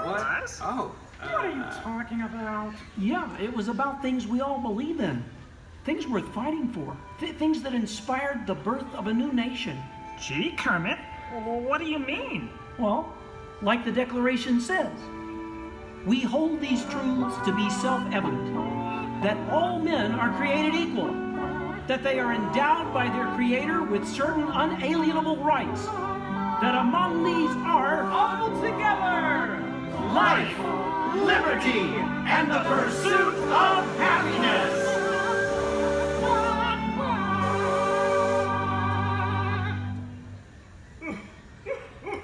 Sam, why are you crying? I thought that was pretty good. It wasn't good. It was glorious. Yes! Way to go, everyone. Hey, Sam, looks like now you're the town crier. Just ring the bell. Let freedom ring! Great moments in history, the 4th day of July. Great moments in history, we said King George goodbye. And here's what you will take away in all your minds and hearts. Great moments in history, great moments in history, great moments in history. Great moments in history, but just the American parts. Thanks, everyone. We couldn't have done it without you. And to England, no hard feelings. You're still one of our best friends. Thank you all for joining us for a great moment in American history. We hope you come by again soon and have a magical stay here at the Magic Kingdom. Bye-bye. Bye-bye. Bye-bye. So long, everybody.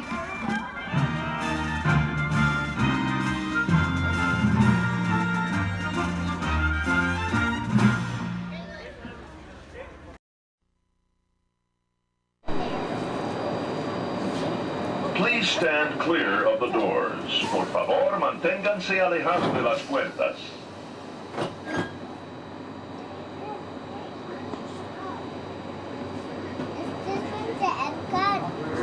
Welcome aboard the Walt Disney World monorail to Epcot. For those of you standing, please hold on to the handrails throughout our journey and stay clear of the doors. For the comfort of others, no smoking, please. Thank you. As we turn south, you can catch a glimpse of the spires of Space Mountain in the Magic Kingdom. Nearby is Disney's 8th-rate contemporary resort. Where are we at? That's where we were just at. Is that where we at? Florida. Yeah, we weren't at the Magic Kingdom today, though. What? We didn't go to the Magic Kingdom today, did we? Yeah, we did. Yeah, we did. When?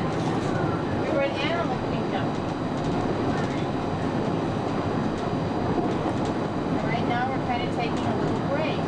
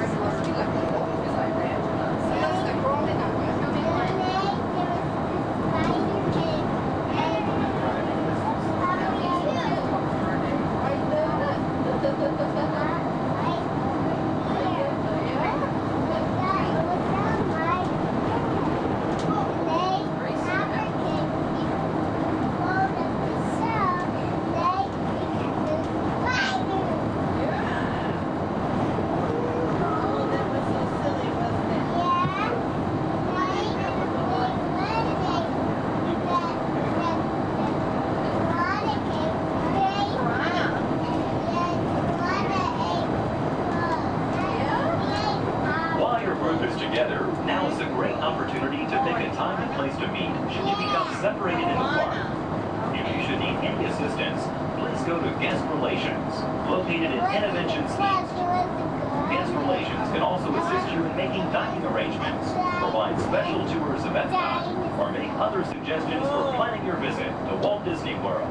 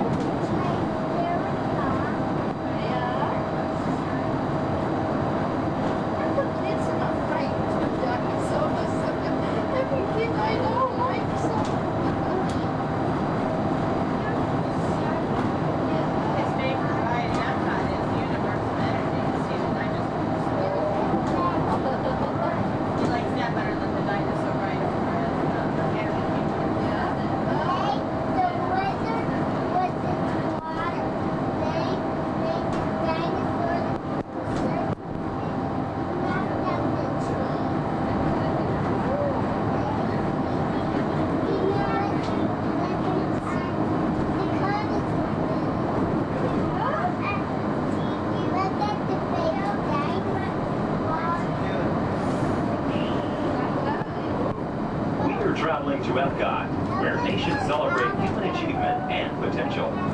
Its 300 acres are divided into two worlds, Future World and World Showcase. Future World offers fascinating explorations into realms of energy, transportation, and imagination. You'll also find adventures in communications, sea exploration, food production, and other vital topics.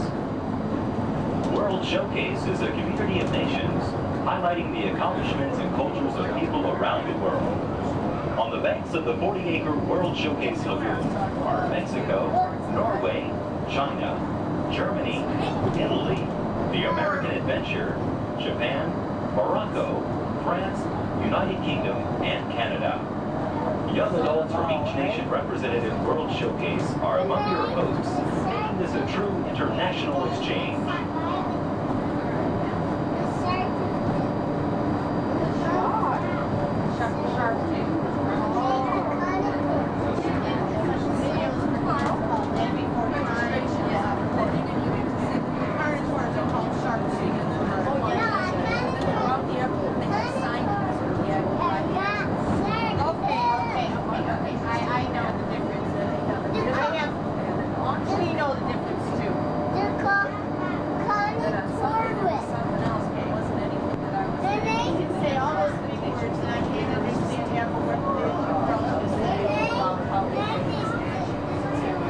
Beyond the trees ahead and to the right-hand side of our forward motion is Spaceship Earth. This 18-story geosphere marks the entrance to epcot. Inside Spaceship Earth, time machine vehicles take you through the evolution of human communications, from a distant yesterday to the dawn of tomorrow.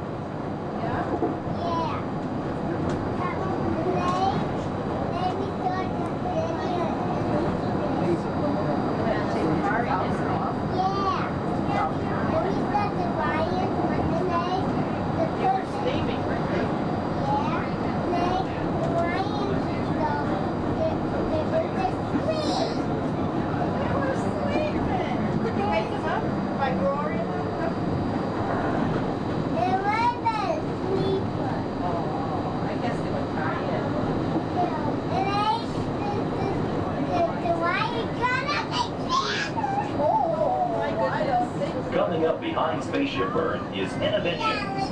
Inside this hands-on area, you can explore and interact with the ever-changing technologies and products for everyday living in the near future. To the opposite side is the universe of energy.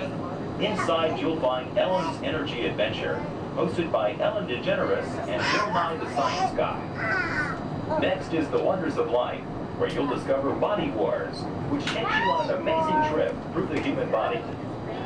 In Test Track, you can experience the exhilaration of test driving a vehicle on the fastest and longest ride ever created for Walt Disney World. Coming into view is World Showcase. Directly across from us on the far shore of the World Showcase Lagoon is our host pavilion, the American Adventure.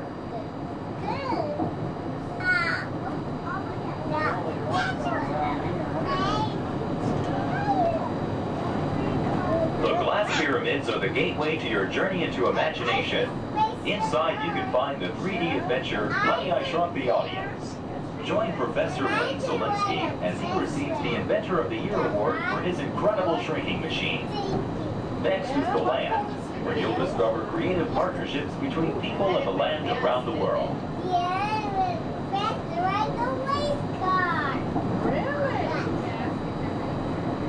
In the living seas, you can descend via hydrolator to Seabase Alpha and navigate the largest, most spectacular coral reef environment ever created by humankind. Ladies and gentlemen, we are approaching the Epcot monorail station. Smoking is not permitted at Epcot except in designated areas. Please consult your guide map or ask a cast member for the location of designated smoking areas. Please hold on to the handrails and stay clear of the doors until the monorail stops completely and the doors open. On behalf of the cast of the Walt Disney World Resort, we'd like to welcome you to Epcot. There's some of the signs there. I think we'll just watch and see somebody. Sit down. Sit down, please.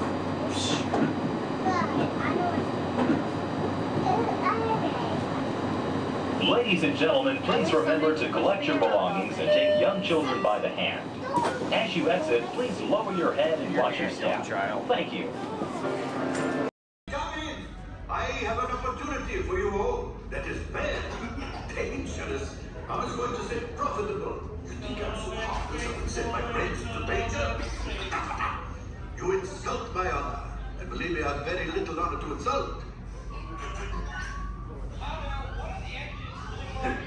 We'll talk later. I have to do everything around here. Hello, my friends. I am Hondo Onaka, and this is Onaka Transport Solutions. Today, I am offering the opportunity of a lifetime. I need flight crews to transport this valuable merchandise across the galaxy. Pilots to navigate, engineers to operate the ship, and gunners to defend the shipments. And that is where you come in.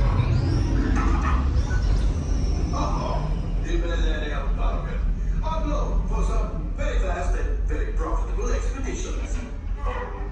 Chewbacca, my fine furry friend. Yes. As we agreed, you let us use the ship. We'll give you the supplies you need. It's a win-win. You help the resistance, and I get all the profits. The first order will never know we were there. Okay, time to go, so, bye-bye. We better go before he changes his mind. Move along, my friends. Listen carefully and remember, the better you work together, the more you earn. Your lives and my profit depend on it. Now go.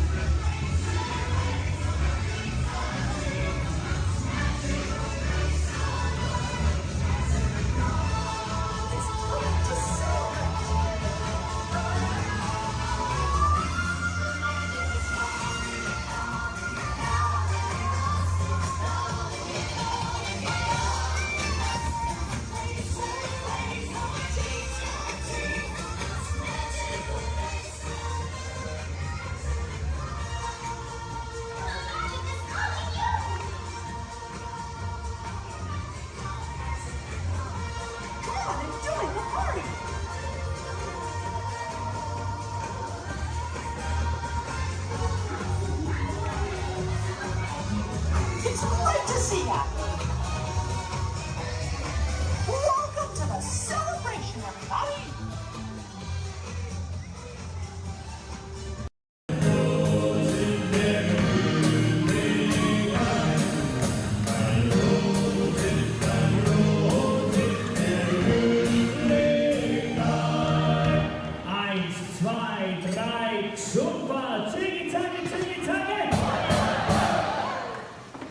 Was that loud enough? Turn to your neighbor and say, louder! Okay, drinks and thumbs up, here we go. Tiki-taki, tiki-taki! Tiki-taki, tiki-taki! Rolls clean and drink!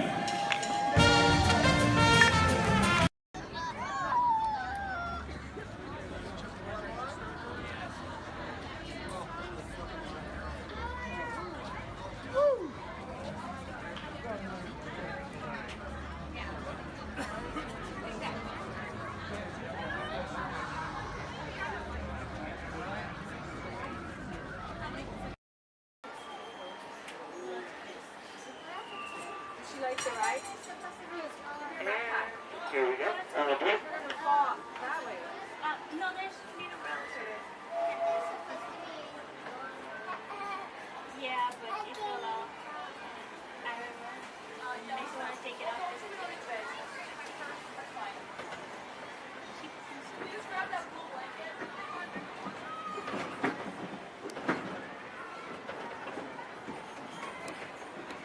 Hello, everyone. Thanks for joining us on the Disneyland Railroad. For a safe ride, remember to stay seated with your hands, arms, feet, and legs inside the train. And please, watch your kids. ¿Qué tal, amigos? Y bienvenidos a bordo.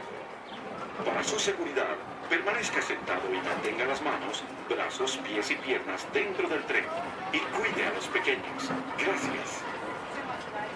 As we steam on through Fantasyland, you may want to take one more look at the majestic Matterhorn Mountain and the wackiest group that ever sailed.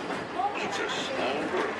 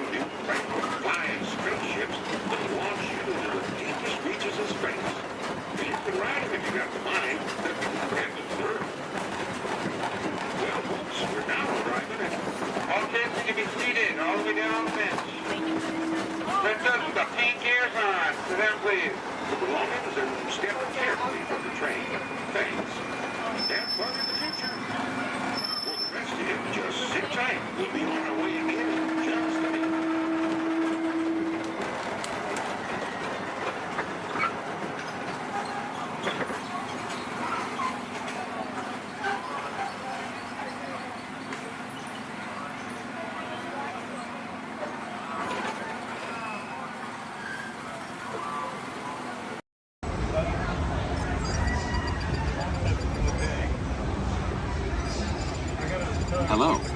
The seatbelt check is around the corner.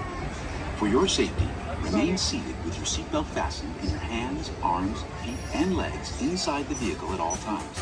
And please supervise children. Thank you. La estación de control de cinturones de seguridad está a la vuelta de la esquina. Por su seguridad, mantenga sus manos, brazos, pies y piernas dentro del vehículo y cuide a los niños.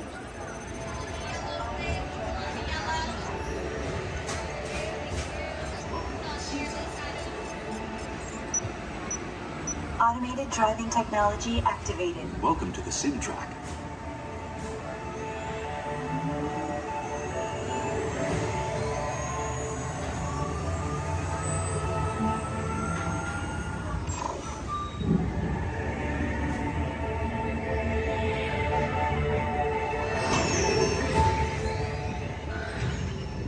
We'll begin with the capability test to see how your vehicle designs perform under challenging weather and surface conditions. Monitoring road surface. Connecting to OnStar. SimCar performance data acquired.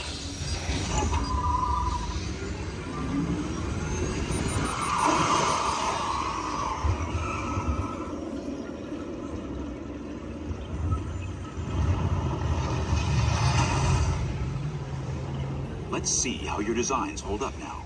Commencing SimCar off-road and extreme weather sequence.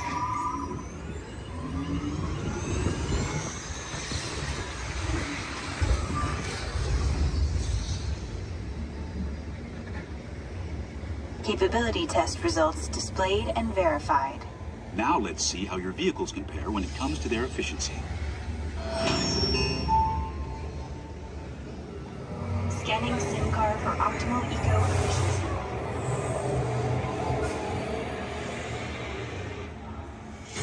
Engaging EcoScan for aerodynamic efficiency.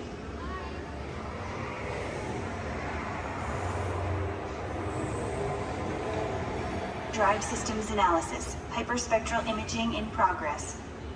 Calculating total enviro impact.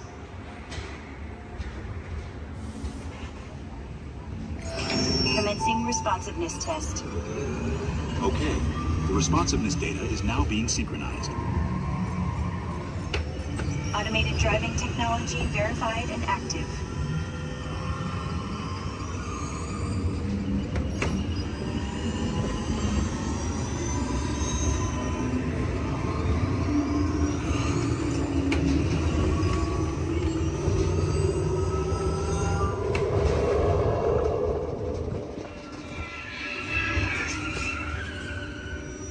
Automated crash avoidance technology disengaged. Displaying responsiveness data. Here comes the final test. Energizing for power test.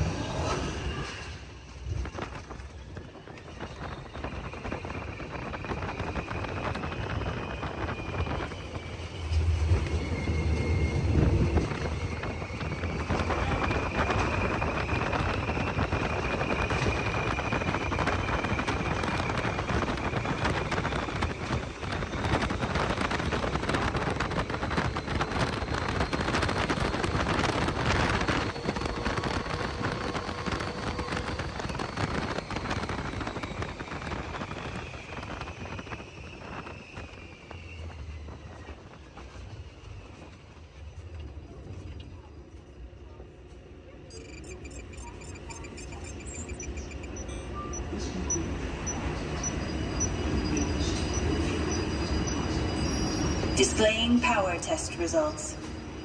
SimTrack performance testing complete. This concludes your performance testing. You'll be able to see how your Chevrolet custom concept vehicle designs compared with the SimCar after you disembark.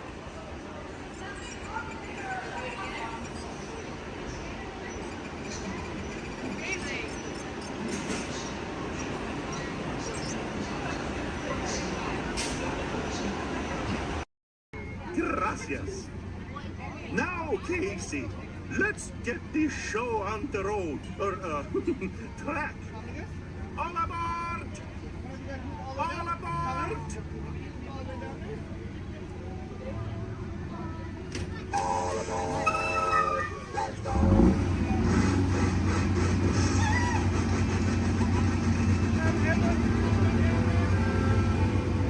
Casey Jim is coming down the track, coming down the track, with the smoking sack. Leaving Marvin coming round the hill. Casey's getting good, every jack and Jill. Every time he's finding little races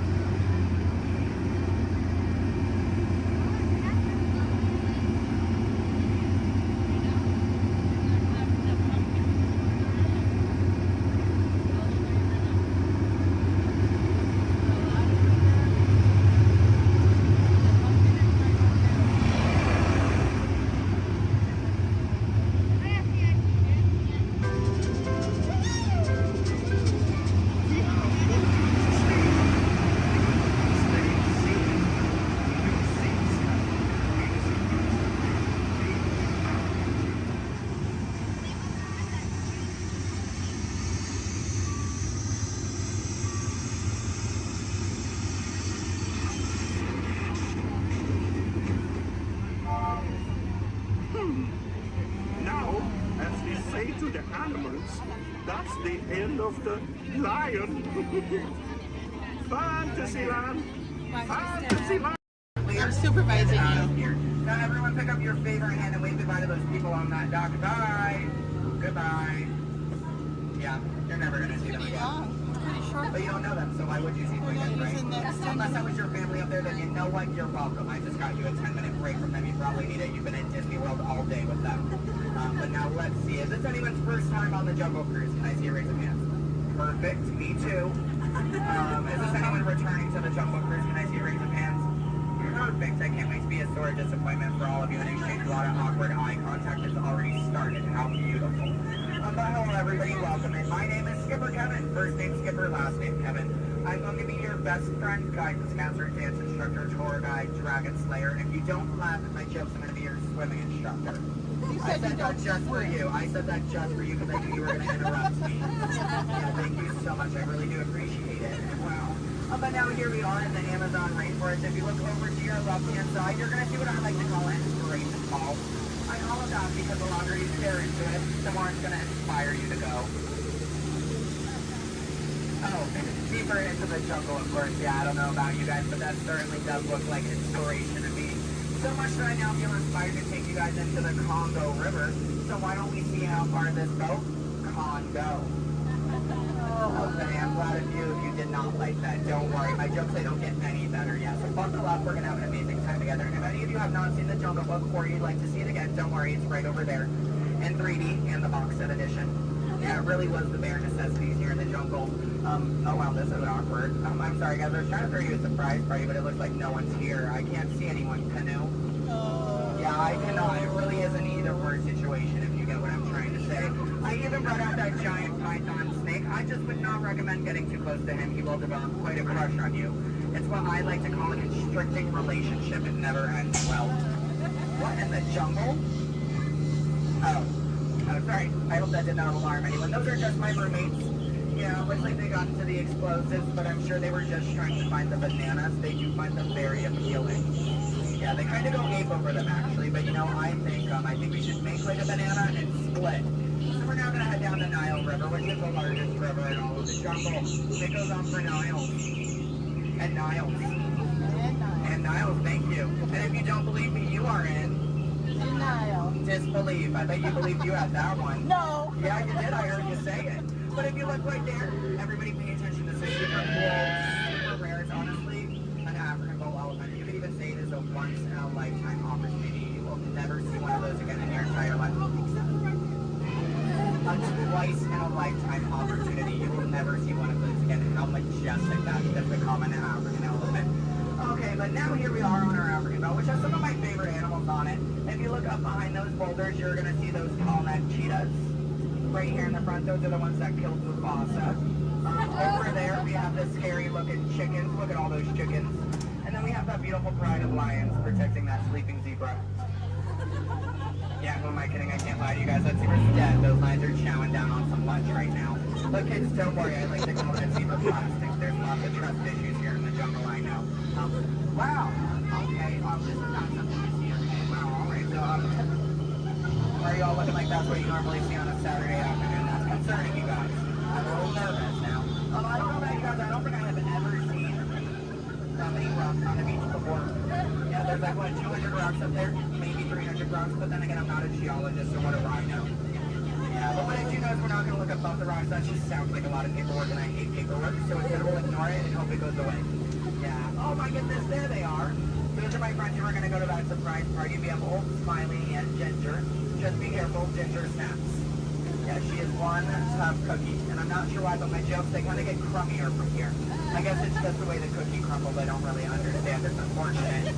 But behold, straight ahead, we do have Schweitzer Falls, named after our famous and beloved founder of the Jungle Navigation Company, Dr. Albert. Wow. Yeah, don't worry if you didn't get that. We're going over it later. Yeah. So I really hope you know how to swim, and if you don't know how to swim, stop being dramatic. Stand up. The water's only 3 feet deep.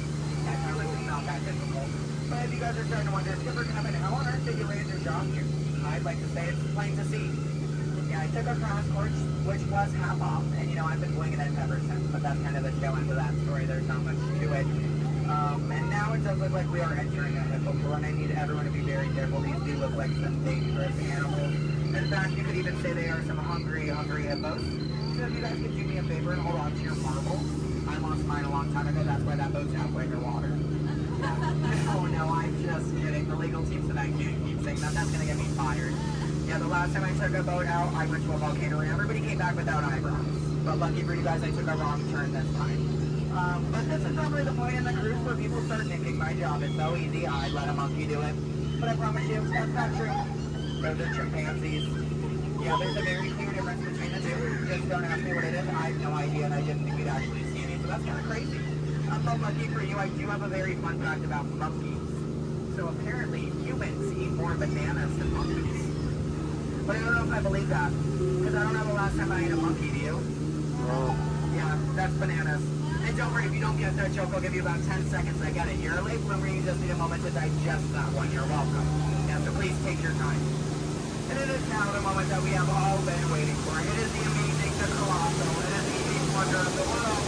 The backside of water! Oh, 2H!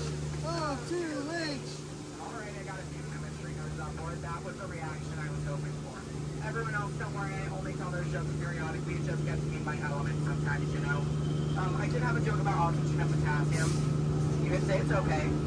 Yeah. I also had one about sodium, but no, you guys don't look interested. So instead, we're going to head down the Mekong River into the ancient Cambodian shrine. If you've never been in there before, be careful. There is a 10-foot drop. So make sure your seatbelts are buckled left to right and tug on that yellow strap. Yeah, if you're looking for your seatbelt, you can't find one, hold on tight. Let me know how that goes for you.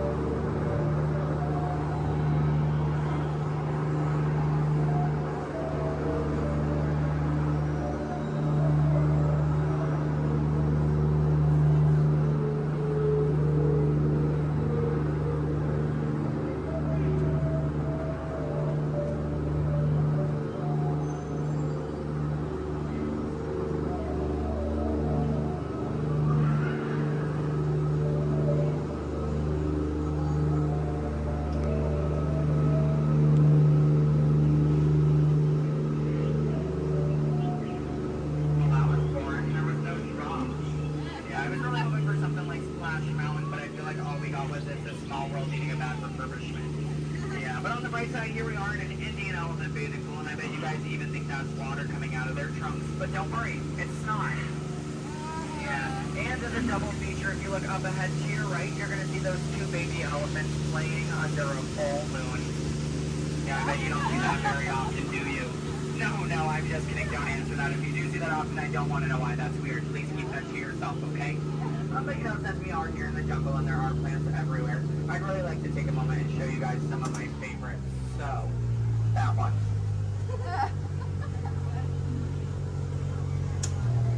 That one. Okay, pay attention everyone. The one right there with the green leaves. The one next to it. That one. Yeah, they're great, aren't they? Yeah, sorry if you wanted their names. I don't know any of them. I barely know how to do this thing forwards. Yeah, so I can only give you so much. But what I can tell you is I'm sorry to let you know we're coming up to the end of our cruise. And you know that's happening because look to your left. Now it's a gift shop. Everything at Disney ends with a gift shop. It's how we steal your money. Yeah, and it's our Lost Bound gift shop, which is sponsored by everything you've left behind over the last 5 or so years. So thank you so much for keeping us in business. I really do appreciate it. And if you're curious about who's in charge of this gift shop, I know it can be kind of confusing because there's a sign that says back in 15 minutes by Sam. That sign's been there for a few years. I have not seen Sam. I don't think he's coming back. It's also not those monkeys, because you know that'd be a monkey business, and we don't monkey around here in the jungle. That's completely unacceptable. It's actually that elephant. Because did you guys know that elephants have the best memories in all of the jungle? I wish I had a memory like that. It really helped me with my job. Oh, fun fact about is super impressive. We only grew up to 2, one on each leg. And if you don't get that, look at your legs, look at theirs, you're gonna see an extra pair. If you see any more than 2 legs on yourself, go to a doctor immediately. Yeah, that's not normal, okay? And then if you're looking in that gift shop and you see anything you like, you might notice we have a whole bunch of hats in all different shapes and sizes. Once you get off the ride, just ask one of us skippers about it because, you know, we're really great at capsizing. It's something I think we've honestly perfected. But what I can tell you is that if you did enjoy your time here today, my name is Skipper Kevin. I'm trying to give you my full name. And I do spell it a little weird, so I'm going to go ahead and spell it out for you. It is spelled H-E-L-P space M-E. Do it that way, you will, okay? If you did not enjoy your time here today, then you know what? That's unfortunate for you. You willingly got in my boat and wasted 10 minutes of your own time. My name is still Skipper Kevin. Thank you for leaving. And I think I would go one step farther to say that out of all of my cruises today, you've been the most recent. No, I'm just kidding. I'm just kidding. You've actually been outstanding. Especially those of you who just awkwardly stared at me for 10 minutes. It's been mutually awkward. Yeah, I'm not a robot plot twist. I'm not an animatronic. I can move my feet off the floor, and I can hear and see everything you haven't done since you sat down. And you know what? That makes us like a family. Because I take my own family after 10 minutes of quality time together. Look at that. She's even giving me a heart. This is why I have attachment issues. You're going to get out of my boat in about 2 minutes, and it's going to make me cry. You need to leave is what I'm going to say. So in just a moment, you're going to be outstanding on that dock. Yeah, it really is great. Oh, and while we're looking over at the dock, let's do a little bit of a dock orientation. Everybody on this side, this is where we're going to be getting out. So if any of your rebels are hanging out of the boat right now, leave them there, stay comfortable. But when we get over there, you might want to pull it in the boat because that dock is really hard to replace. Yeah, your elbow, I can send you to an urgent care lab dock. I don't have a contact card for it. I don't know how to replace it. But you're going to see those 2 docks in between the boat. I like to call them the paradox. Yeah. The 2 skippers, they're paradorks. Yeah, they really are adorable, aren't they? And you can tell them I said that. They're going to hate it, but I love it. Yeah, and thank you for saying I'm so funny. You're really inflating my ego as we speak. Yeah. I'm getting some compliments from you. She's falling in love with me. She's stealing my jokes. He's recording me. This is like a reality TV show. I'm better than the Kardashians. Yeah. Oh my goodness. And what do you do? What's your story? Do you walk across the country? Yeah. You do? That's I have insane. medals for it. Do you? Yeah. What kind of medal? Golden ones, silver. Do you sell them? No, I just wear them. You just, but, so have you not won any? No. You haven't, yeah, you're not wearing any, so I kind of assumed. Yeah. When you get one, are you just going to wear it all the time? Yep. Oh, are you going to name it? No. Why not? If it's going to be that important to you, I think it deserves a name. Why do you think your mother named you? I'm just saying. Okay, your story's boring me now. What is your story? Talk to me, Miss Epcot Center. She's wearing a shirt that says Epcot. Is that your story? Yeah. That's it? Yeah, and I'm sticking to it. That was a pretty short story. Yeah. It's been a long life. Short story for a long life. Something about that doesn't make sense. Oh, goodness gracious. My friend in the middle with the Leia shirt. Hello. Are you a Star Wars fan? Good to know. What's your story? Alabama? My friend's from Alabama. He's bald. He normally works here, but he's not. His name's similar to mine. It's Brevin. I'm Kevin. We also have a Devin and a Heaven. If you can, yeah. How do you think we feel? You hear us on the microphone, you just hear a name, all you hear is Evan. We all come flocking too. Yeah, it's great. Okay, my friends in the back, why are you so quiet? You're so quiet. Are you having fun back there? Just making sure you're not asleep. Your bucket has a little no. You're wearing sunglasses. You're wearing sunglasses. He's behind my engine. Can't see any of you. And then what about you two over there with the extra set of ears? How you doing? Thank you. Are the nicest one here. No one asked me how I'm doing. Thank you. You are all horrible people. Just know that. Just know that, please. Except, well, no, you can love me all you want, but that doesn't mean you ask me how I'm doing. You know what? I think I'm ready to cut our time a little short together. So, now this is a word for legal. Make sure your hands, arms, legs, and feet are inside the boat. Parents, supervise your children. I don't have any, I don't want yours. Children, supervise your parents. I don't trust them, neither should you. And that number 2 they're holding on means that we have to do this 2 more times because you guys just didn't make me feel good enough about myself. So hello everybody, welcome aboard the world famous Jungle Cruise. My name is Skipper Kevin and I would never do that again. That's treacherous. The only thing I'm going to do is make you 2 times farther from the exit for your inconvenience. You're welcome. And I really would like to tell you what my parents told me on my 18th birthday. They looked at me and they didn't say, Skipper Kevin, happy birthday. Why are you staring at me? That's all they said. Okay, well now that you guys are just doing weird things, get out. Goodbye. Yay. Stop. Okay, don't stop. I need it. Yeah, guys, give me a standing ovation. I am a middle child. I love validation. Yeah, thank you. Please keep all hands, arms, feet, legs inside the boat and watch your children, or the crocodiles will. So who came to see some danger today? All right, we got some takers. It's right there, big white letters. Good thing I can read. You might have missed all signs of danger. Oh, look at this to the right. You'll see our first sighting of wildlife here in the jungle. Right there's a prime example of why some wildlife destroy their children at birth. We're now approaching ancient Cambodian shrines built by ancient Cambodian Shriners. This place is loaded with crocodiles. Speaking of crocodiles, to the left you'll see a Bengal tiger, known to jump over 25 feet, but don't worry, they're like 15 feet away, he should jump right over us. Watch out for Ginger, Ginger Snap. She's one tough cookie.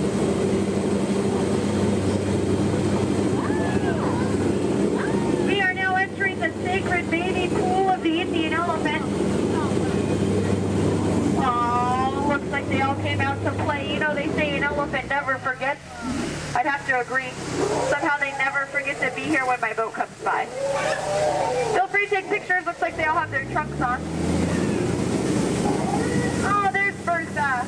She's been in that shower so long you can tell by all her wrinkles. Oh, look at Squirt. Hi, Squirt. Uh-oh. That's why we call him Squirt. Here we go. Oh no, get down, I'm not kidding. I'm just kidding. Little dry humor. Oh, that looks dangerous. Let's get closer.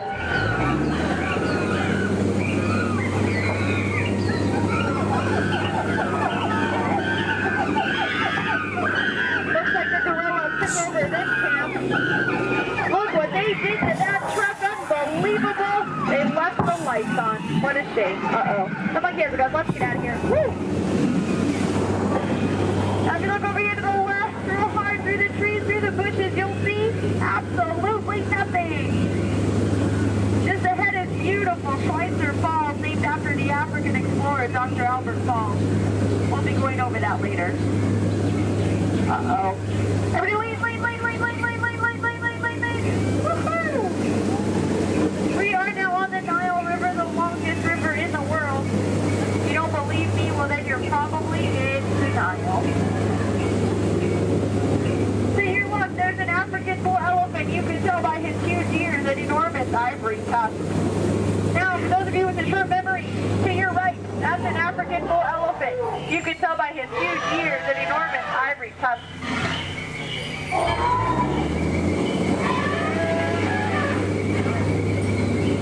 We are now in the African belt where the hand of man has never set foot. Aww, look at the pride of lions protecting the sleeping zebra. That's how zebras sleep, on their sides, eyes open, surrounded by lions. He looks dead tired. We'll let him rest in peace. Oh no, there's that lost safari they were looking for. I told them not to mess with the rhinos. They always get their point across. In the end. Seems to be the low man on that totem pole. And now we're off to the infamous pool of the hippopotami. These creatures could easily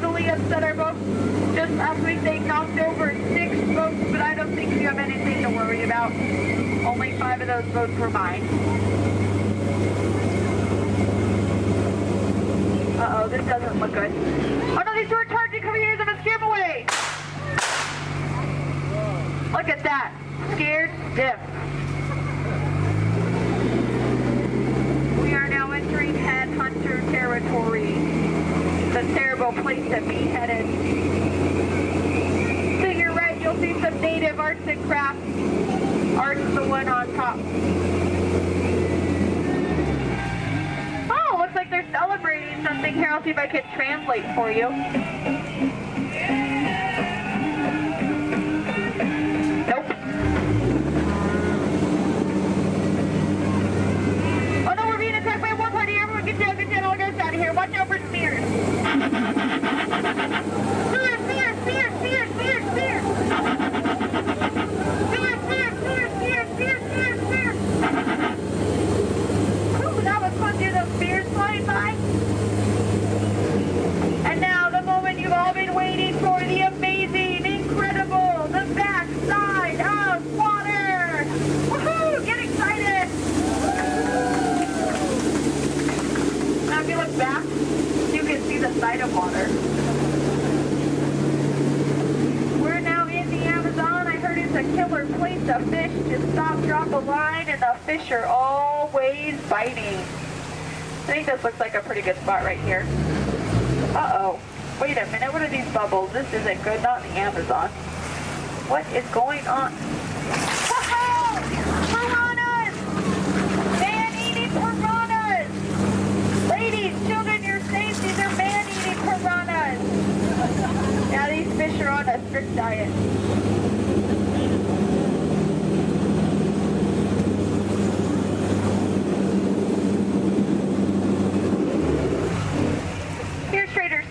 He's our head salesman here in the jungle. Business has been shrinking, but it looks like he's having a special today. 2 of his heads for just 1 of yours. Any way you slice it, you'll come out ahead. Trader Sam's actually...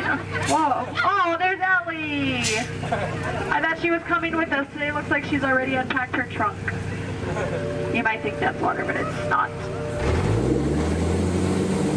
And now for the most dangerous part of our journey, the return to civilization. I don't know how, but you just survived the jungle cruise. Woohoo! Please keep all hands, arms, elbows, fingers inside the boat. Don't want you to get caught between the boat and the dock. That could really, really hurt my boat. Well, here we have Matt and Matt. They're going to professional elbow grabbers to help you out today. All right.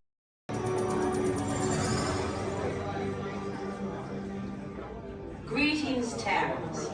I am Nova Prime Irani Rayan, commander of the Nova Corps.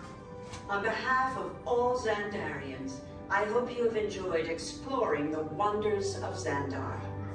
As you have seen, your world and ours were born of the same moment, one which you refer to as the Big Bang.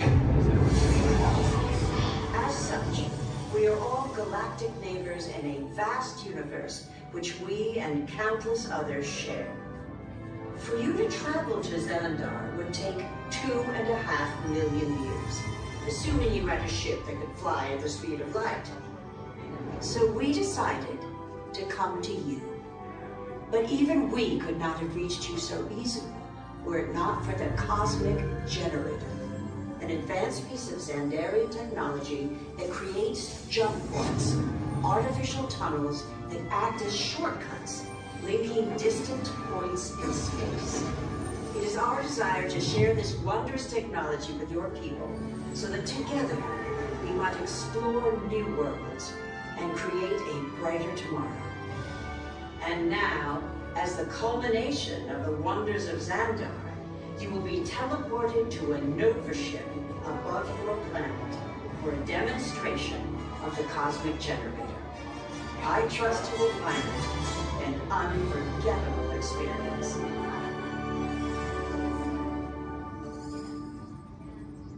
Welcome, people of Epcot, Epcoters, Epcotians, citizens of Epcot. Does anyone know what they call themselves? What? I'm on? Someone needs to tell me when I'm on. Epcot Terrence. I am Centurion Talmeric, and we're just about ready to teleport you up to the ship for the demonstration. As you're about to enter a secure Nova area, I must ask you to put away your Terran communication devices at this time. Recording of any type is strictly prohibited. I am very serious about this.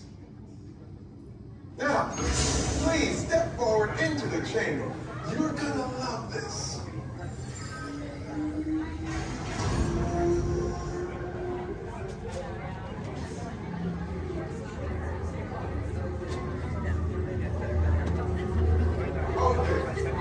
Before we begin, I should warn you that we have never teleported Terrans before. But since your molecular structure is very similar to Xandarians, it should work. It'll work. So long as you are standing inside the lighted ring. You do not want to know what happened last time someone did not stand where I told them to, okay? Stand by for teleportation.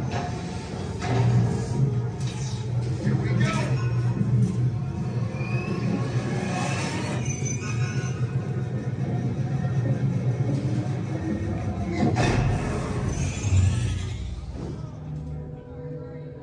You made it.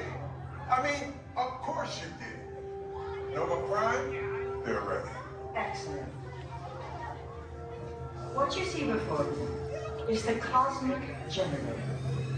And in just a few moments, we'll be activating it so you can experience for yourself what's happening. I'm not sure. Our power's out. And the cosmic generator is gone. Cheerio, Monarch. Go to Code Red. Prepare the fleet. And call the Guardians. Now. There is no cause for alarm. Turn off that alarm. I've got an important transmission coming in. Hey, what's up, Nova Corps? Our cosmic generator has been stolen. What? How?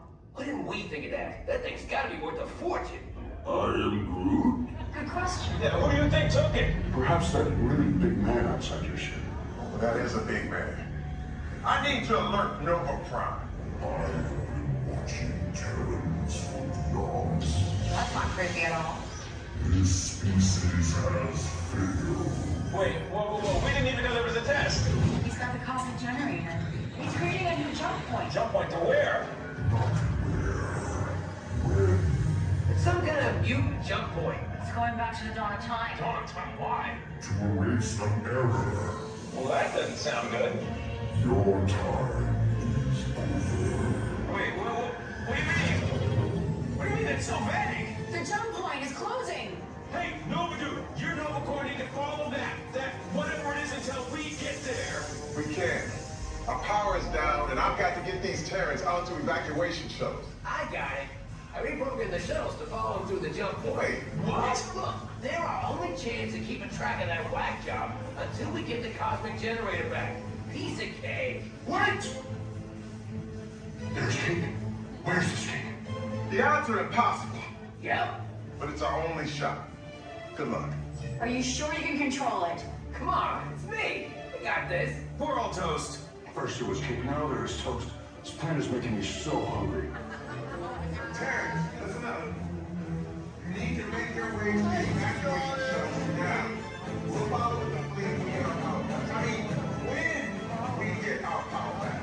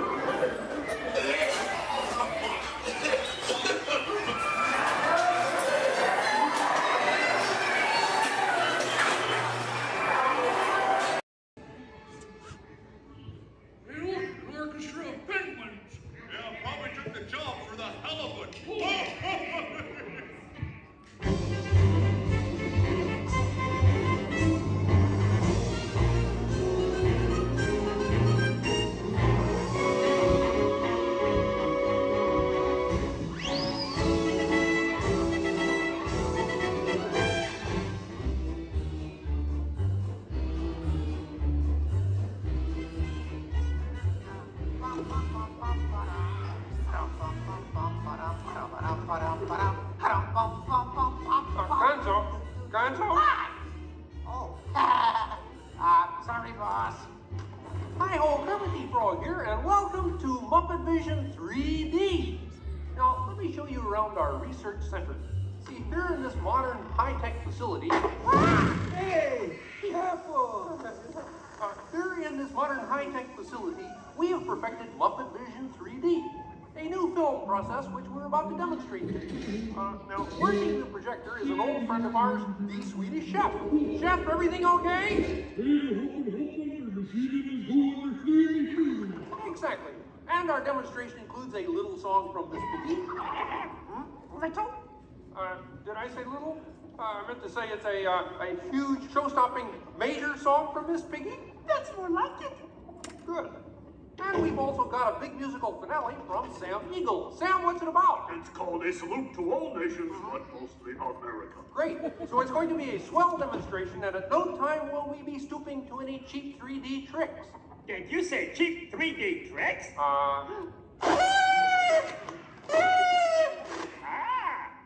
And here's something I wanted to spring on you. Walmart, it's that dumb bear again. Yeah. Hey, Bear, you're not even funny in 3D. Oh, not you guys. How did you get here? We entered a contest. Yeah, we lost. Oh, yeah? Well, my new 3D act's gonna shower you all with humor. Waka waka. He's trying to drown us. What kind of act is that? An act of mercy. Listen, better luck next time, Fozzie. Okay? And now, if you'll come this way, I can show you our secret laboratory. You see, we invited distinguished scientists from all over the world to come and work here. Unfortunately, none of them showed up. So instead, I'd like to introduce you to the guys who invented Muppet Vision, and they can show you some of their... right now, I'd like to turn you over to Dr. Bunsen Honeydew and his assistant, Beaker. Well, thank you, Mr. Kermit. Today, let's look at the advancements we've been working on for Muppet Vision. Beaker, would you turn on the machine?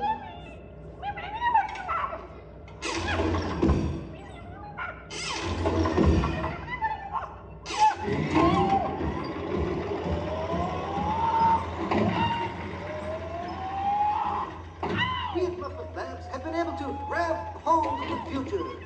The wheels of progress turn swiftly here as we strike upon ways to bring science safely to you.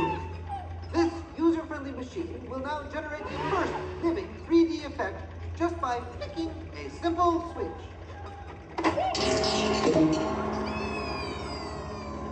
I'm Waldo, the spirit of 3D. Thank you. Here. Ooh, cute outfit. What's this? Don't you just hate it when your nose runs?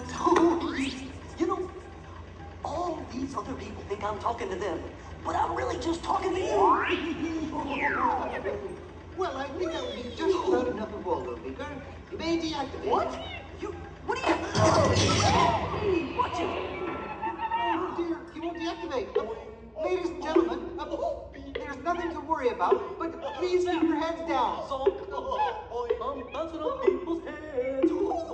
Beaker, activate the inflatomatic. The what? You... Oh! Beaker, hurry.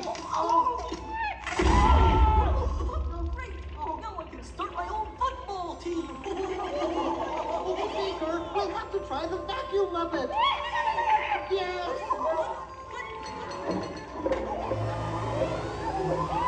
Ladies and gentlemen, for your own safety, please rest your armrest firmly.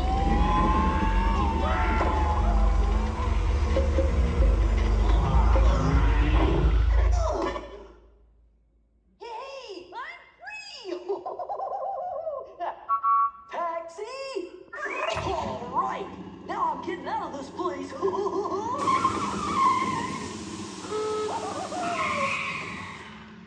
This way, folks. I'm sorry, but Muppet Labs seems to have been temporarily sucked up. But, now what is that? Hey, Kermit, see, it's my new remote control banana green pie. Hey, Kermit, watch this. What?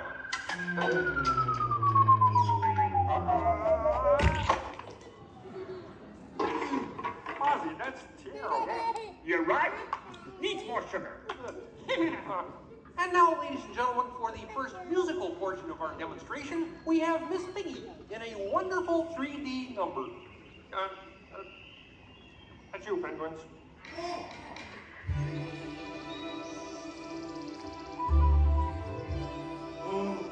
Doesn't that look beautiful?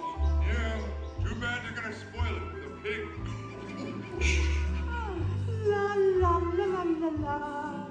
Oh, sun shining bright above you. Soft breezes seem to whisper, I love you. Birds singing in the sycamore tree.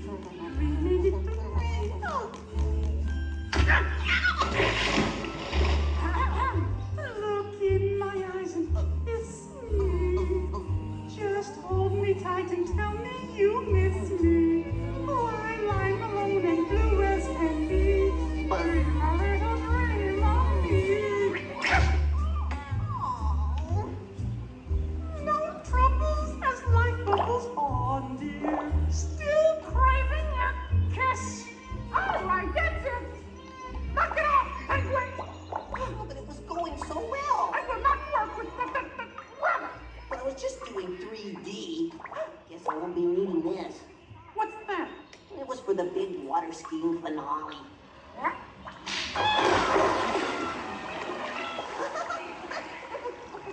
Peabody, what are you doing? What do you mean? You are ruining this film. Well, I was Get just out. trying to Get help. out. I didn't mean anything. Go away. Go away. Does anybody know the way out of this film? Hey, you got a map down there? Well, you come with me if you like. I just got fired and I'm running away. Terrific! Let's go. Okay. Hey, Bean, what's up? I'm going away. Forever. Oh, great. Could you give me a sandwich? Would any of you people like anything? I mean, since he's going out, he could forever? Bean? Bean? Oh, Kermit! Kermit!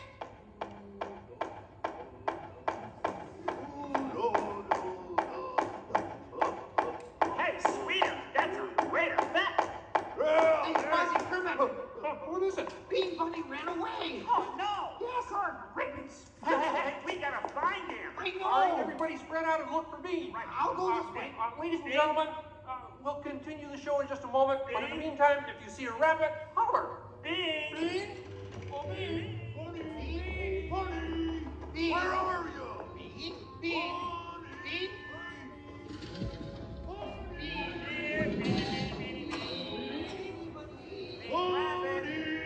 Hey, what's all the commotion about? Bunny ran away. Well, you know what that makes him? Smarter than us. Anybody seen a bunny? I don't see a bunny. Where? Where? Oh, nothing up there but a bunny. A bunny? Me! Hi, sweetie. Hey, Kermit, look! What? Bean, what are you doing out there? I'm running away. Nobody would let me help in the movie. Oh. This is a very moving moment. Yeah, I wish they'd move it to Pittsburgh. Hey, Bean! What are we doing sticking around here? Let's burn rubber! Who's that? He's Walt, his 3D friend, and we're both leaving the movie. Right. Look at Bean! If you leave, you'll miss all the fireworks! Right, yeah! Fireworks? Ooh. Okay, I'll stay. But I want to help. Gee, is there anything Bean can do in the final number? Oh, gosh, maybe Bean could set off the fireworks. That's great! Yeah, and I'll stay and help. I love fireworks! Well, okay. Sam, are you about ready? Yes, it's a glorious 3-hour finale. You got a minute and a half. Okay, everybody, get ready. Ladies and gentlemen, the Muppets proudly present the final demonstration of Muppet Vision 3D.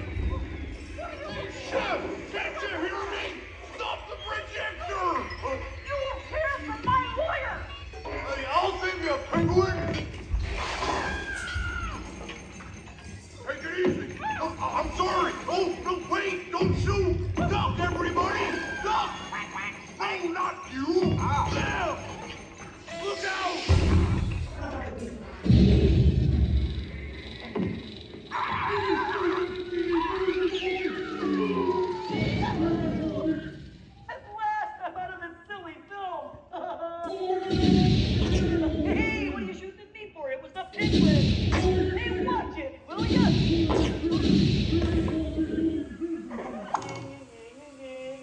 You could hit me with a cannon? Hey, everybody, he's got a cannon!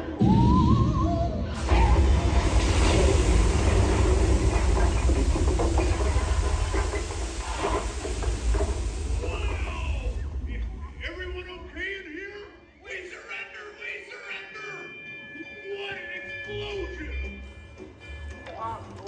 Ladies and gentlemen, I'd like to apologize for our slight technical difficulties, but I do wish to assure you that no one was hurt and this theater suffered only minor damage. So thank you very much for coming to see this demonstration of Muppet Vision technology, and enjoy the rest of your stay, and come see us again sometime.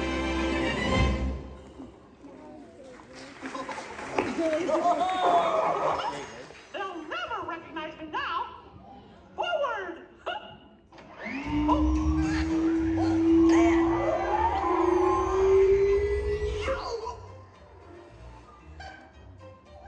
Cute ending. Well, what do you think? We have time to go to the bathroom before the next show? We can't, you old fool! We're bolted to the seats! On behalf of Kermit and the gang, thank you for joining us. Now please gather your personal belongings and waka waka up those exit doors to your right.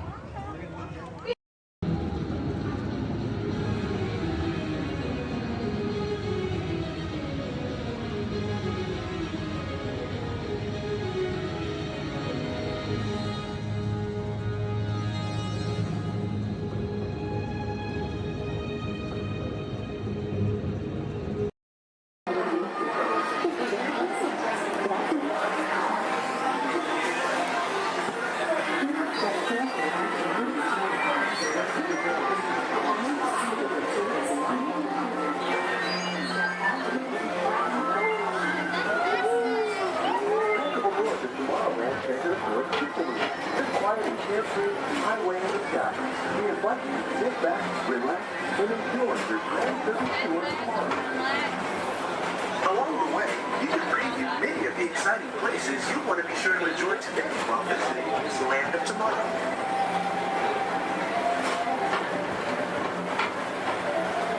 The People Mover is the perfect vehicle for people watching, so keep your eyes peeled. You never know who you might see.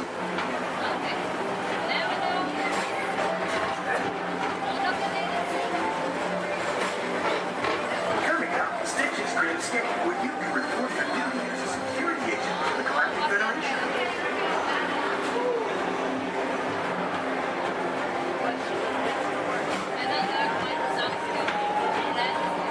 Your mission is to keep X-Ray 626, the biggest little mischief maker in the galaxy, under control.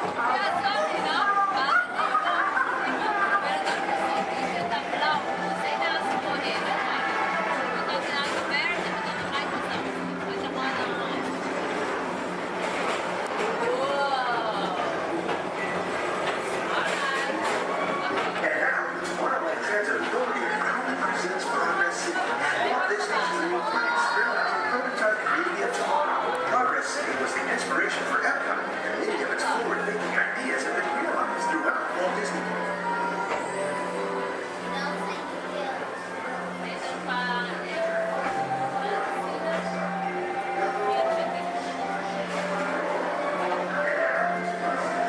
If your future includes shopping, then you'll want to visit Lindy Star Traders, where you'll find the greatest goods from around the galaxy. That's right, it's out of this world. Come on.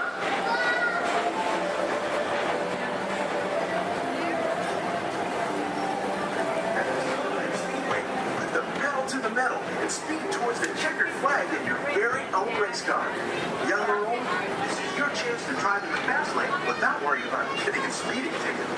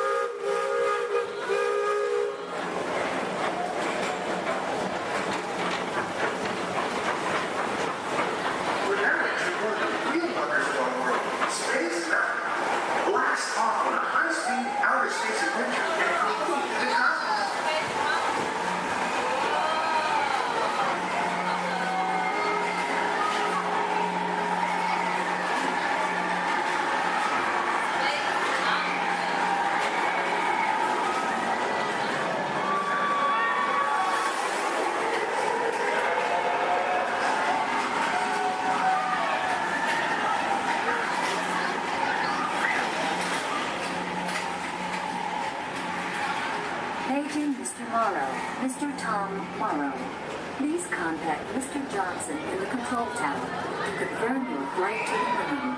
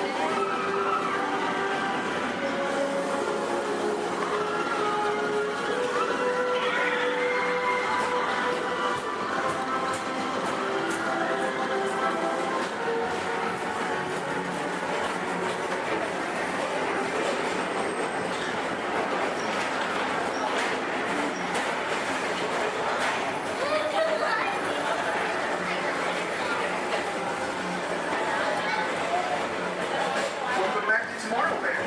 Be sure to visit Space Mountain while you're here for an adventure that's out of this world.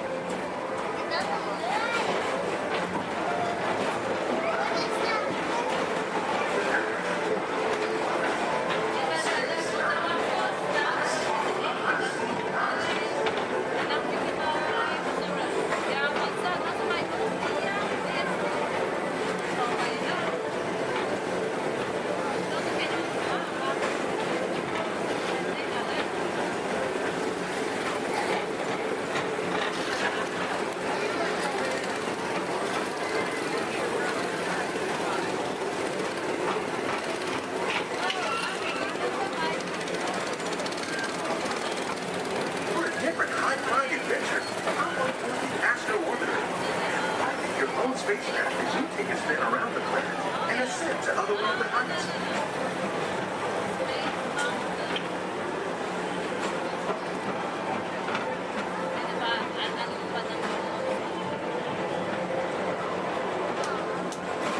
We're now approaching Walt Disney's Carousel Progress. Inside this rotating theater, more families welcome you into their homes of yesterday and today, starting way back at the turn of the 20th century.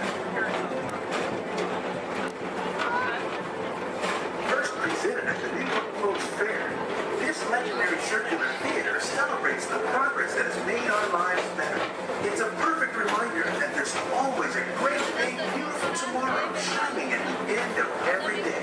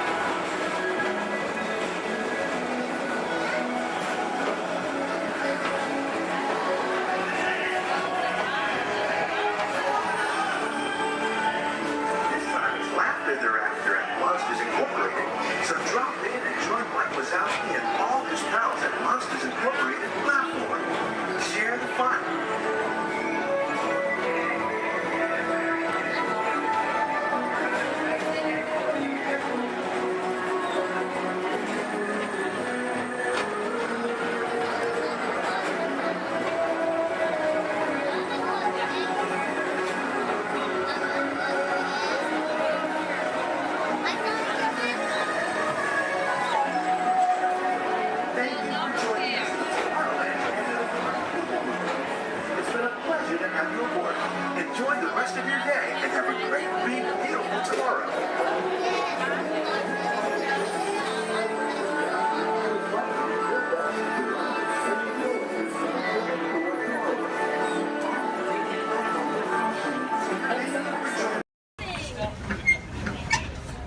Look up above your heads, you'll see an animal identification guide. It's going to help you spot some of the different species we may see on our safari. We won't see all of them, but we usually have pretty good luck. First stop. Hey, Twin, we have the off-clear twin day. That means let's go. Job over. My name is Derek. I'll be your driver today through the Harambe Wildlife Reserve. Is everyone having a good day so far? Yes. Great, that's good to hear. Hopefully it gets even better from here. If you have any loose articles like phones or cameras, make sure you hold on to them. If you drop them, I can't stop and get them. Also, if you have a camera, I recommend keeping it out and ready. We can't stop for all the animals we see, and if we do stop for them, they don't always stop for us. It's the best way of getting a clear picture of them. During our entire journey, I do ask everyone, please remain seated at all times. Keep your arms and hands inside the vehicle. This includes children. They can sit on your lap, but they can't stand out or anywhere else, just for everyone's safety. Our first stop here today will be the Little Ituri Forest. It's home to some very shy animals. I like to use the vegetation around them as kind of a natural camouflage. When I see animals, I'll point them out and talk about them. If you see any, there's a spotting guide up above you. I'll help you identify what you're looking at. We won't see everything up there, but hopefully we can see most of them. We're going to start off strong after the right-hand side. There's some animals up on the hill there with striped legs. They kind of look like zebra, but they're not related to zebra at all. Actually, the only living, no relative of giraffe. They're called okapi. They're extremely shy, recluse animals. They're so shy they weren't even discovered by Westerners until 1901. Just like giraffe, they have really long tongues to help them reach their food.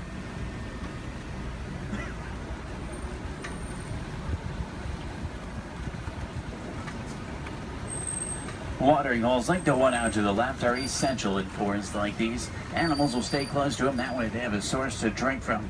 If you look straight across the water up on the ledge up there, you'll see a black rhino. Actually really rare to see. They weigh about 3,000 pounds, charge about 35 miles an hour. They're virtually indestructible animals except in the hands of humans. Due to poaching, there's less than 5,000 of them left. They're poached for their horns, which don't have typical bony cores. They're made of the same material as their hair and nails. That's all they're poached for. The bird out to the right is called a saddle-billed stork. They get their name from the saddle shape on their bill. They stand about 5 feet tall, have a wingspan of about 9 feet. They're very unique birds that travel in pairs of male and female together, pretty much just the two of them their entire life. Females have yellow eyes, males have brown.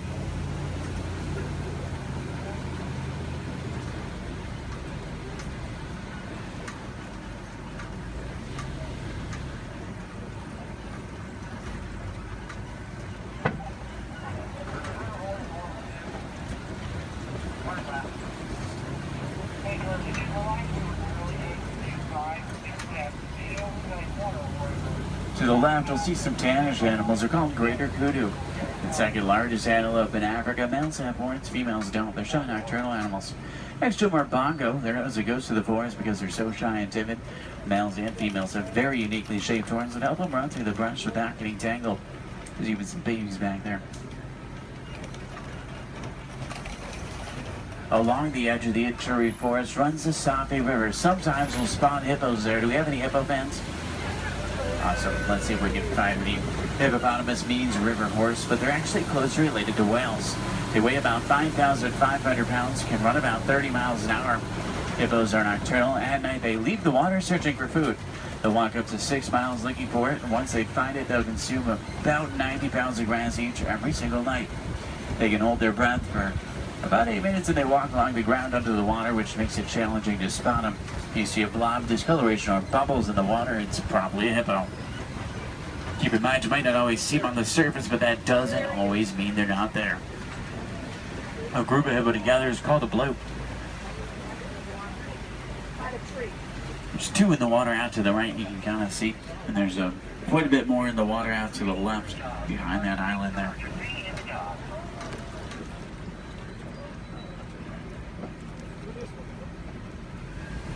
On that middle island are pink-backed pelican. They get their name because they turn a pinkish color during mating season and nest up in trees.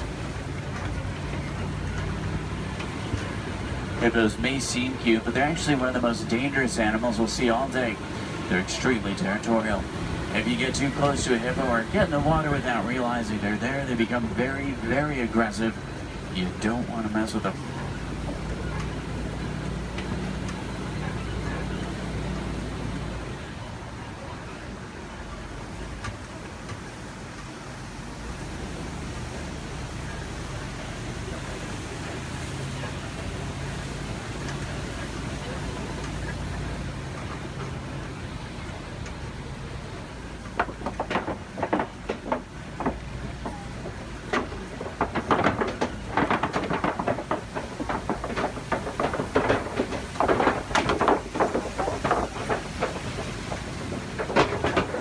Now, do we have any favorite animals we're looking for today? Giraffe fans? Maybe a few. There's babies out in the reserve. What about elephants? Some elephant fans. Any lion fans?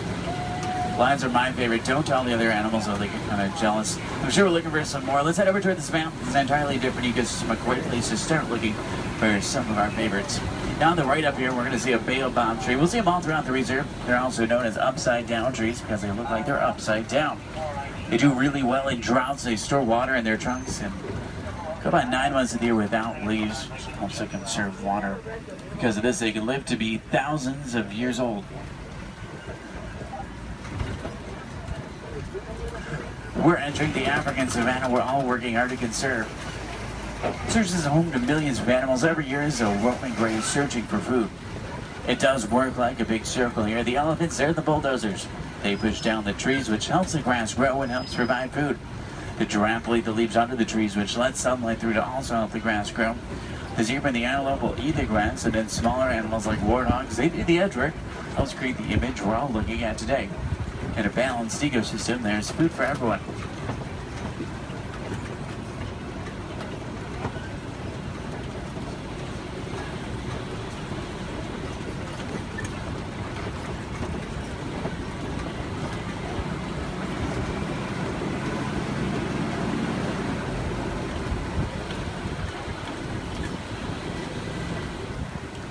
You look under the big tree out to the left, kind of in the grass there, you'll see painted dogs. They're also known as wild dogs. They're not your typical dog, though. They're actually the most successful hunters in Africa. They're more successful at hunting than the big cats, including lions. They rally before they hunt. They'll hunt in the morning and the evening. They follow their prey until it drops them exhausted.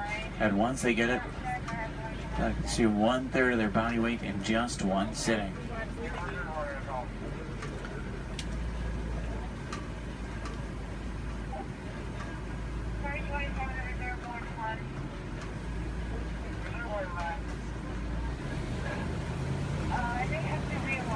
On the left, you'll see Patterson Zealand lying down by the trees back there. They're actually the largest antelope in Africa. They'll stand about 5 feet tall. Their shoulder height can weigh up to about 2,000 pounds. They can jump up to about 8 feet in the air. Both males and females have spiral-shaped horns on their head. The orangish mounds we're passing are called termite mounds. They're hard as concrete. Elephants use them as scratching posts. Once they wear them down a little, antelopes stand on top of them. That way they can see predators like lions approaching. Inside each mound are millions of termites. There's also a series of tunnels and canals that help them to move.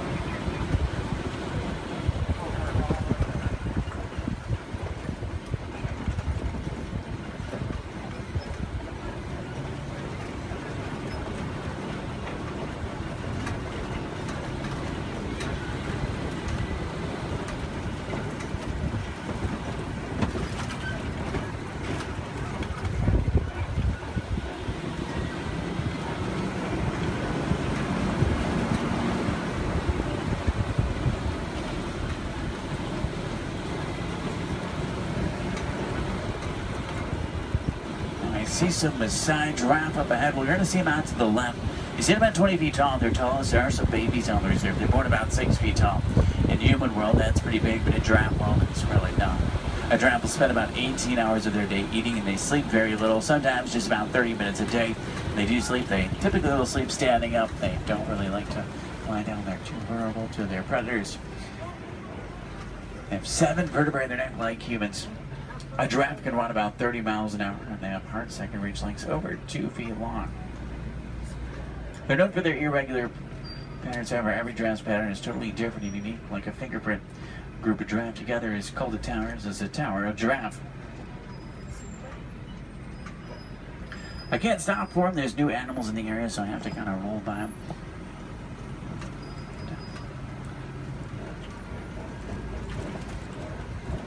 I see a lot of down trees up here as well. That's normally a pretty good sign. There's elephants nearby. Elephants are extremely social creatures as well.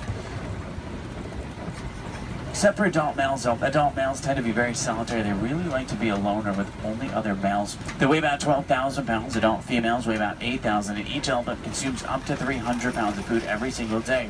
When you think about it, they're eating, it's mostly grass and leaves, so that's pretty impressive.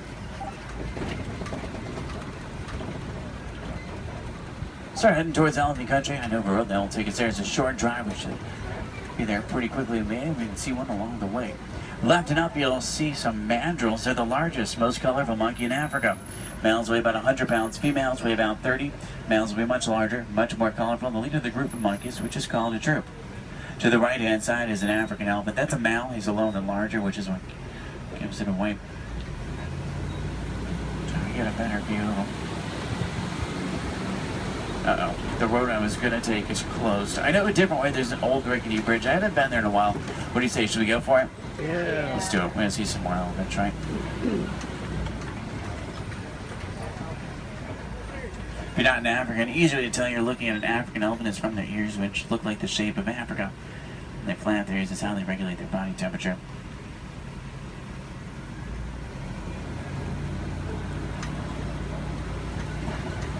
Trying to find some more. I just hope they worked on this bridge. Last time it was pretty bumpy. Almost. Everyone made it. It's a little worse than I remember. The good news is there's still a few parts of it connected. Is anyone on board Scared Heights? If you are, just close your eyes like me. Steady. Oh, they tried to fix it. I see a new patch of duct tape. That stuff really can't fix anything.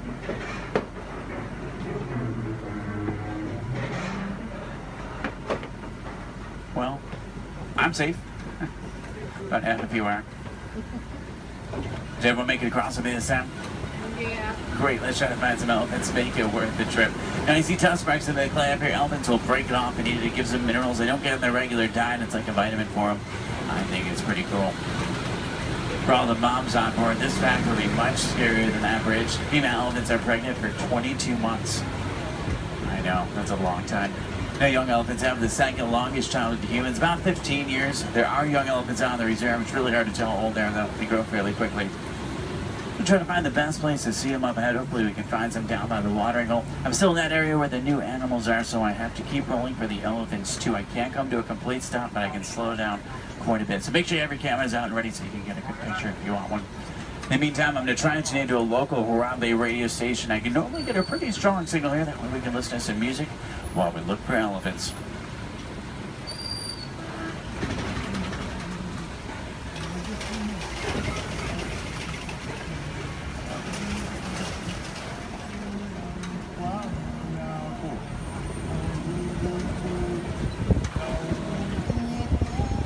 I think most of the herd is down by the watering hole, which is great news for us. Normally that's a pretty cool view.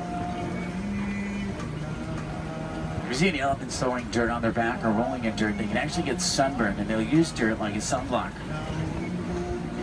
Both male and female African elephants have ivory tusks, which I want their pouch for.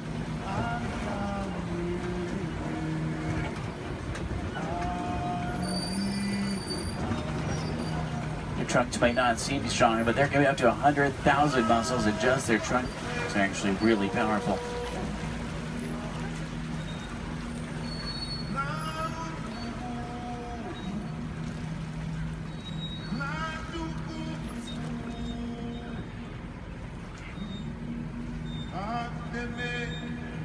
Out to the left are greater flamingo. They're born gray, but after about a year of eating brine shrimp and other seafood, they turn the pinkish color we see right now. The chemical in the shrimp that turns them pink is beta-carotene. Does anyone know you call a group of flamingo together? It's called the flamboyants. It's pretty funny. They're also known as a stand. I guess flock is just too simple for flamingo.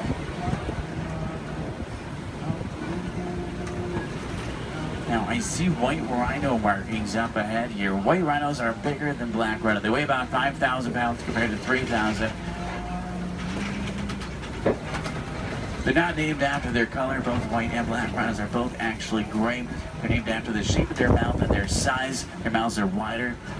They're named after the African word white, which means wide, but it's translated into white. Let's see if we can find any up ahead. Looks like they might be moving around a little bit. In the meantime, out to the left, we do see some zebra.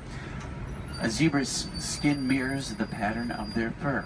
Their hind leg is so strong that with one kick it could break a lion's jaw. Zebra are also blind runners, which means if they get scared or spooked and start running, they can't see. They'll run in any direction and hope there's nothing in front of them. The little brown animals out to the left are called bontebok. They're related to wildebeest. At one point, there was only about 17 total bontebok left. They were put on reserves and safe farms. Now they're doing much better. They're poached for their coat, which has a very unique coloring to it. They're extremely gentle animals.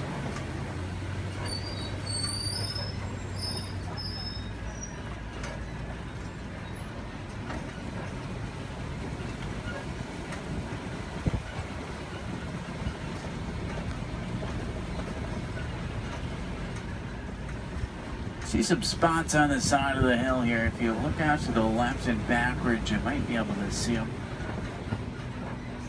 It's kind of a tough angle. There's some up ahead as well. These are a little bit easier to see. These are Cheeto. Cheeto are at an average speed of 60 miles an hour. Their daytime hunters have phenomenal vision. It takes them about 3 seconds to reach that 60-mile-an-hour mark. Once they hit it, they can only run it for a short distance. If you look out to the left, you'll see them lying down. It's really hard to see them. They blend in well with the sun and shade combination. Does anyone see them over there? They're kind of, if you look out to the left and then to the right a little bit, you'll see them into the bushes. They're in this direction, this way. Can you see them? I know, they're really hard to see. They're camouflage. They're not powerful animals, they're speedy animals. If they come across an animal that is powerful like a lion, they'll turn around and run the other way. Speaking of lions, I see a Kobe rock formation up ahead, which is a good place to look for them. Lions are inactive about 20 hours of the day. It doesn't necessarily mean they sleep all day, it just means they really like to lay around a lot. You can hear lions roar for up to 5 miles. Females are the hunters. Males typically stay back and protect the pride. At night, a lion's vision is 6 times stronger than a human and helps them hunt. They're rabid hunters, so they hunt what they see moving. If there's something standing still, they may not even notice it. In Swahili, lion is Simba. I know, what a coincidence. If there's any wilderness explorers on board, you're on the Simba 1. That's SIMBA1, page 13 of your handbook, Simba 1. There's a crash of rhinos out to the right. You can get a pretty cool view of them. There's even some babies. Babies stay pretty close to mom. Keep in mind, mom weighs 5,000 pounds, can run 35 miles an hour. So if you thought your mom was scary when she's mad, these are a little scarier. Left it up is a pride of lion. There's a male. Look higher, you'll see a female. She's way up on top of the rocks up there. Extremely graceful animals, but they're also very powerful. Get that sense when you're around them.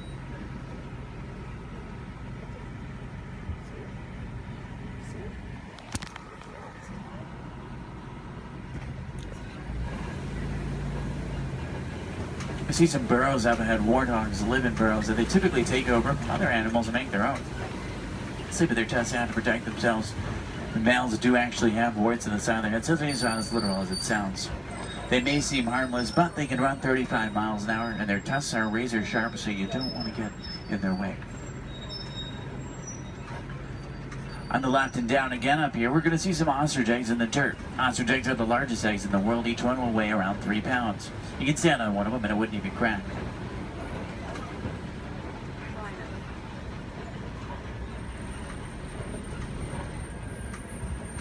If you're wondering what Disney does or what we can do to protect some of the animals we've seen today, the Disney Conservation Fund has been doing research for a long time. And a good example of something we've learned is elephants in Africa migrate quite a bit. There's a problem though, they're migrating onto farms and taking crops from farmers, and the farmers did not have a non-violent way to stop it. Fences don't work, elephants plow right through them. So Disney went over to try to help their conservation partners find a solution. They found out that elephants are terrified of bees. So they created beehive fences and installed them in Africa. This not only keeps elephants out of dangerous territory, it also benefits the farmers. They can make extra money from the honey. What we can do is recycle old technology like cell phones, cameras, and computers. We can also just learn more about these animals, because the more we know, the more we can help, just like elephants and bees. The animals to the left and right are called scimitar horned oryx. They get their name from the scimitar-shaped horns on their head. They're on the critically endangered list. I think their horns are pretty cool.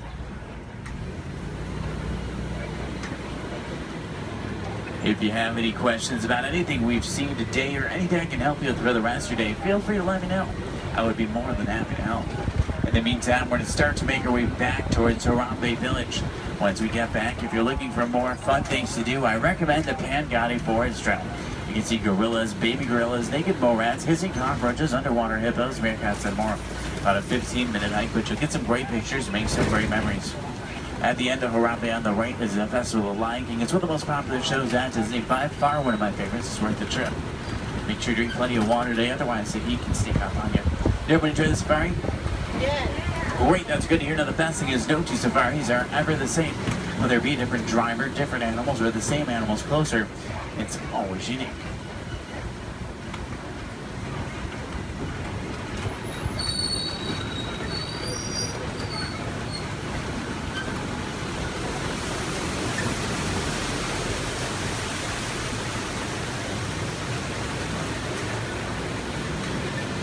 Here we say Asante Sana, say thank you so Asante Sana for joining me today. It's been a pleasure having you. If you enjoyed it, my name is Derek. If you didn't, names really aren't that important. Hopefully you did. I think we saw some pretty cool animals. Hopefully we got to see some of their favorites. If you're looking for tigers today, check out Asia. Sometimes we'll spot them on the Maharaja Trail. If you're looking for crocodiles, head over to Dinoland. You may be able to spot them there. The American crocodile. Sometimes you'll see them there.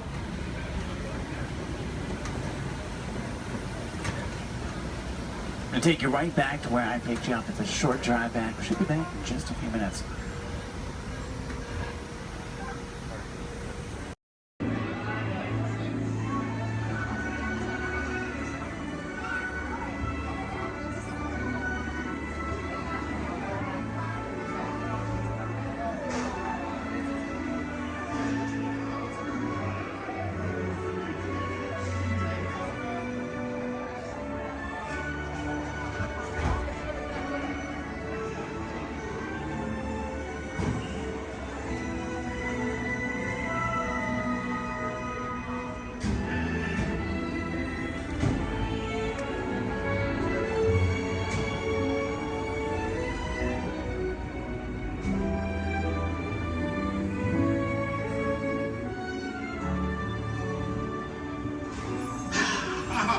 Voilà, venez, venez, venez, suivez-moi, je vous prie.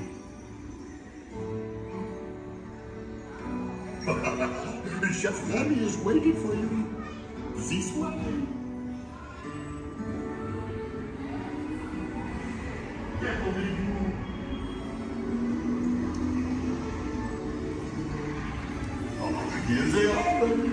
Des invités pour le dîner. On n'aurait pas idée en commun? Non. C'est tout, hein? Tout simplement. Voilà. Mais oui, that's it.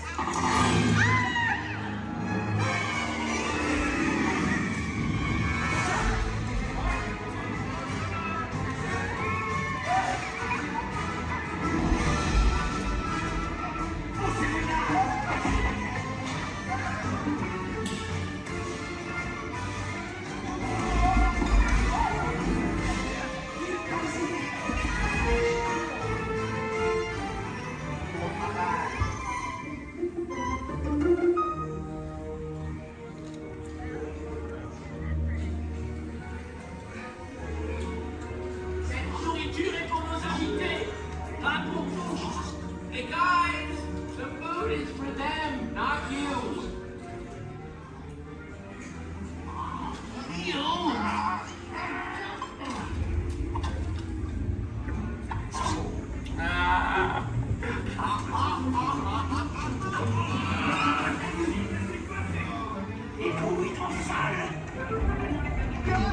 Oui, what are you doing? Que manigancez-vous? Out of my way!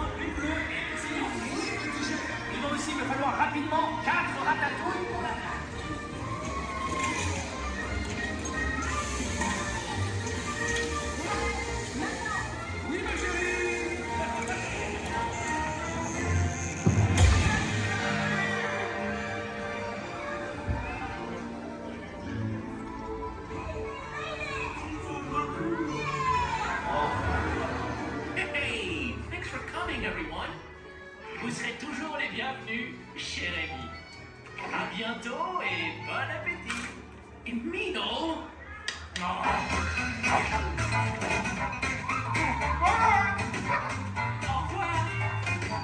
Never for you, ain't this way. You are always welcome at Mr. Shady Levy. Over.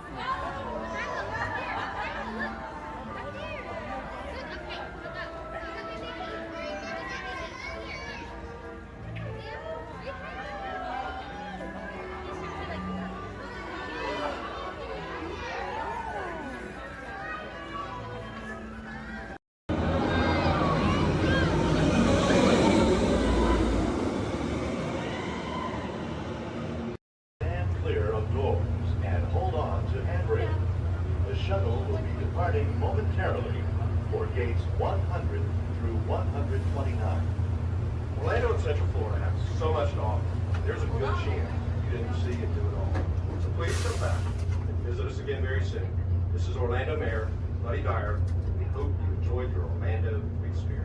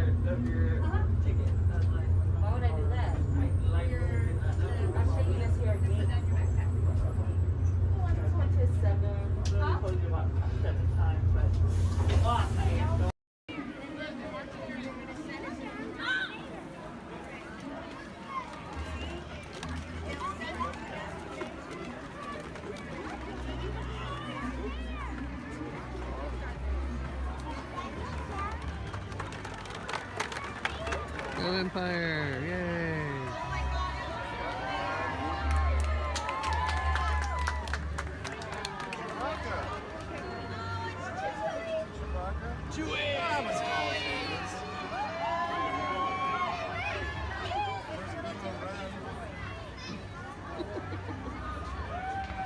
Hello, what's up? Hey. Oh, what's that?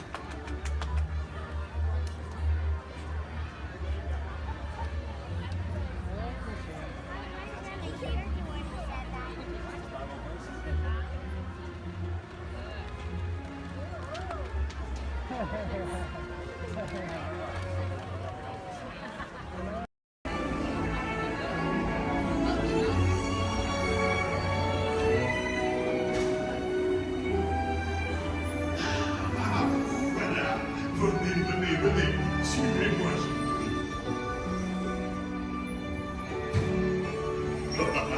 Your chef Rami is waiting for you. This way.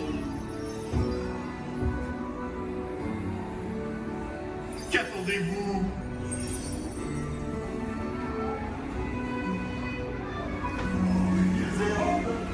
Des invités pour le dîner.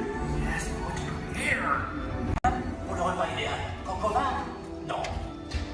A simple omelet? Too simple. What? Mais oui, that's it.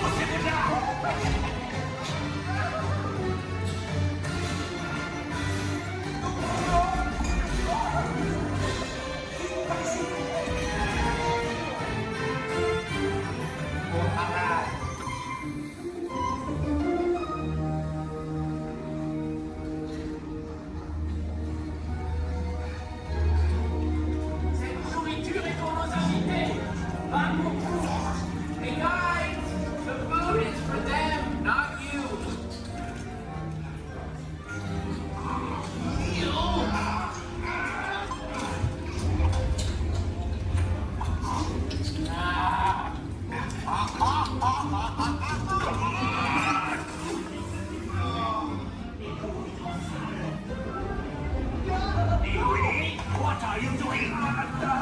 Que manigocez-vous? Out of my way!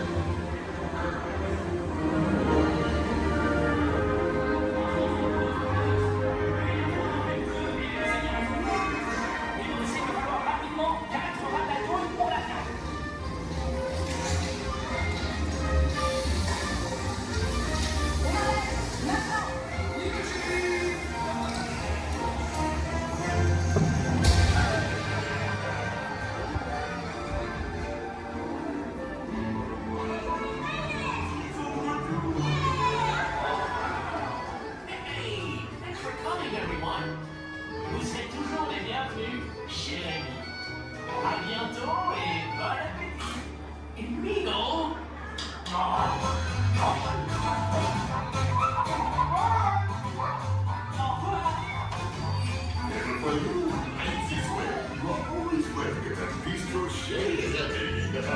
Hola.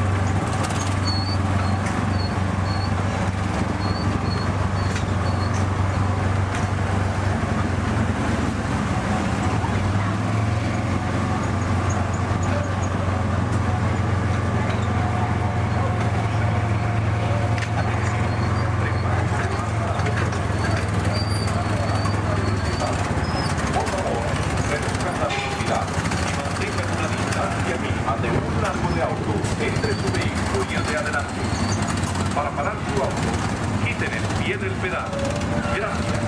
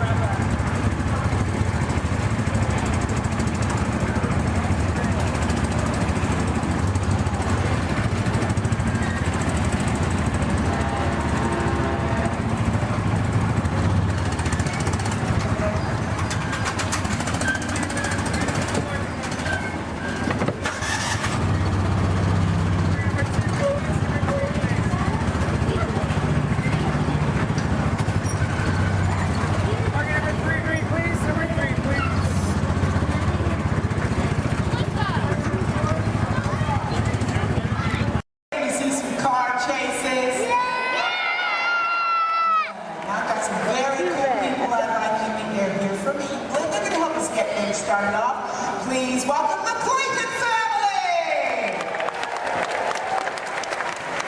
And we're going to get everybody in the mood by showing you a few gags from some soon-to-be classic action movies. So, cue, Clayton family. Nice! Action! Perfect.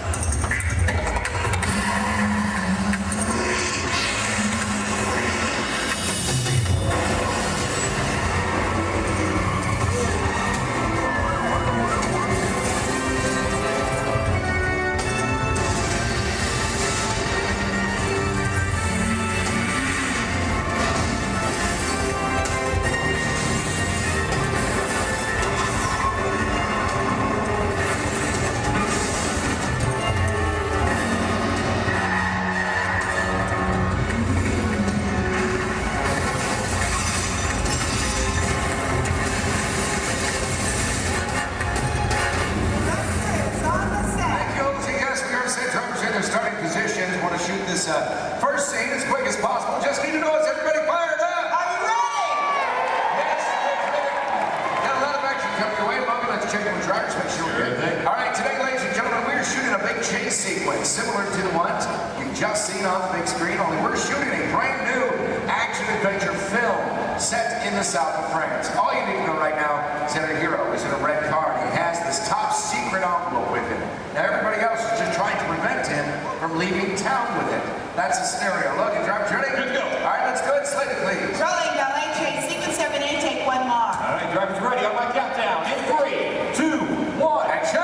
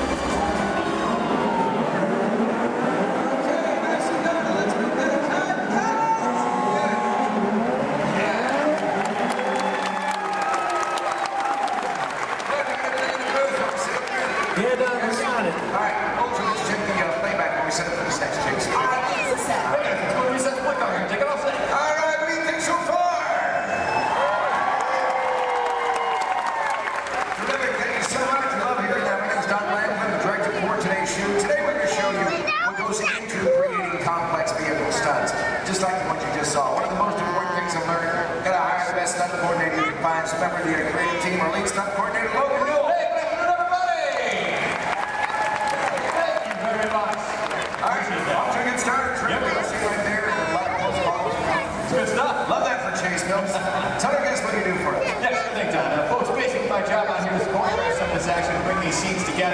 With our stunt team, our director here, but biggest responsibility is safety. Absolutely. We talk safety every single day here with these extreme stunts. It's our number one priority. But it's critical. The drivers make it look easy on here. There's a lot of planning that goes into everything we do. In fact, I better get on.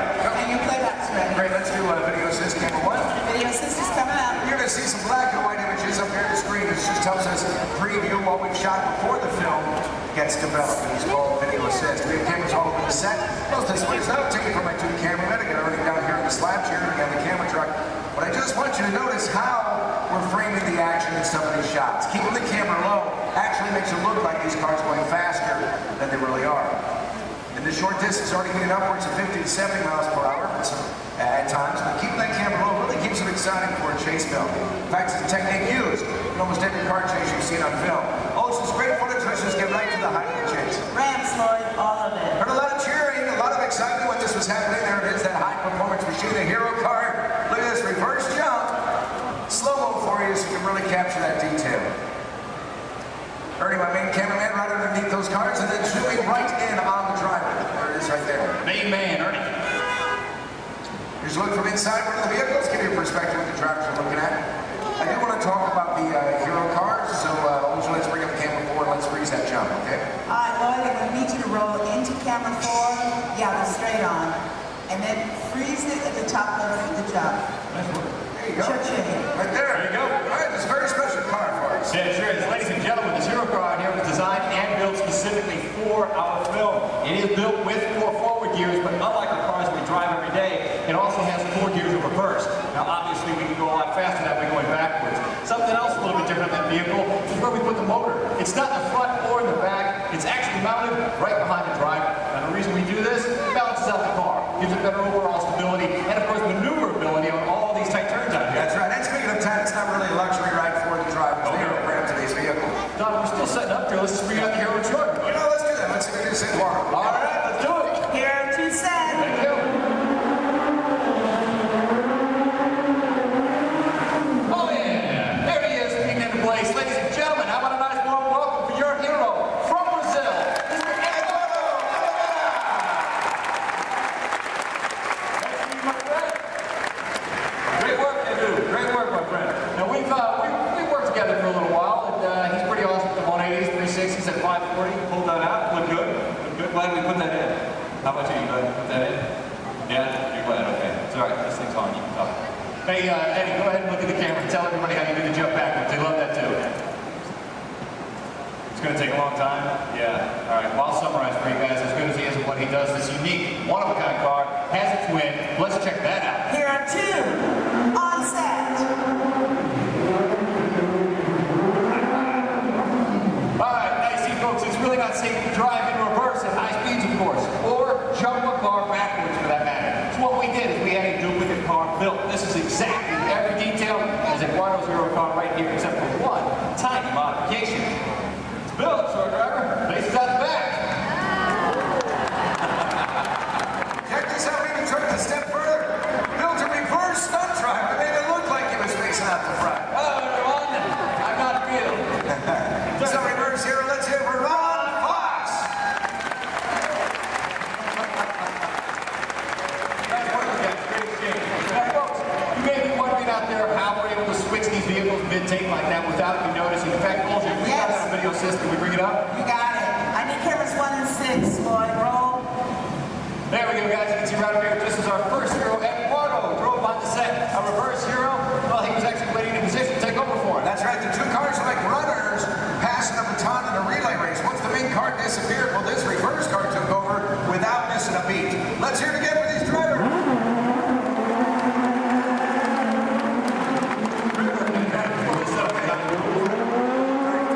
Coming up, we're going to put you in charge right now. All right, ladies and gentlemen, I have a very special treat for you. We've prepared a tribute to Disney's original action movie star. He's made a lot of films for the studio. He's lovable, cute as a bug, and I understand he does all of his own stunts. Do you know what I'm talking about? Yeah, so let's check him out in action. Roll film for me, Lloyd. Thank you.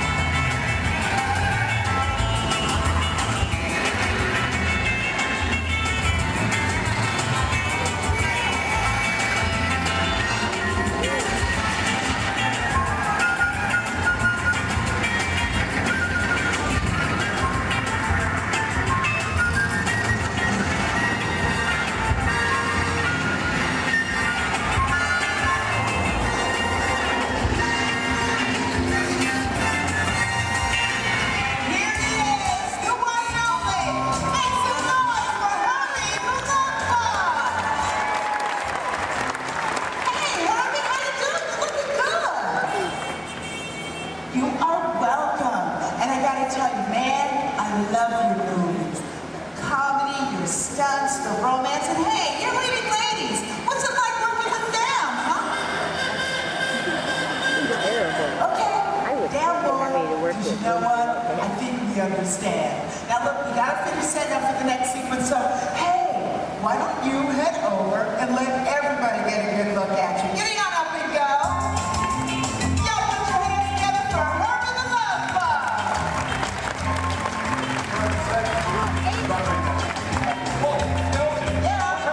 Send it over to say hi to everybody. Okay, well, I've got some folks in the title on the top of one product. Hurry, go now, hurry,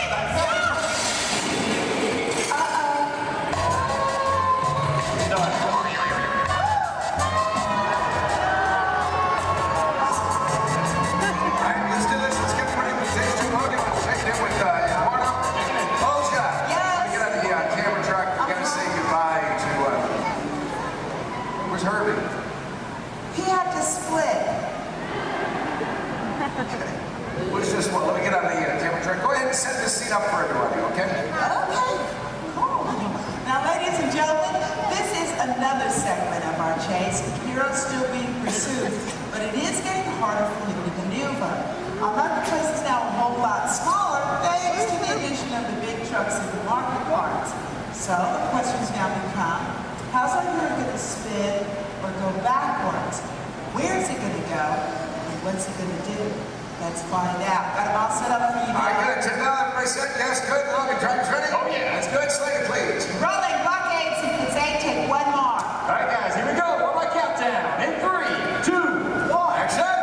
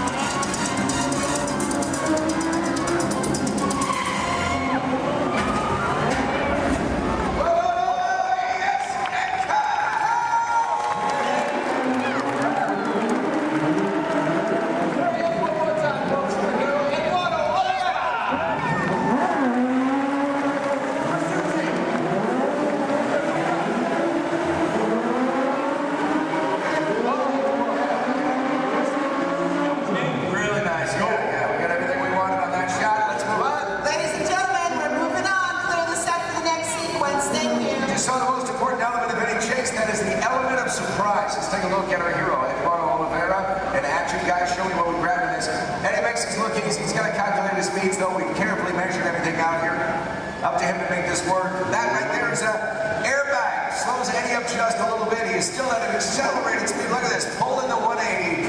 Otherwise, he's liable to hit the building. Not a lot of braking room. Not a lot of room to play with. That airbag, by the way, custom designed specifically for this stunt. I'm going to show you the finished film a little bit later on. You're not going to see the airbag in the film because of the magic of editing. Yeah, Don's got a great point there, folks. Again, another reminder, please don't try any of this on your own. We're showing you out here on the set. There's always a lot of safety equipment involved that you've never seen in that finished picture, so always keep that in mind, okay? All right, terrific. Let's get the pickup shot in. Can we make that happen? Can we make it happen? Yeah, it's a great time. We're going to do it. All right, yeah, let's do it. Logan, car. All right, Logan's bringing up the red hero car. We're going to do a pickup shot, but we thought we'd mix it up a little bit, make a dream come true. Olga, you around? Yeah, I'm in the air conditioning. Well, come on out here, okay? Yeah, you can't be in the air conditioning when we're all suffering out here. Yeah, well. But let's make a dream come true. I want you to head out to this crowd. I want you to find me one driver to get behind the wheel of that hero car. You actually drive the vehicle for us. Okay, what are you looking for in a driver? Gotta have quick reflexes and great hand-eye coordination. Yeah. If you play a lot of video games, you should volunteer. Wait a minute. Video games, that sounds like you're talking about like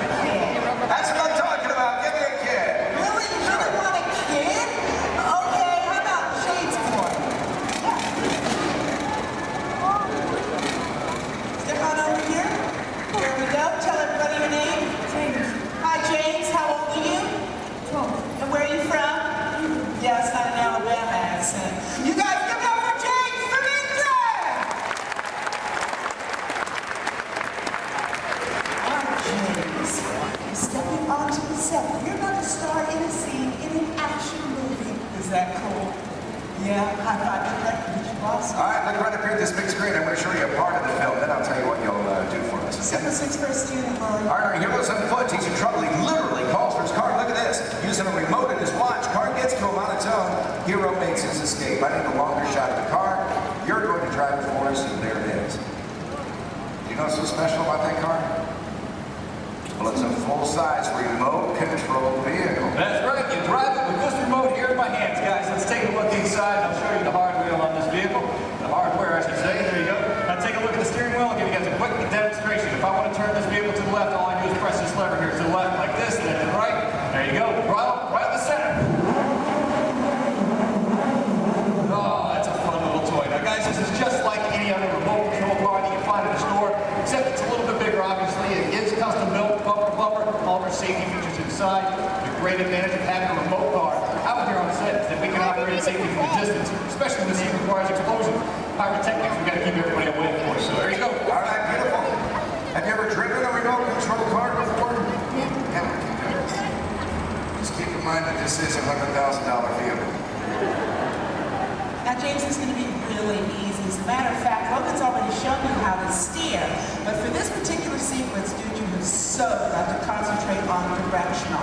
Now, make it go forward. You can push your knob straight away from you. For reverse, pull it straight down towards yourself. Does that make sense? Cool. We're going to practice. I'm going to help you out this time. You go ahead, put your fingers there. Now, I'm going to push it away from you. Slow and easy, James.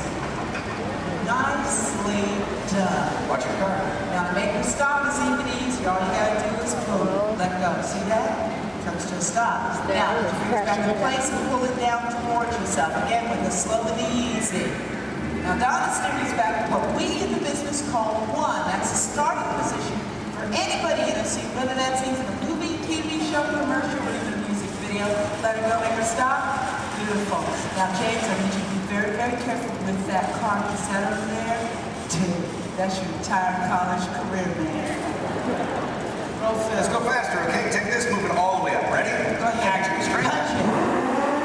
Nice, James. Reverse. Okay, let go. Pull it down. Pull it down and hold it. That's how the sequence is ready. Forward. Take it forward. All right, she's off track. Stop. Hey.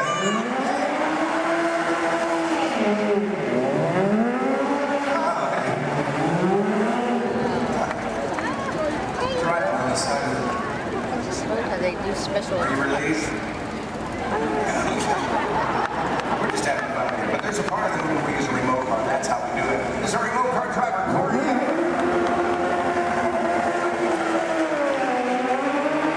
We're actually driving the vehicle, but you were the star of the scene. And to commemorate this moment, I have for you lights, motors, action, extreme stunt show, honorary driver pin.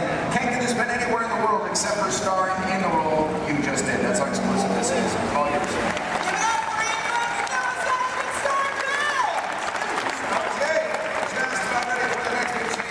Now we're shooting this, as we often do in movies, out of sequence. We have a lot of complex stunts coming up for you in this chase. In fact, I highly recommend you have your camera standing by. You're going to see some incredible stunts in this one. One by my stunt coordinator, Logan. There he is. Where's my fan? They're all out here. 5,000 of them, Logan. All right, that was almost good there, Don. Thanks. Guys, right up here, we got a great scene coming your way. Full of more action, I promise you that. Working in the stunt business, guys, it's a lot of fun. A lot of responsibility, too, but for me, every day changes. One day I might double for our hero. Next thing you know, shooting at it just all depends on what our director needs. I'm pretty sure by now you guys all figured out how to get down, right? Pretty obvious? Yes, I'm standing just over 40 feet high during the scene. Falling into that pad, we're going to kick it off here momentarily. So, Don, when you guys are ready. We are shooting the very beginning of the film. This is where you see the hero for the first time. He's in a gray jacket, just picked up this top secret envelope. This, of course, you met him earlier, our hero, Eduardo Olivera. And he's done a lot of stunt driving for the film already, but for this scene, he's playing the role of stunt double. Then we'll bring out our motos, so you're going to see a motorcycle chase. Ready to go? All right, let's go. Hold your slater, please. Rolling, motorcycle chase. Sequence 3, take one more. On the countdown, in 3, 2, 1, action!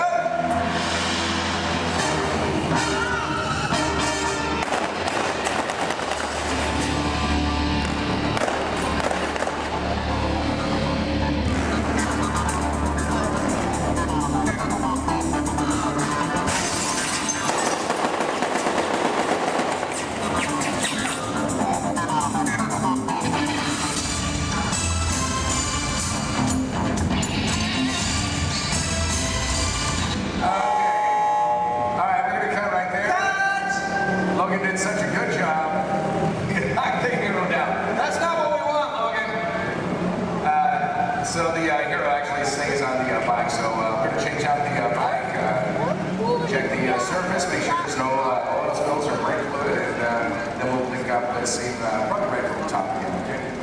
All right, so this is Bill Ortiz. He's calling shots for this while Logan was doing the stunt for us, but we'll get the iPhone in there. So let's just go to BGM for a moment, and we'll get this started as soon as we can.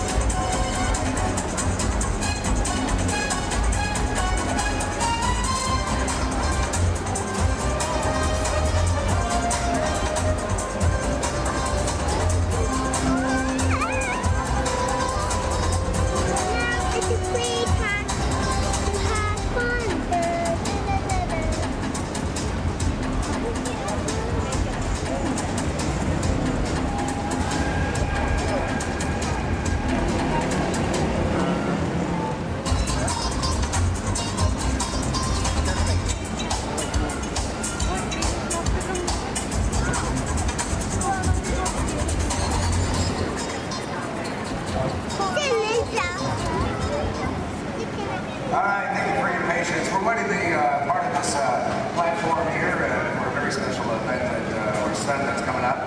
We're going to pick it up right now from the sniper shooting at the hero. Olja, let's reslate, please. All right, rolling. Motorcycle chase sequence 3A, take 1. Mark.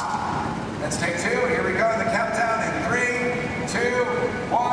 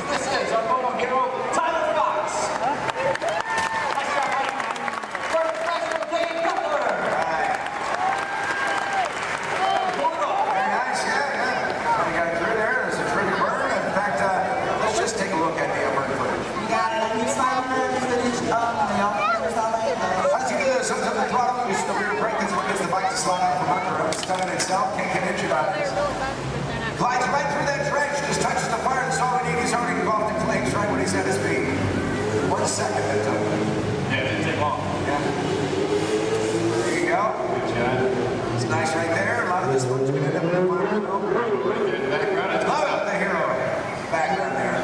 10 seconds in, Nick starts feeling the intensity. You know what? As soon as he goes down, our crew right there to put him out. Absolutely. Then we'll wait for his thumbs up. Make sure he's not feeling any hot spots over any part of his body. Which we get right there. Yeah. For stunts like this, we use as many different cameras and angles as possible. Well, folks, we have to. It's a big stunt, a lot of safety. We need it in one take. That's right. Elaborate stunt. A lot of prep time involved. That's exactly right. A good half an hour of preparation just for Dave, our bird guy alone, folks. He is wearing 5 different layers. Now, the first layer that we put on him is a dry layer of Nomex, extra fire retardant material. We throw on some pads, of course, for the impact of that fall. Another layer of Nomex.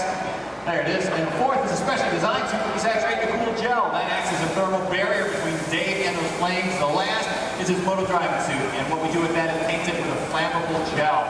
Now, ladies and gentlemen, it is the flammable gel that you notice burning and not Dave's moto driving suit itself. Now, one can do amazing things with digital effects, but nothing beats capturing fire stunts live. Yeah, that's where I like it. That's right.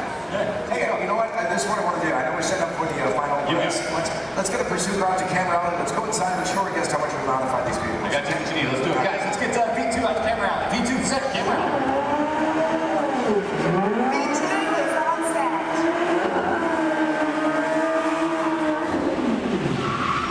There you go. Right there. Nice and crisp.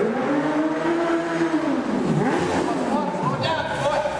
Hey, there you go. Folks, how would you like this guy to be your valet? Put your hands together for Mr. Nick Keeley. Hey,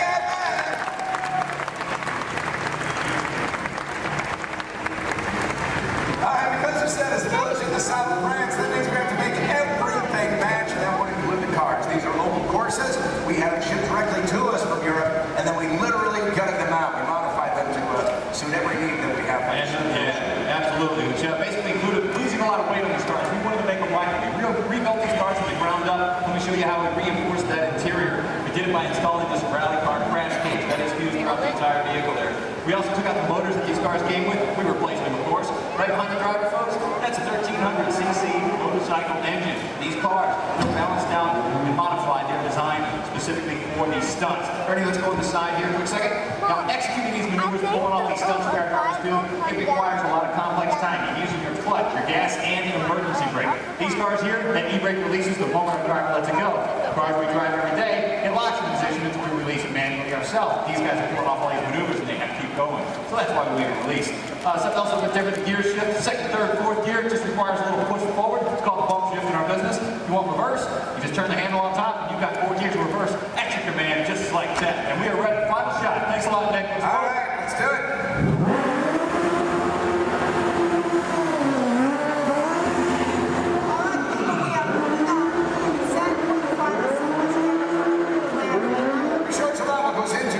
Complex vehicle stunts. Right now I want to show you the film, and I want you to find the scenes you just saw shooting here. Remember that first scene called the ballet chase? Then there was the jump in the semi. Now this motorcycle chase you'll see first in the film. Also look for an additional stunt that Logan did for us on that blindfold. We're going to heat things up right now. Let's roll that film.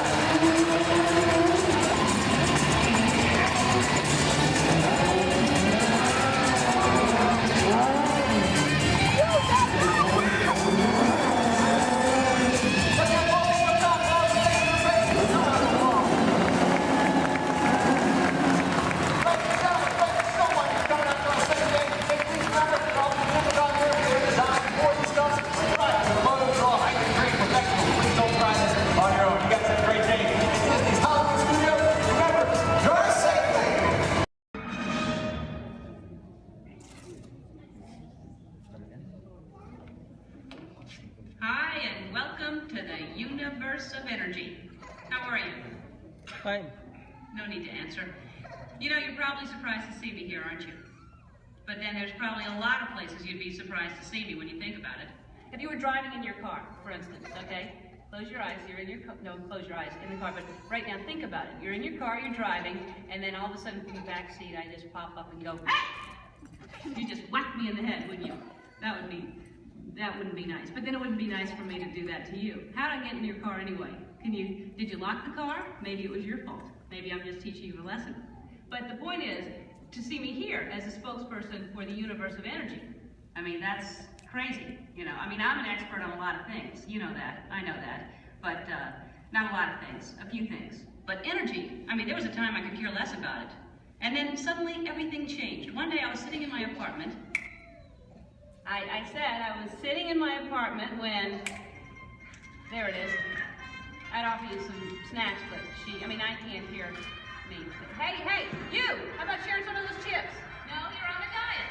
Me, how about you? Anywho, I'm watching TV and my favorite show's about to start. This is Jeopardy! Yes! I told you it was my favorite show. Who is it? And of course, no one locks their doors in New York. Hey, it's your neighbor, Bill Nye the Science Guy. Hey, Bill Nye the Science Guy, it's Ellen, just Ellen, I guess. What can I do you for? I'd like to borrow some aluminum foil, a clothespin and a candle. Another hot day, huh? Actually, I'm working on a new experiment. Take whatever you need. I don't want to miss any of the game. What are you watching? Jeopardy. Yes. A professor of energy at Princeton University, Dr. Judy Peterson. Oh my gosh. What? It's my old college roommate, Judy Peterson. She was such a smarty pants know-it-all. I had the best nickname for her, though. What was that? Stupid Judy. Ellen, that makes no sense. She has a PhD. I know, but it made me feel better. So now I guess she's some hotshot, energetic professor. She's a professor of energy. Whatever. Who cares about stupid Judy and her stupid energy? Ellen, energy's the most important thing in the universe. Oh yeah, sure. Take her side. I'm not taking her side. It's just that without energy, nothing would go. Nothing would happen. I mean, there'd be nothing. Well, then we'd really be in jeopardy now, wouldn't we? Yeah, well, what is, thanks for the supplies, and see you later. What is? Bye-bye. It's the Parliament of Israel. Right again. Go. Right again, Judy. Stupid Judy, stupid energy. Maybe the universe needs energy, but I don't. I'll take a nap for 100. I know. Big piece of corn right there in the teeth. How could you not see? I'm gonna have to call you back.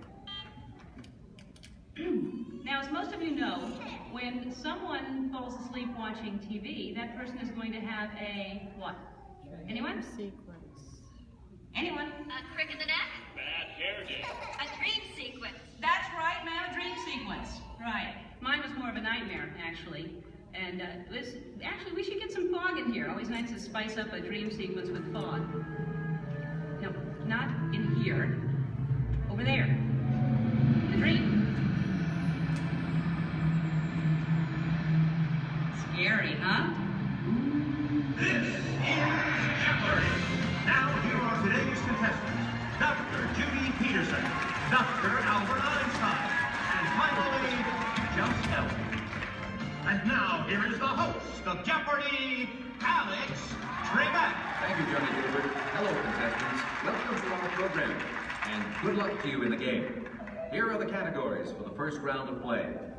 Solar energy, wind power, energy from water, fossil fuels, fusion, and finally, gas. Ellen, since this is your dream, we'll let you make the first selection. I will take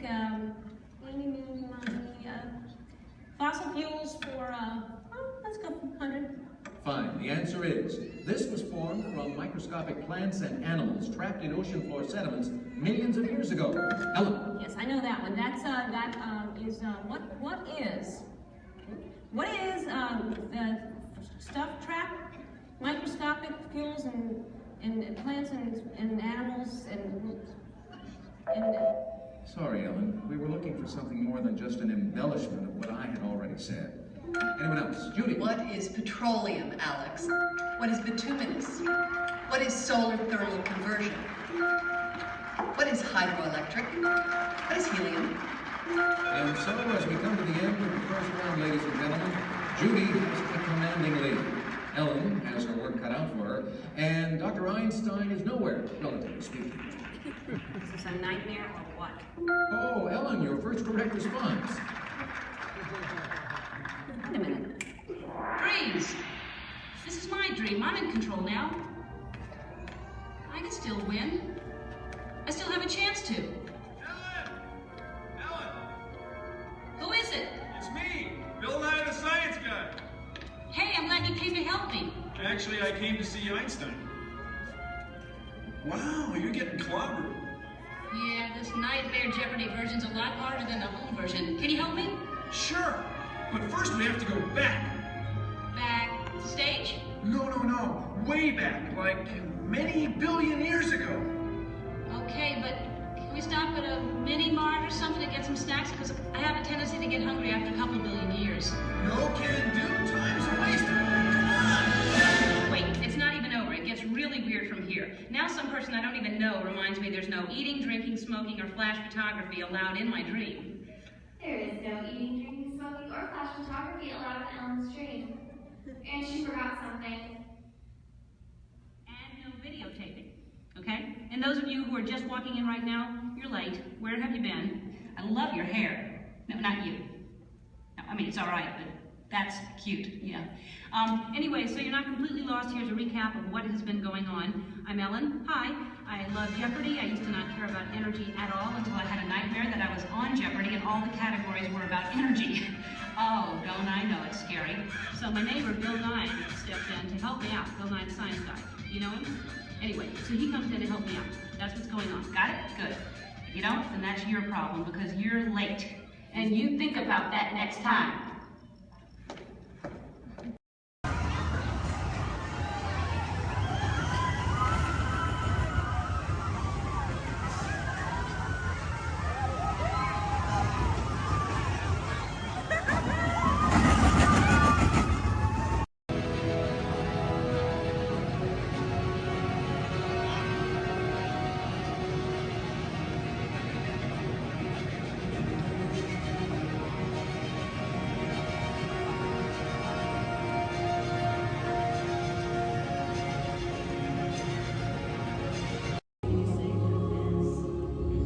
In 1923, a young man from the American Midwest, along with his older brother Roy, started a cartoon studio in the back rooms of a small real estate office in Hollywood, California.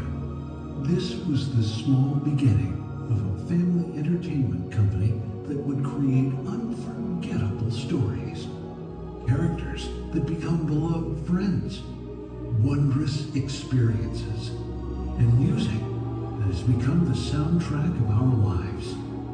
That young man was Walt Disney, a master storyteller whose imagination knew no bounds and who delighted in making the impossible possible.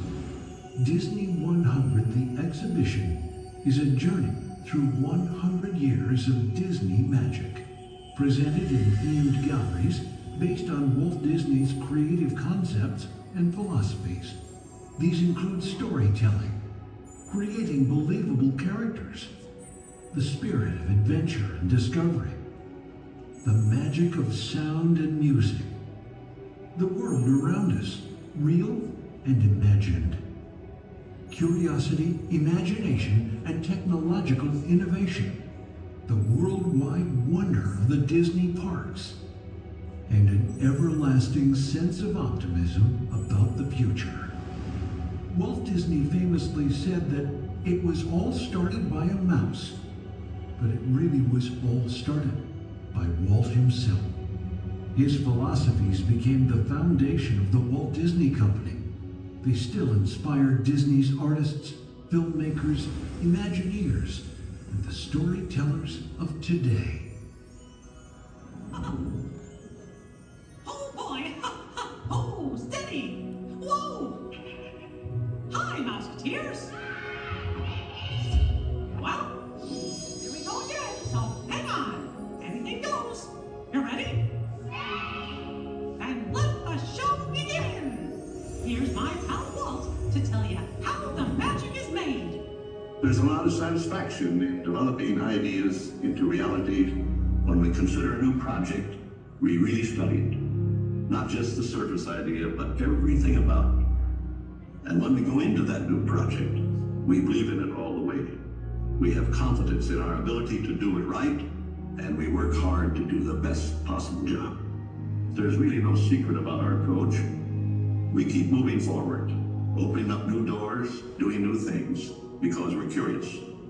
And curiosity keeps leading us down new paths. We're always exploring and experimenting. Everybody ready? Then on with the show!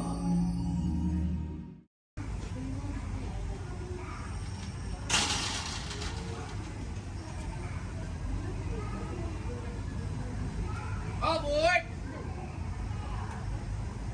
For those of you just joining us, welcome aboard Excursion 3 on the Disneyland Railroad. For your safety, please remain seated at all times, keeping your hands, arms, feet, and legs inside the train. Please supervise all children, making sure they are seated away from the train openings, either fully on a lap or on a bench.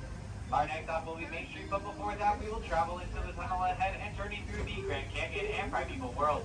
While you are more than welcome to take as many photos and videos as you'd like, we do ask that you please turn off all flash photography, video lighting, lighted toys, and accessories, including any lightsabers, light up ears, bubble box buildings, and many more.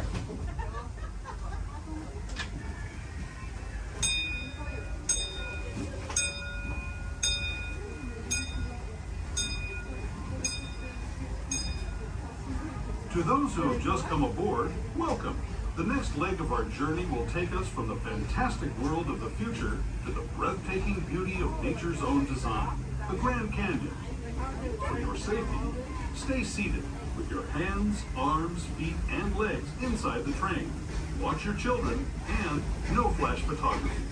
Para su seguridad, permanezca sentado y mantenga las manos, brazos, pies y piernas dentro del tren y cuide a los pequeños. Por favor, no tome fotografías con flash.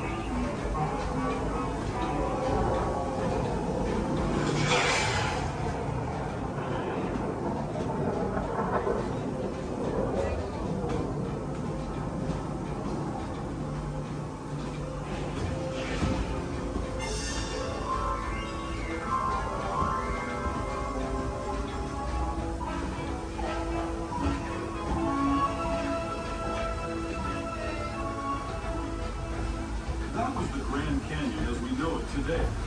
But it wasn't always this way.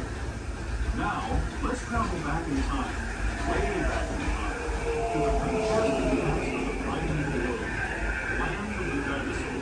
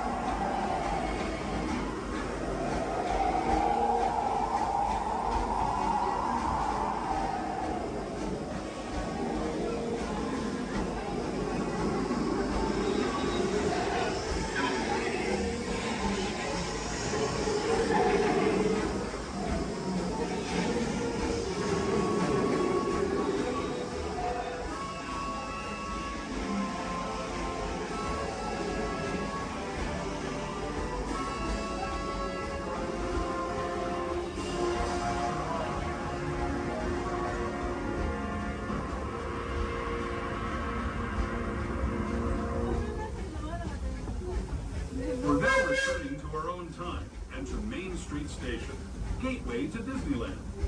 If you're leaving us here, stay in your seat until we come to a full stop.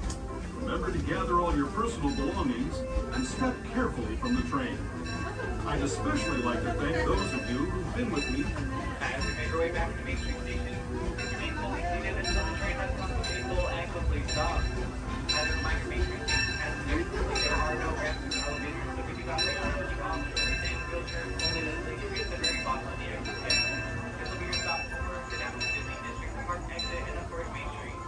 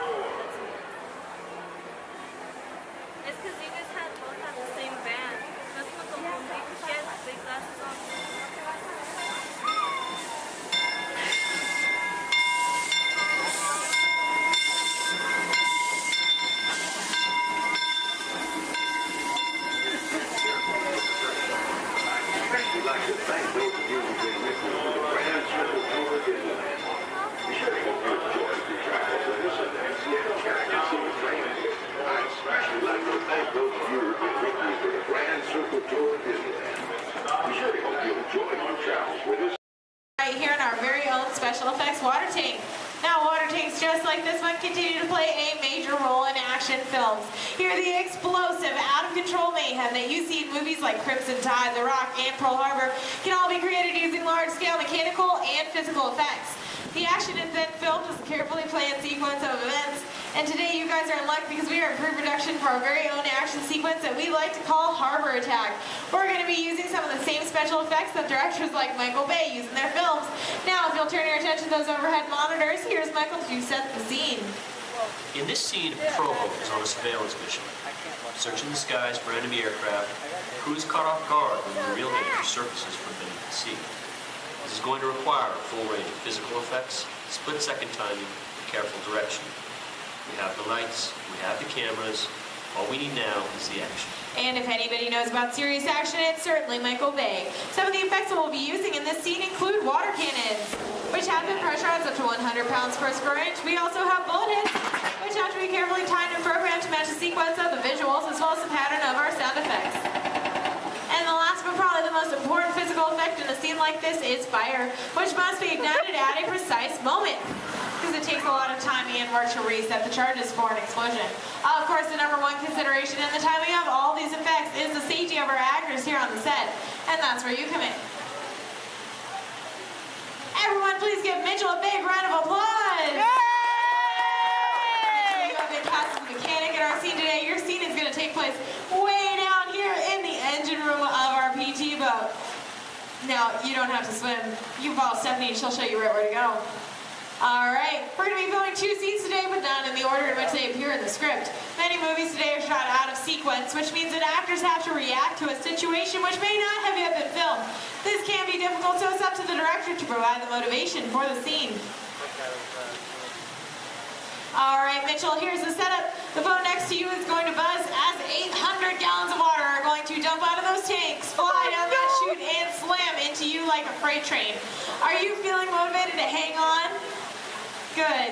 It's actually 1,000 gallons of water, but we find there's a fine line between motivation and fear.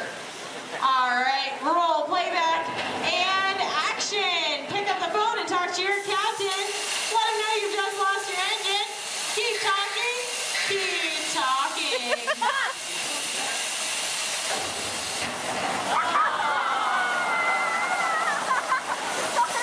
And cut! Everybody give Mitchell a big round of applause. Alright, Mitchell, you were fantastic in that last scene. Now I have one more acting task for you to do. I need you to sit there in that blue chair, stare dramatically out at the audience, and act dry. We're going to give you a couple minutes to work on that. We'll insert that shot into to our next scene. See how it all ties together in the final sequence. Our next scene takes place on the deck of our PT boat, and here's Stephanie to introduce the rest of our brave crew. Hello, ladies and gentlemen. Can I get a big round of applause for our Captain Jeffrey and his wild and wacky deck crew, Julie and Brandon, the cast Sunset and crew is standing by. Well, thank you so much, Stephanie. All right, roll playback. Remember, you guys are on a surveillance mission. And action. All right, Captain, pick up those binoculars. Start scanning the skies for enemy fighters. Crew, I want to see that deck nice and clean. You're going to see an enemy fighter coming in from 10 o'clock. You're surprised. You're stunned. You're terrified. You're running around screaming because you see that plane is coming in for another round. Captain, spin the wheel. Try to get the PG boat out of there. No, it's too late. They just shut out your engine. So, Captain, you're going to pick up the phone, call your mechanic. What's that, crew? You see something coming in fast off the starboard side of the boat? Give them one. Oh no, it's an enemy torpedo. Now, Justin, you think it's all over and you can start to relax. You hear more enemy planes approaching. You point to the sky because you see bombers coming in from 12 o'clock. Bombs away, everybody. Head for deck.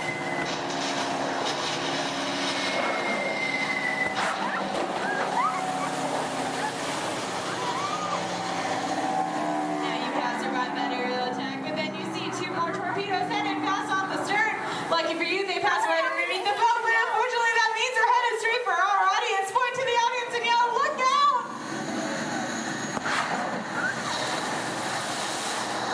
And that's a wrap. What'd you guys think? Give them a big round of applause! All right, now we're going to see what that whole sequence looks like when we have some computer-generated images, a couple of lines of pre-recorded dialogue, and an exciting musical score. Ladies and gentlemen, I'm proud to present Harbor Attack.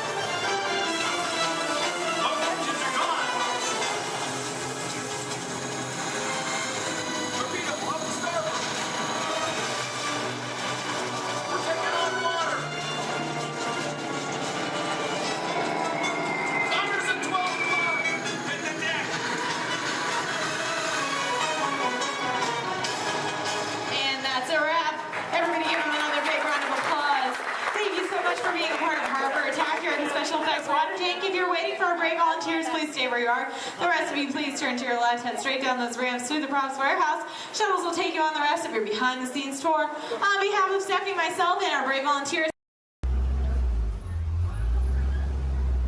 I'm going to be your guide today. Just a quick couple reminders. The bumpy road, so please stay seated with your arms, hands, feet, and legs inside the vehicle at all times. With that in mind, please keep a hold tight to those phones, cameras, hats, and sunglasses. If one of them falls, sadly, we won't be able to stop. On your top side, you're going to see an animal spotting light. Hopefully, we're going to see most of those animals today in our safari. Once again, bumpy road, moving truck, so please stay seated at all times. I do advise you to get those phones and cameras ready. This is a photo area, but we might not be able to stop for every animal. We're going to make sure I stop for most of them. But sometimes they won't stop for us. Just be ready. And 20. So we're going to start off our journey here in the Little Ituri Forest. The forest animals are kind of exclusive and they depend a lot of camouflage into things so sometimes they're kind of hard to see. So here on the right side, we're going to see an okapi. Even though the okapis have zebra-like pants, they're actually related to giraffes. It wasn't until 1901 that okapis were discovered. Before that, they used to be thought as a myth. And much like the giraffes, okapis also have those long tongues that are going to help them reach tall places. And only the male okapi is going to have ossicones. Ossicones are basically the same type of horns that giraffes have, but it's made out of their own skin, so it doesn't count as a horn.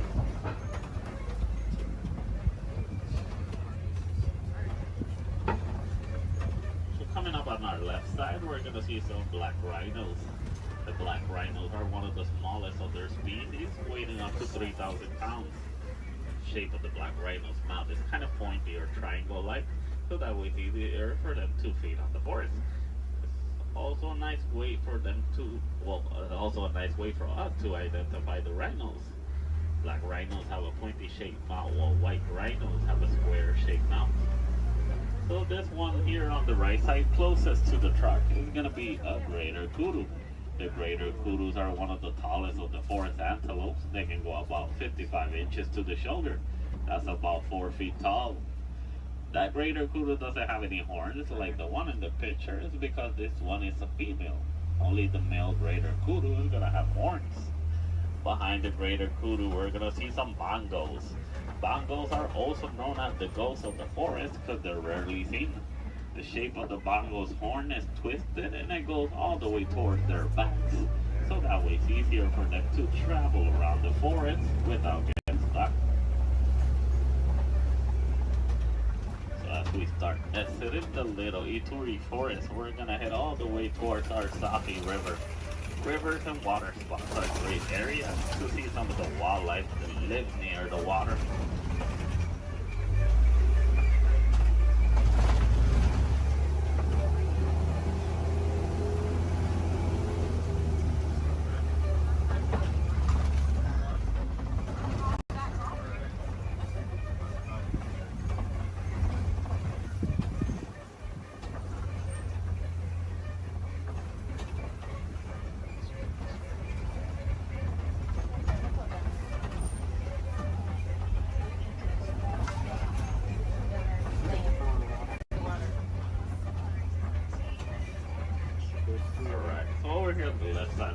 Some Nile hippos. The male Nile hippo can weigh up to 5,500 pounds. They're nocturnal animals, so they're going to be more active during the nighttime. Most of their daytime they're going to spend underneath the water, but they do need to come back for air every 8 minutes. Also, baby Nile hippo right there. A group of hippos is also going to be known as a bloat. Bloat of hippos. So here on the left side, we also see some pigback pelicans. The pigback pelicans get the coloration in their feathers during mating season. They're colonial nesters, so most of the time we're going to see them in large groups. They can go between 50 to 500. As we head around this curve, we're going to approach a bridge. And once again, we're really jumpy, so we stay heated at all times. And to the left side, we're going to see some Nile crocodiles. Crocodiles are one of the largest crocodiles in Africa. They can go between 16 to 20 feet long and they can weigh up to 500 pounds. They're endothermic. That means they're cold-blooded, but they're getting integrated in their body due to the environment. So they're going to spend most of their daytime underneath the sun. If they need to cool off, they'll just open their mouth or they'll dive in the water. They're great parents. They will roll around the eggs in their teeth, so that way they can help them emerge.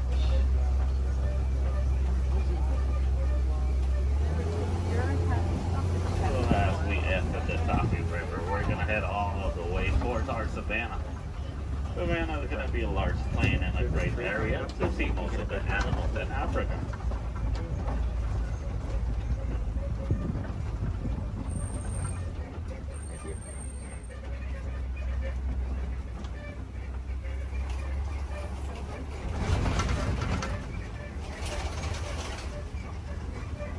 Brian.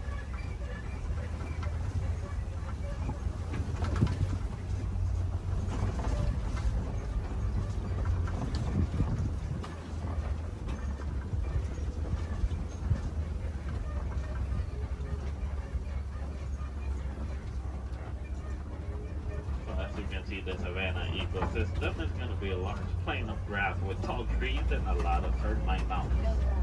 Each ecosystem is going to be unique and shaped by the animals that live on them.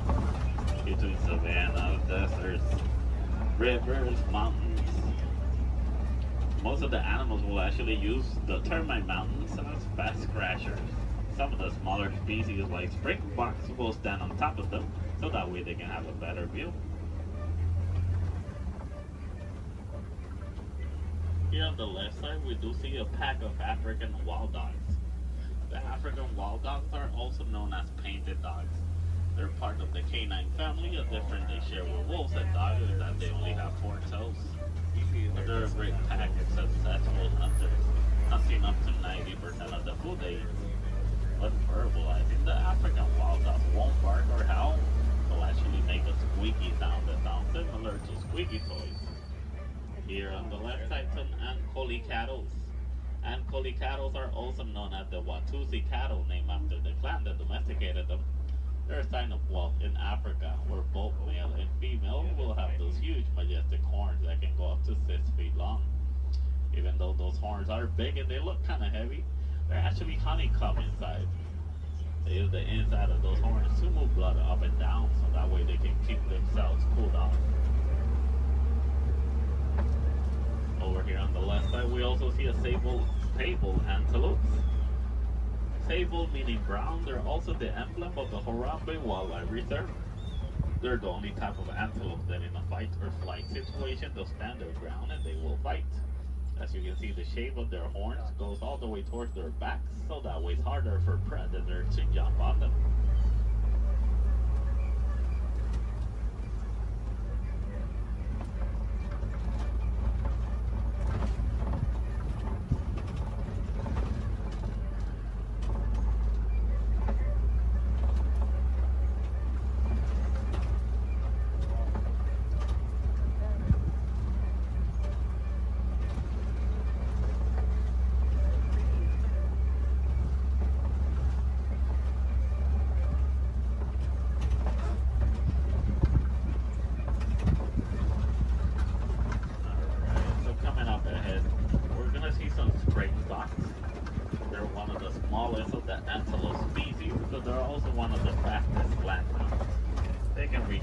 Between 50 to 60 miles per hour.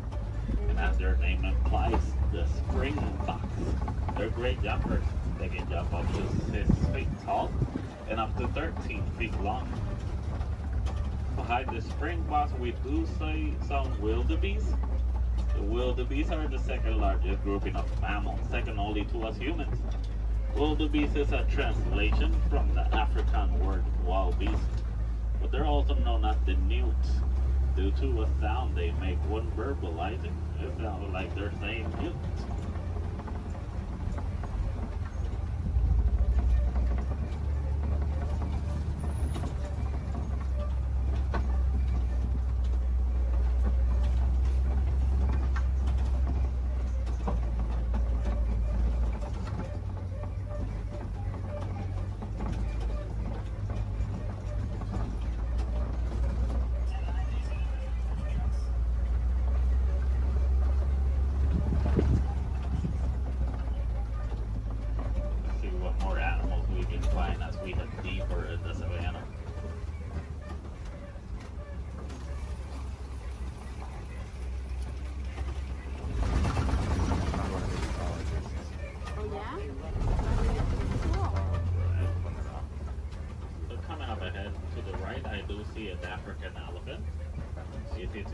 Due to their huge size. Also, the shape of their ears look like the continent of Africa. They like to flap around those huge ears back and forth so that way they can keep themselves cooled off, basically like a giant pair of fans. Also to the left side, mandrills. And the mandrills are one of the largest species of monkeys. Male mandrill can weigh up to 100 pounds while the female can weigh up to 35 pounds. They also have a special pocket in their mouths where they can store food and snacks for later, just like squirrels. So the elephants will also throw dirt on top of their backs so that way the dirt will block them from the sun and also from bugs. They're huge animals with a huge appetite, eating up to 300 pounds in just a day. So a nice easy way to identify a male elephant is because male elephants, whenever they reach adulthood, they like to go on their own. And sometimes they'll join other elephants and they'll form a group known as a bachelor.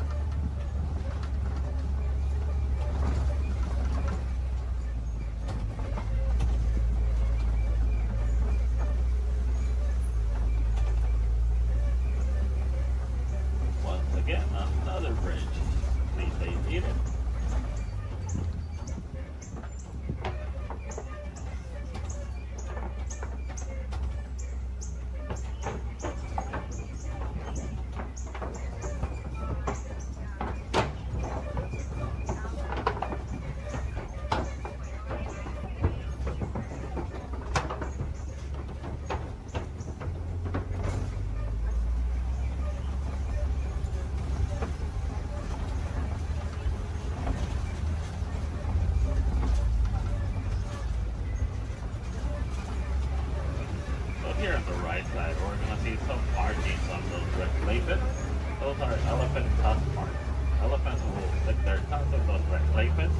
So that way they can get some of the minerals they don't get in their regular diet. Basically like a natural vitamin for them.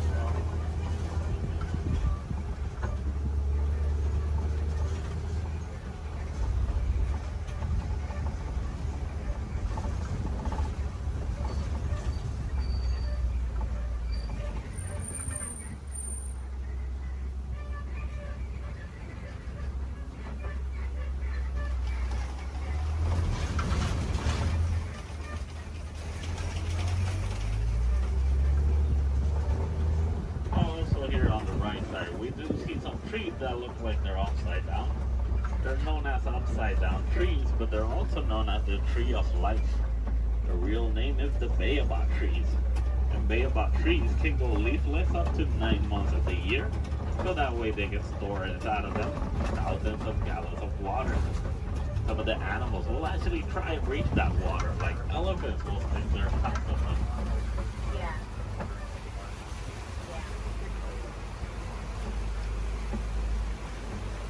As we head around this curve, we're going to see a small island of greater flamingos. Greater flamingos are not greater because they're better than the other flamingos, it's just because they're bigger in size. As you know, flamingos have pink coloration in their feathers, actually get those due to their diets. They come some bright shrimp, and shrimp is high in keratin. If you guys ever get to see baby flamingos, you're going to know that they have great feathers instead. A group of flamingos like this one is also going to be known as a flamboyant.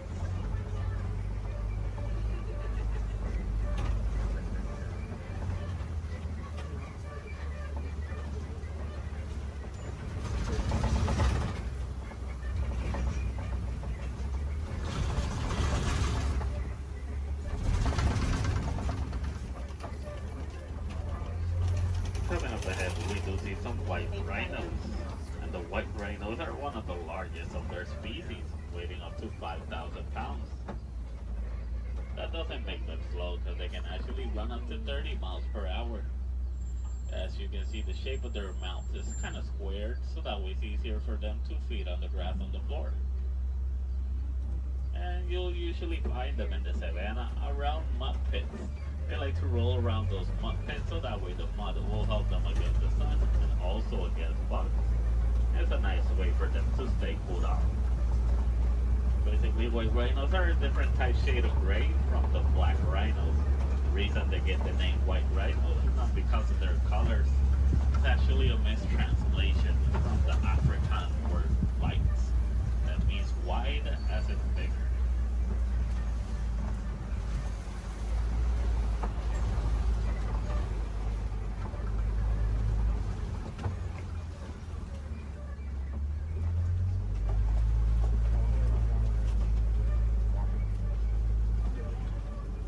All the way in the back on the left side, I do see a cheetah walking around. Cheetahs are one of the fastest land mammals. They can reach a speed from 0 to 60 in about 3 seconds. There's also another one laying on the grass all the way in the back. But with that in mind, the cheetahs are built for speed, not power. So after running so fast in such a short amount of time, they're gonna need a couple of hours to rest their energies. The cheetahs are also diurnal big cat predators, so that means they're more active during the daytime.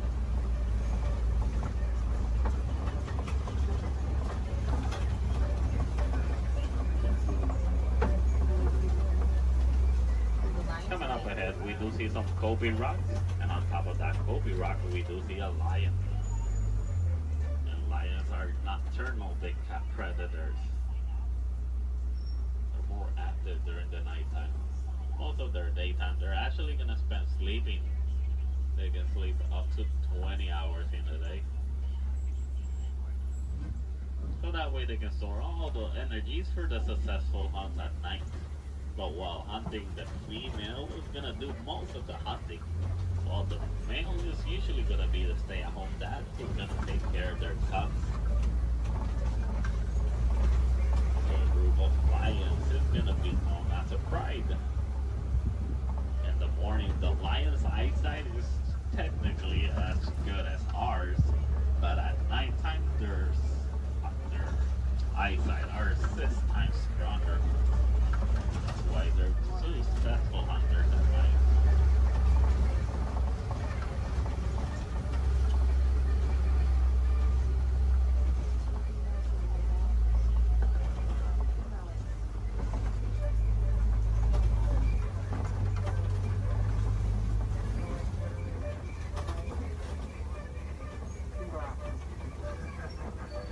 So coming up ahead, we're gonna see some warhogs.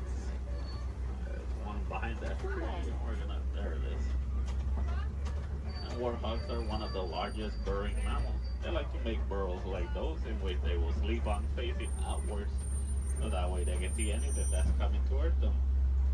They're super close relatives to domesticated pigs, and they can run up to 35 miles per hour.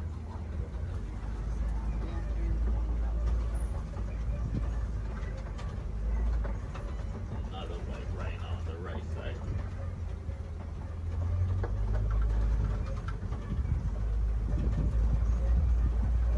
So as we start exiting our savanna, we're gonna head all the way towards the Warden's Post. Warden's Post is gonna be a great area to see how both humans and wildlife will live in harmony.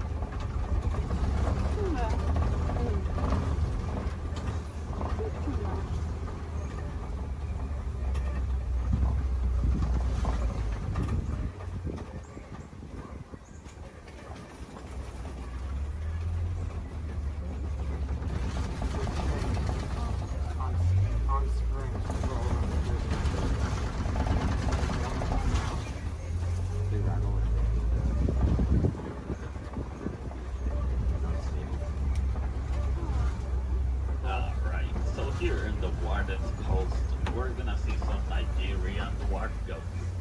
These goats are super cute, but they're also really friendly.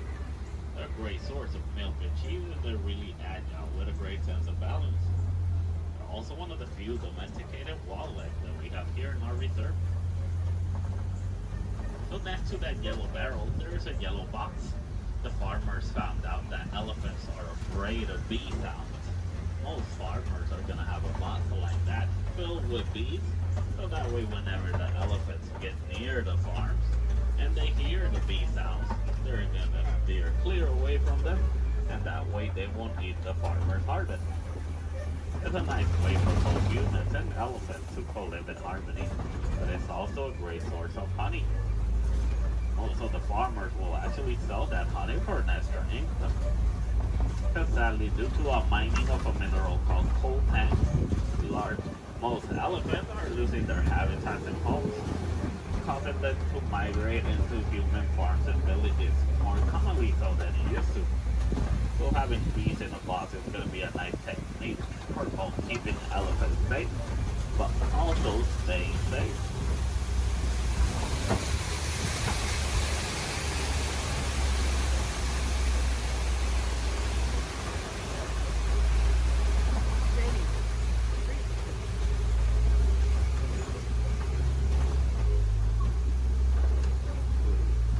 As we start reaching the end of our safari, I just want to let you guys know, if you want to see more animals and learn more about them, I do advise you to visit Gorilla Falls Trail.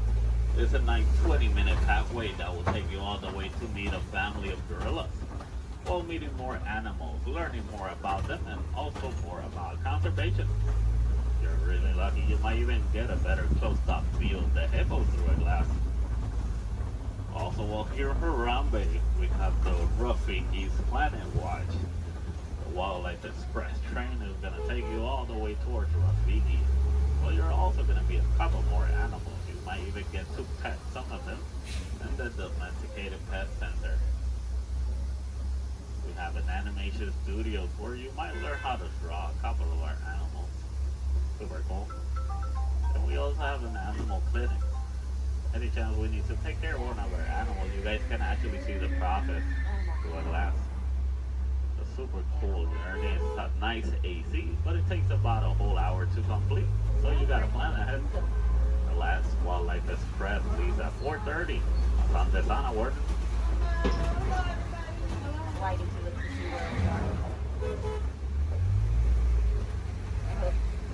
Alright, also while here in Harambe, you guys can visit the celebration festival, the Lion King. a great show to watch. Well, this is an animal kingdom. There's going to be animals wherever you go throughout the park. We do have the lesser flamingos. Those are going to be the smaller flamingos. In some areas of the park, I believe, is one of the pathways that leads you to the Tree of Life. If you go all the way towards Asia, they're going to see a similar walking trail to the Gorilla Falls, but it's going to be known as the Maharashtra Jungle Trek. Over there, you're going to meet some of the Asian animals like Komodo dragons, tigers, also super cool to visit while you're in Animal Kingdom. So for the Gorilla Falls, once you head out of the truck and you head down the ramp, if you go to the left side, you're already on the Gorilla Falls trail. Keep going around, enjoy your time, see more animals. If you go to the right, you're going to go back to the village, where you can see the entrance towards Rafiki.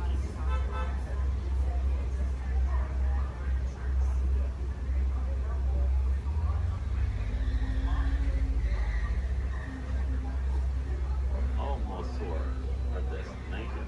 Just a little bit.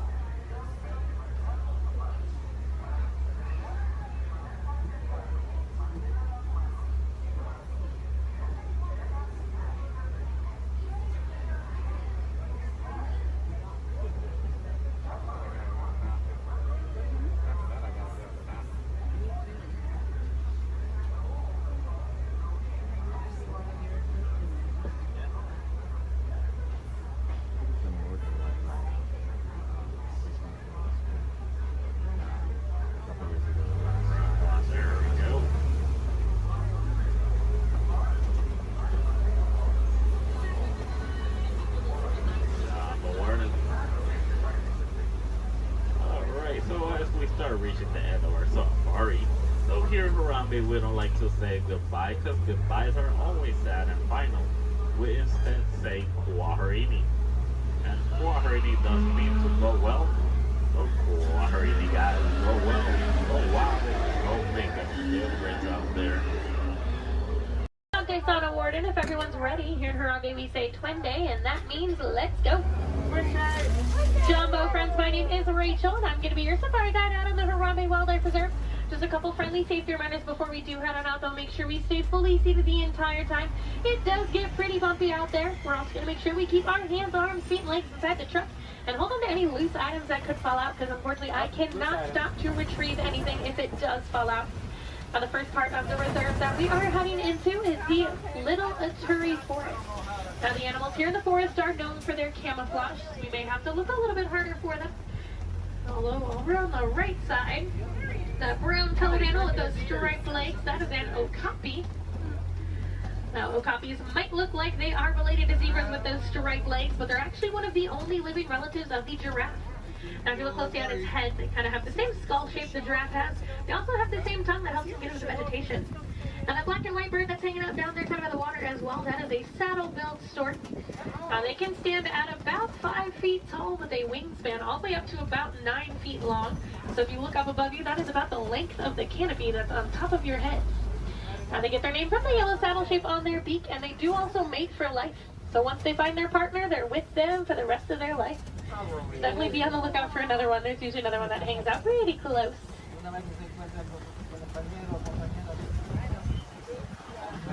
Looking a little bit quiet on this part of the forest. So let's see if we can head up, see what else we can find.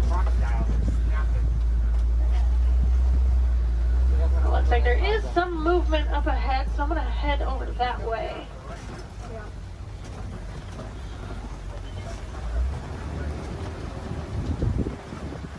Alright, so coming up on the left, you might see there's some light tan-colored animals kind of huddled underneath the tree, kind of by that bamboo. Those are greater kudos. And then actually up, kind of under the trees, and then also at the top of the hill up there, those darker brown-colored animals with those horns on top of their head, those are bongos. Now, bongos are very shy and reclusive animals. That is how they get their nickname, the ghost of the forest. Both males and females do have those horns on the back of their head. And if you notice, they're angled backwards. That's to help them get through any of that thick and tangled brush here in the forest they usually live in. Alright, it looks like we're going to cross over some water, so that means we're heading out towards the Safi River. You're going to want to keep your eyes near the water, looking for any kind of shadowy figures. A lot of times you'll see Nile crocodile or even Nile hippos. Now, hippos will spend most of their time in the water and even spend about 8 minutes at a time underneath the surface. The average male hippo does come in at about 5,500 pounds, and they do kind of float to the bottom of the water and walk along the bottom rather than swim. Although, to be fair, if I was 5,000 pounds, I'd probably do the same thing. It takes quite a bit of energy for them to swim around. I haven't seen any yet, but they do have a couple spots here in the river, so we'll head up. Now, those white and gray birds that are hanging out on the island, those are pink-backed pelicans. They do get their name from the pink coloration that their feathers get during mating season. That's not actually the feathers that turn pink, though. It's their skin that turns that color. It kind of makes their feathers look good.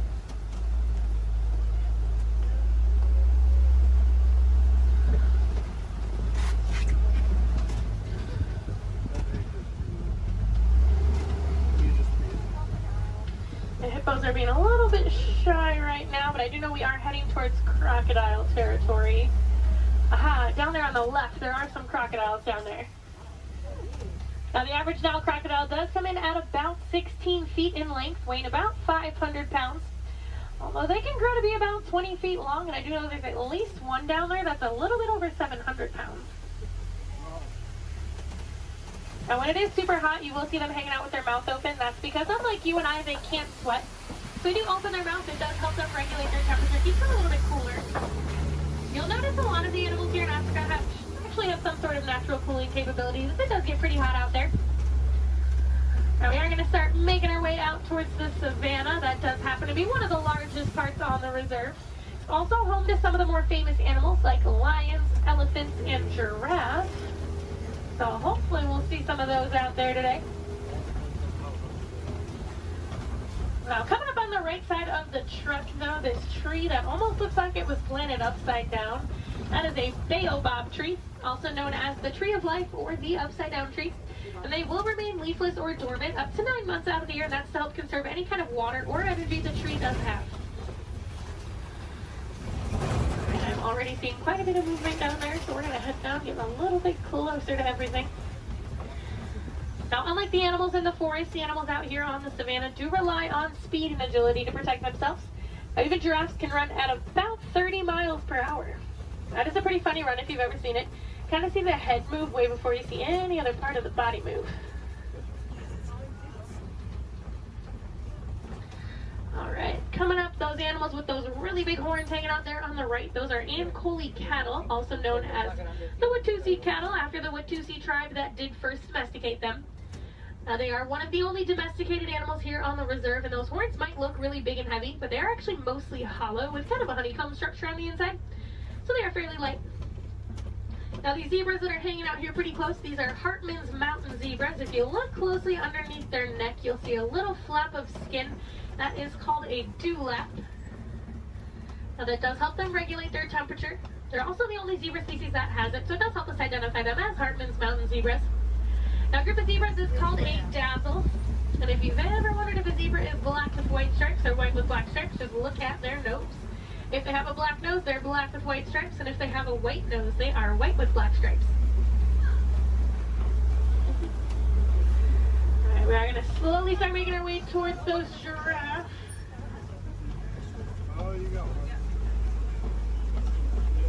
Now, looking at the coat pattern of these giraffes, it looks like they are Maasai giraffe. Once we get up there, they do have that kind of jagged puzzle-like coat pattern.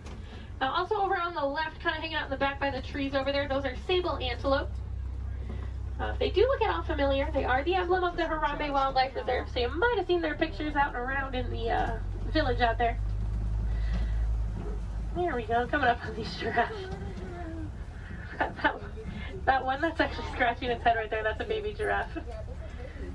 Get a little itch. Now, the reticulated giraffes will have a much smoother, almost net-like pattern to them. They can stand at about 18 to 20 feet tall. That does make them the tallest animal in the world. Now, even their young come in at about 6 feet tall when they are born. So they're already fairly big when they're babies. I believe that little one came in at about 5'11", so he was already really, really tall, definitely taller than I will ever be. Now, these two animals that are hanging out here on the right, they're both Patterson's eland. Now, that darker colored one, that's a little bit bigger, that is a male, and then the lighter colored one, that's a female. Now, they are one of the larger species of antelope, coming in at about 6 feet tall at the shoulder. Can also jump up to 9 feet in the air. Now, with those giraffes, just like your fingerprint is unique to you, the coat pattern of the giraffe is unique to them. It does help them tell each other apart when they're in groups, and a group of giraffes is called a tower. Seems to be a pretty fitting name for something so tall. They do also only sleep for about 30 minutes a day. The rest of the time is pretty much spent eating. There's a really good view of those Ankoli cattle there.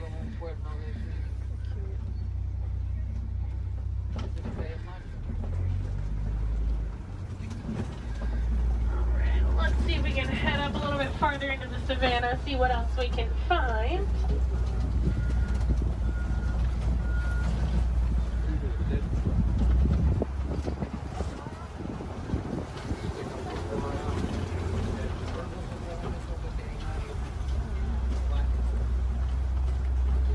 It looks like there's a couple animals coming up on the hillside up ahead here. Once I make the turn, they're going to be on the right side. Those are white-bearded wildebeest. We might get a little bit closer to them in a moment, though. Now, they are a large herding animal. They take part in the Great Migration, which is so large it can actually be seen from space. There's easily over 1 million, usually more like 1.5 million that will migrate every year together.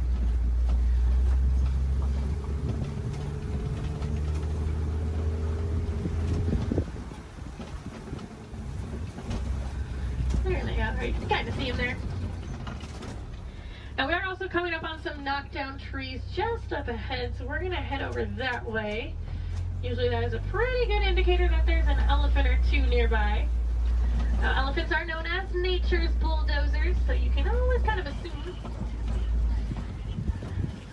Actually, it looks like there is one up ahead of us. I'm going to see if we can get a little bit closer to it.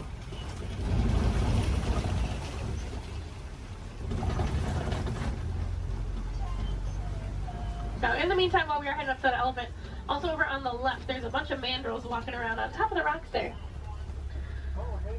Now, mandrills are one of the largest species of monkeys. An adult male can come in at about 100 pounds. They do have those vibrant blue cheeks, and as they get more excited or even more angry, they actually get even more blue. Well, it's a view of an elephant. Probably not the best view. I do know there is usually another herd of them that like to hang on a little bit farther up as well, so we'll see if we can head over that way, maybe get more of a frontal view of an elephant. That would be nice. Now, as male elephants grow older and more mature, they do get kicked out of the herd by the female elephants. They can either live in solitary or smaller groups of male-only elephants. They do tend to get a little bit too rough with the young ones, and the females are not a huge fan of that.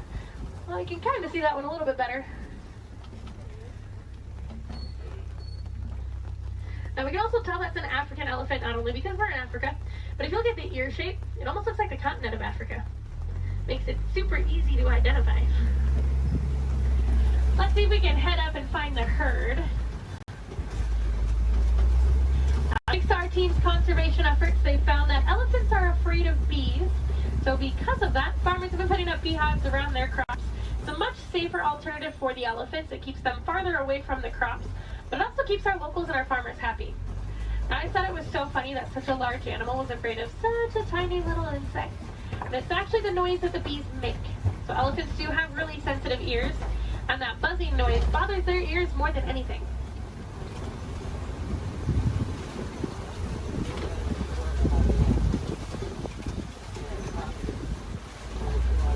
And I am seeing some tusk marks in the red clay, so hopefully that is a good sign that the herd has moved through here fairly recently. Now, just like you and I might take a multivitamin every day, the elephants do eat that red clay. It gives them a little more nutrients they may not always get from their daily diet. Female elephants do also have one of the longest gestation periods, coming in at about 22 months. So I'm not sure I blame the females for wanting to kick the males out after a while. Personally, I might do the same thing if I had to go through that. Looks like there were a few of them moving up ahead, so we're going to see if we can get a little bit closer to them.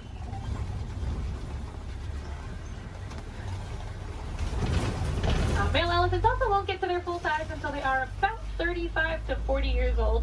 That is about half of their lifespan. So in the wild, their lifespan is about 60 to 70 years, and that full size can come in at a whopping 15,000 pounds. So that does make them one of the largest land animals.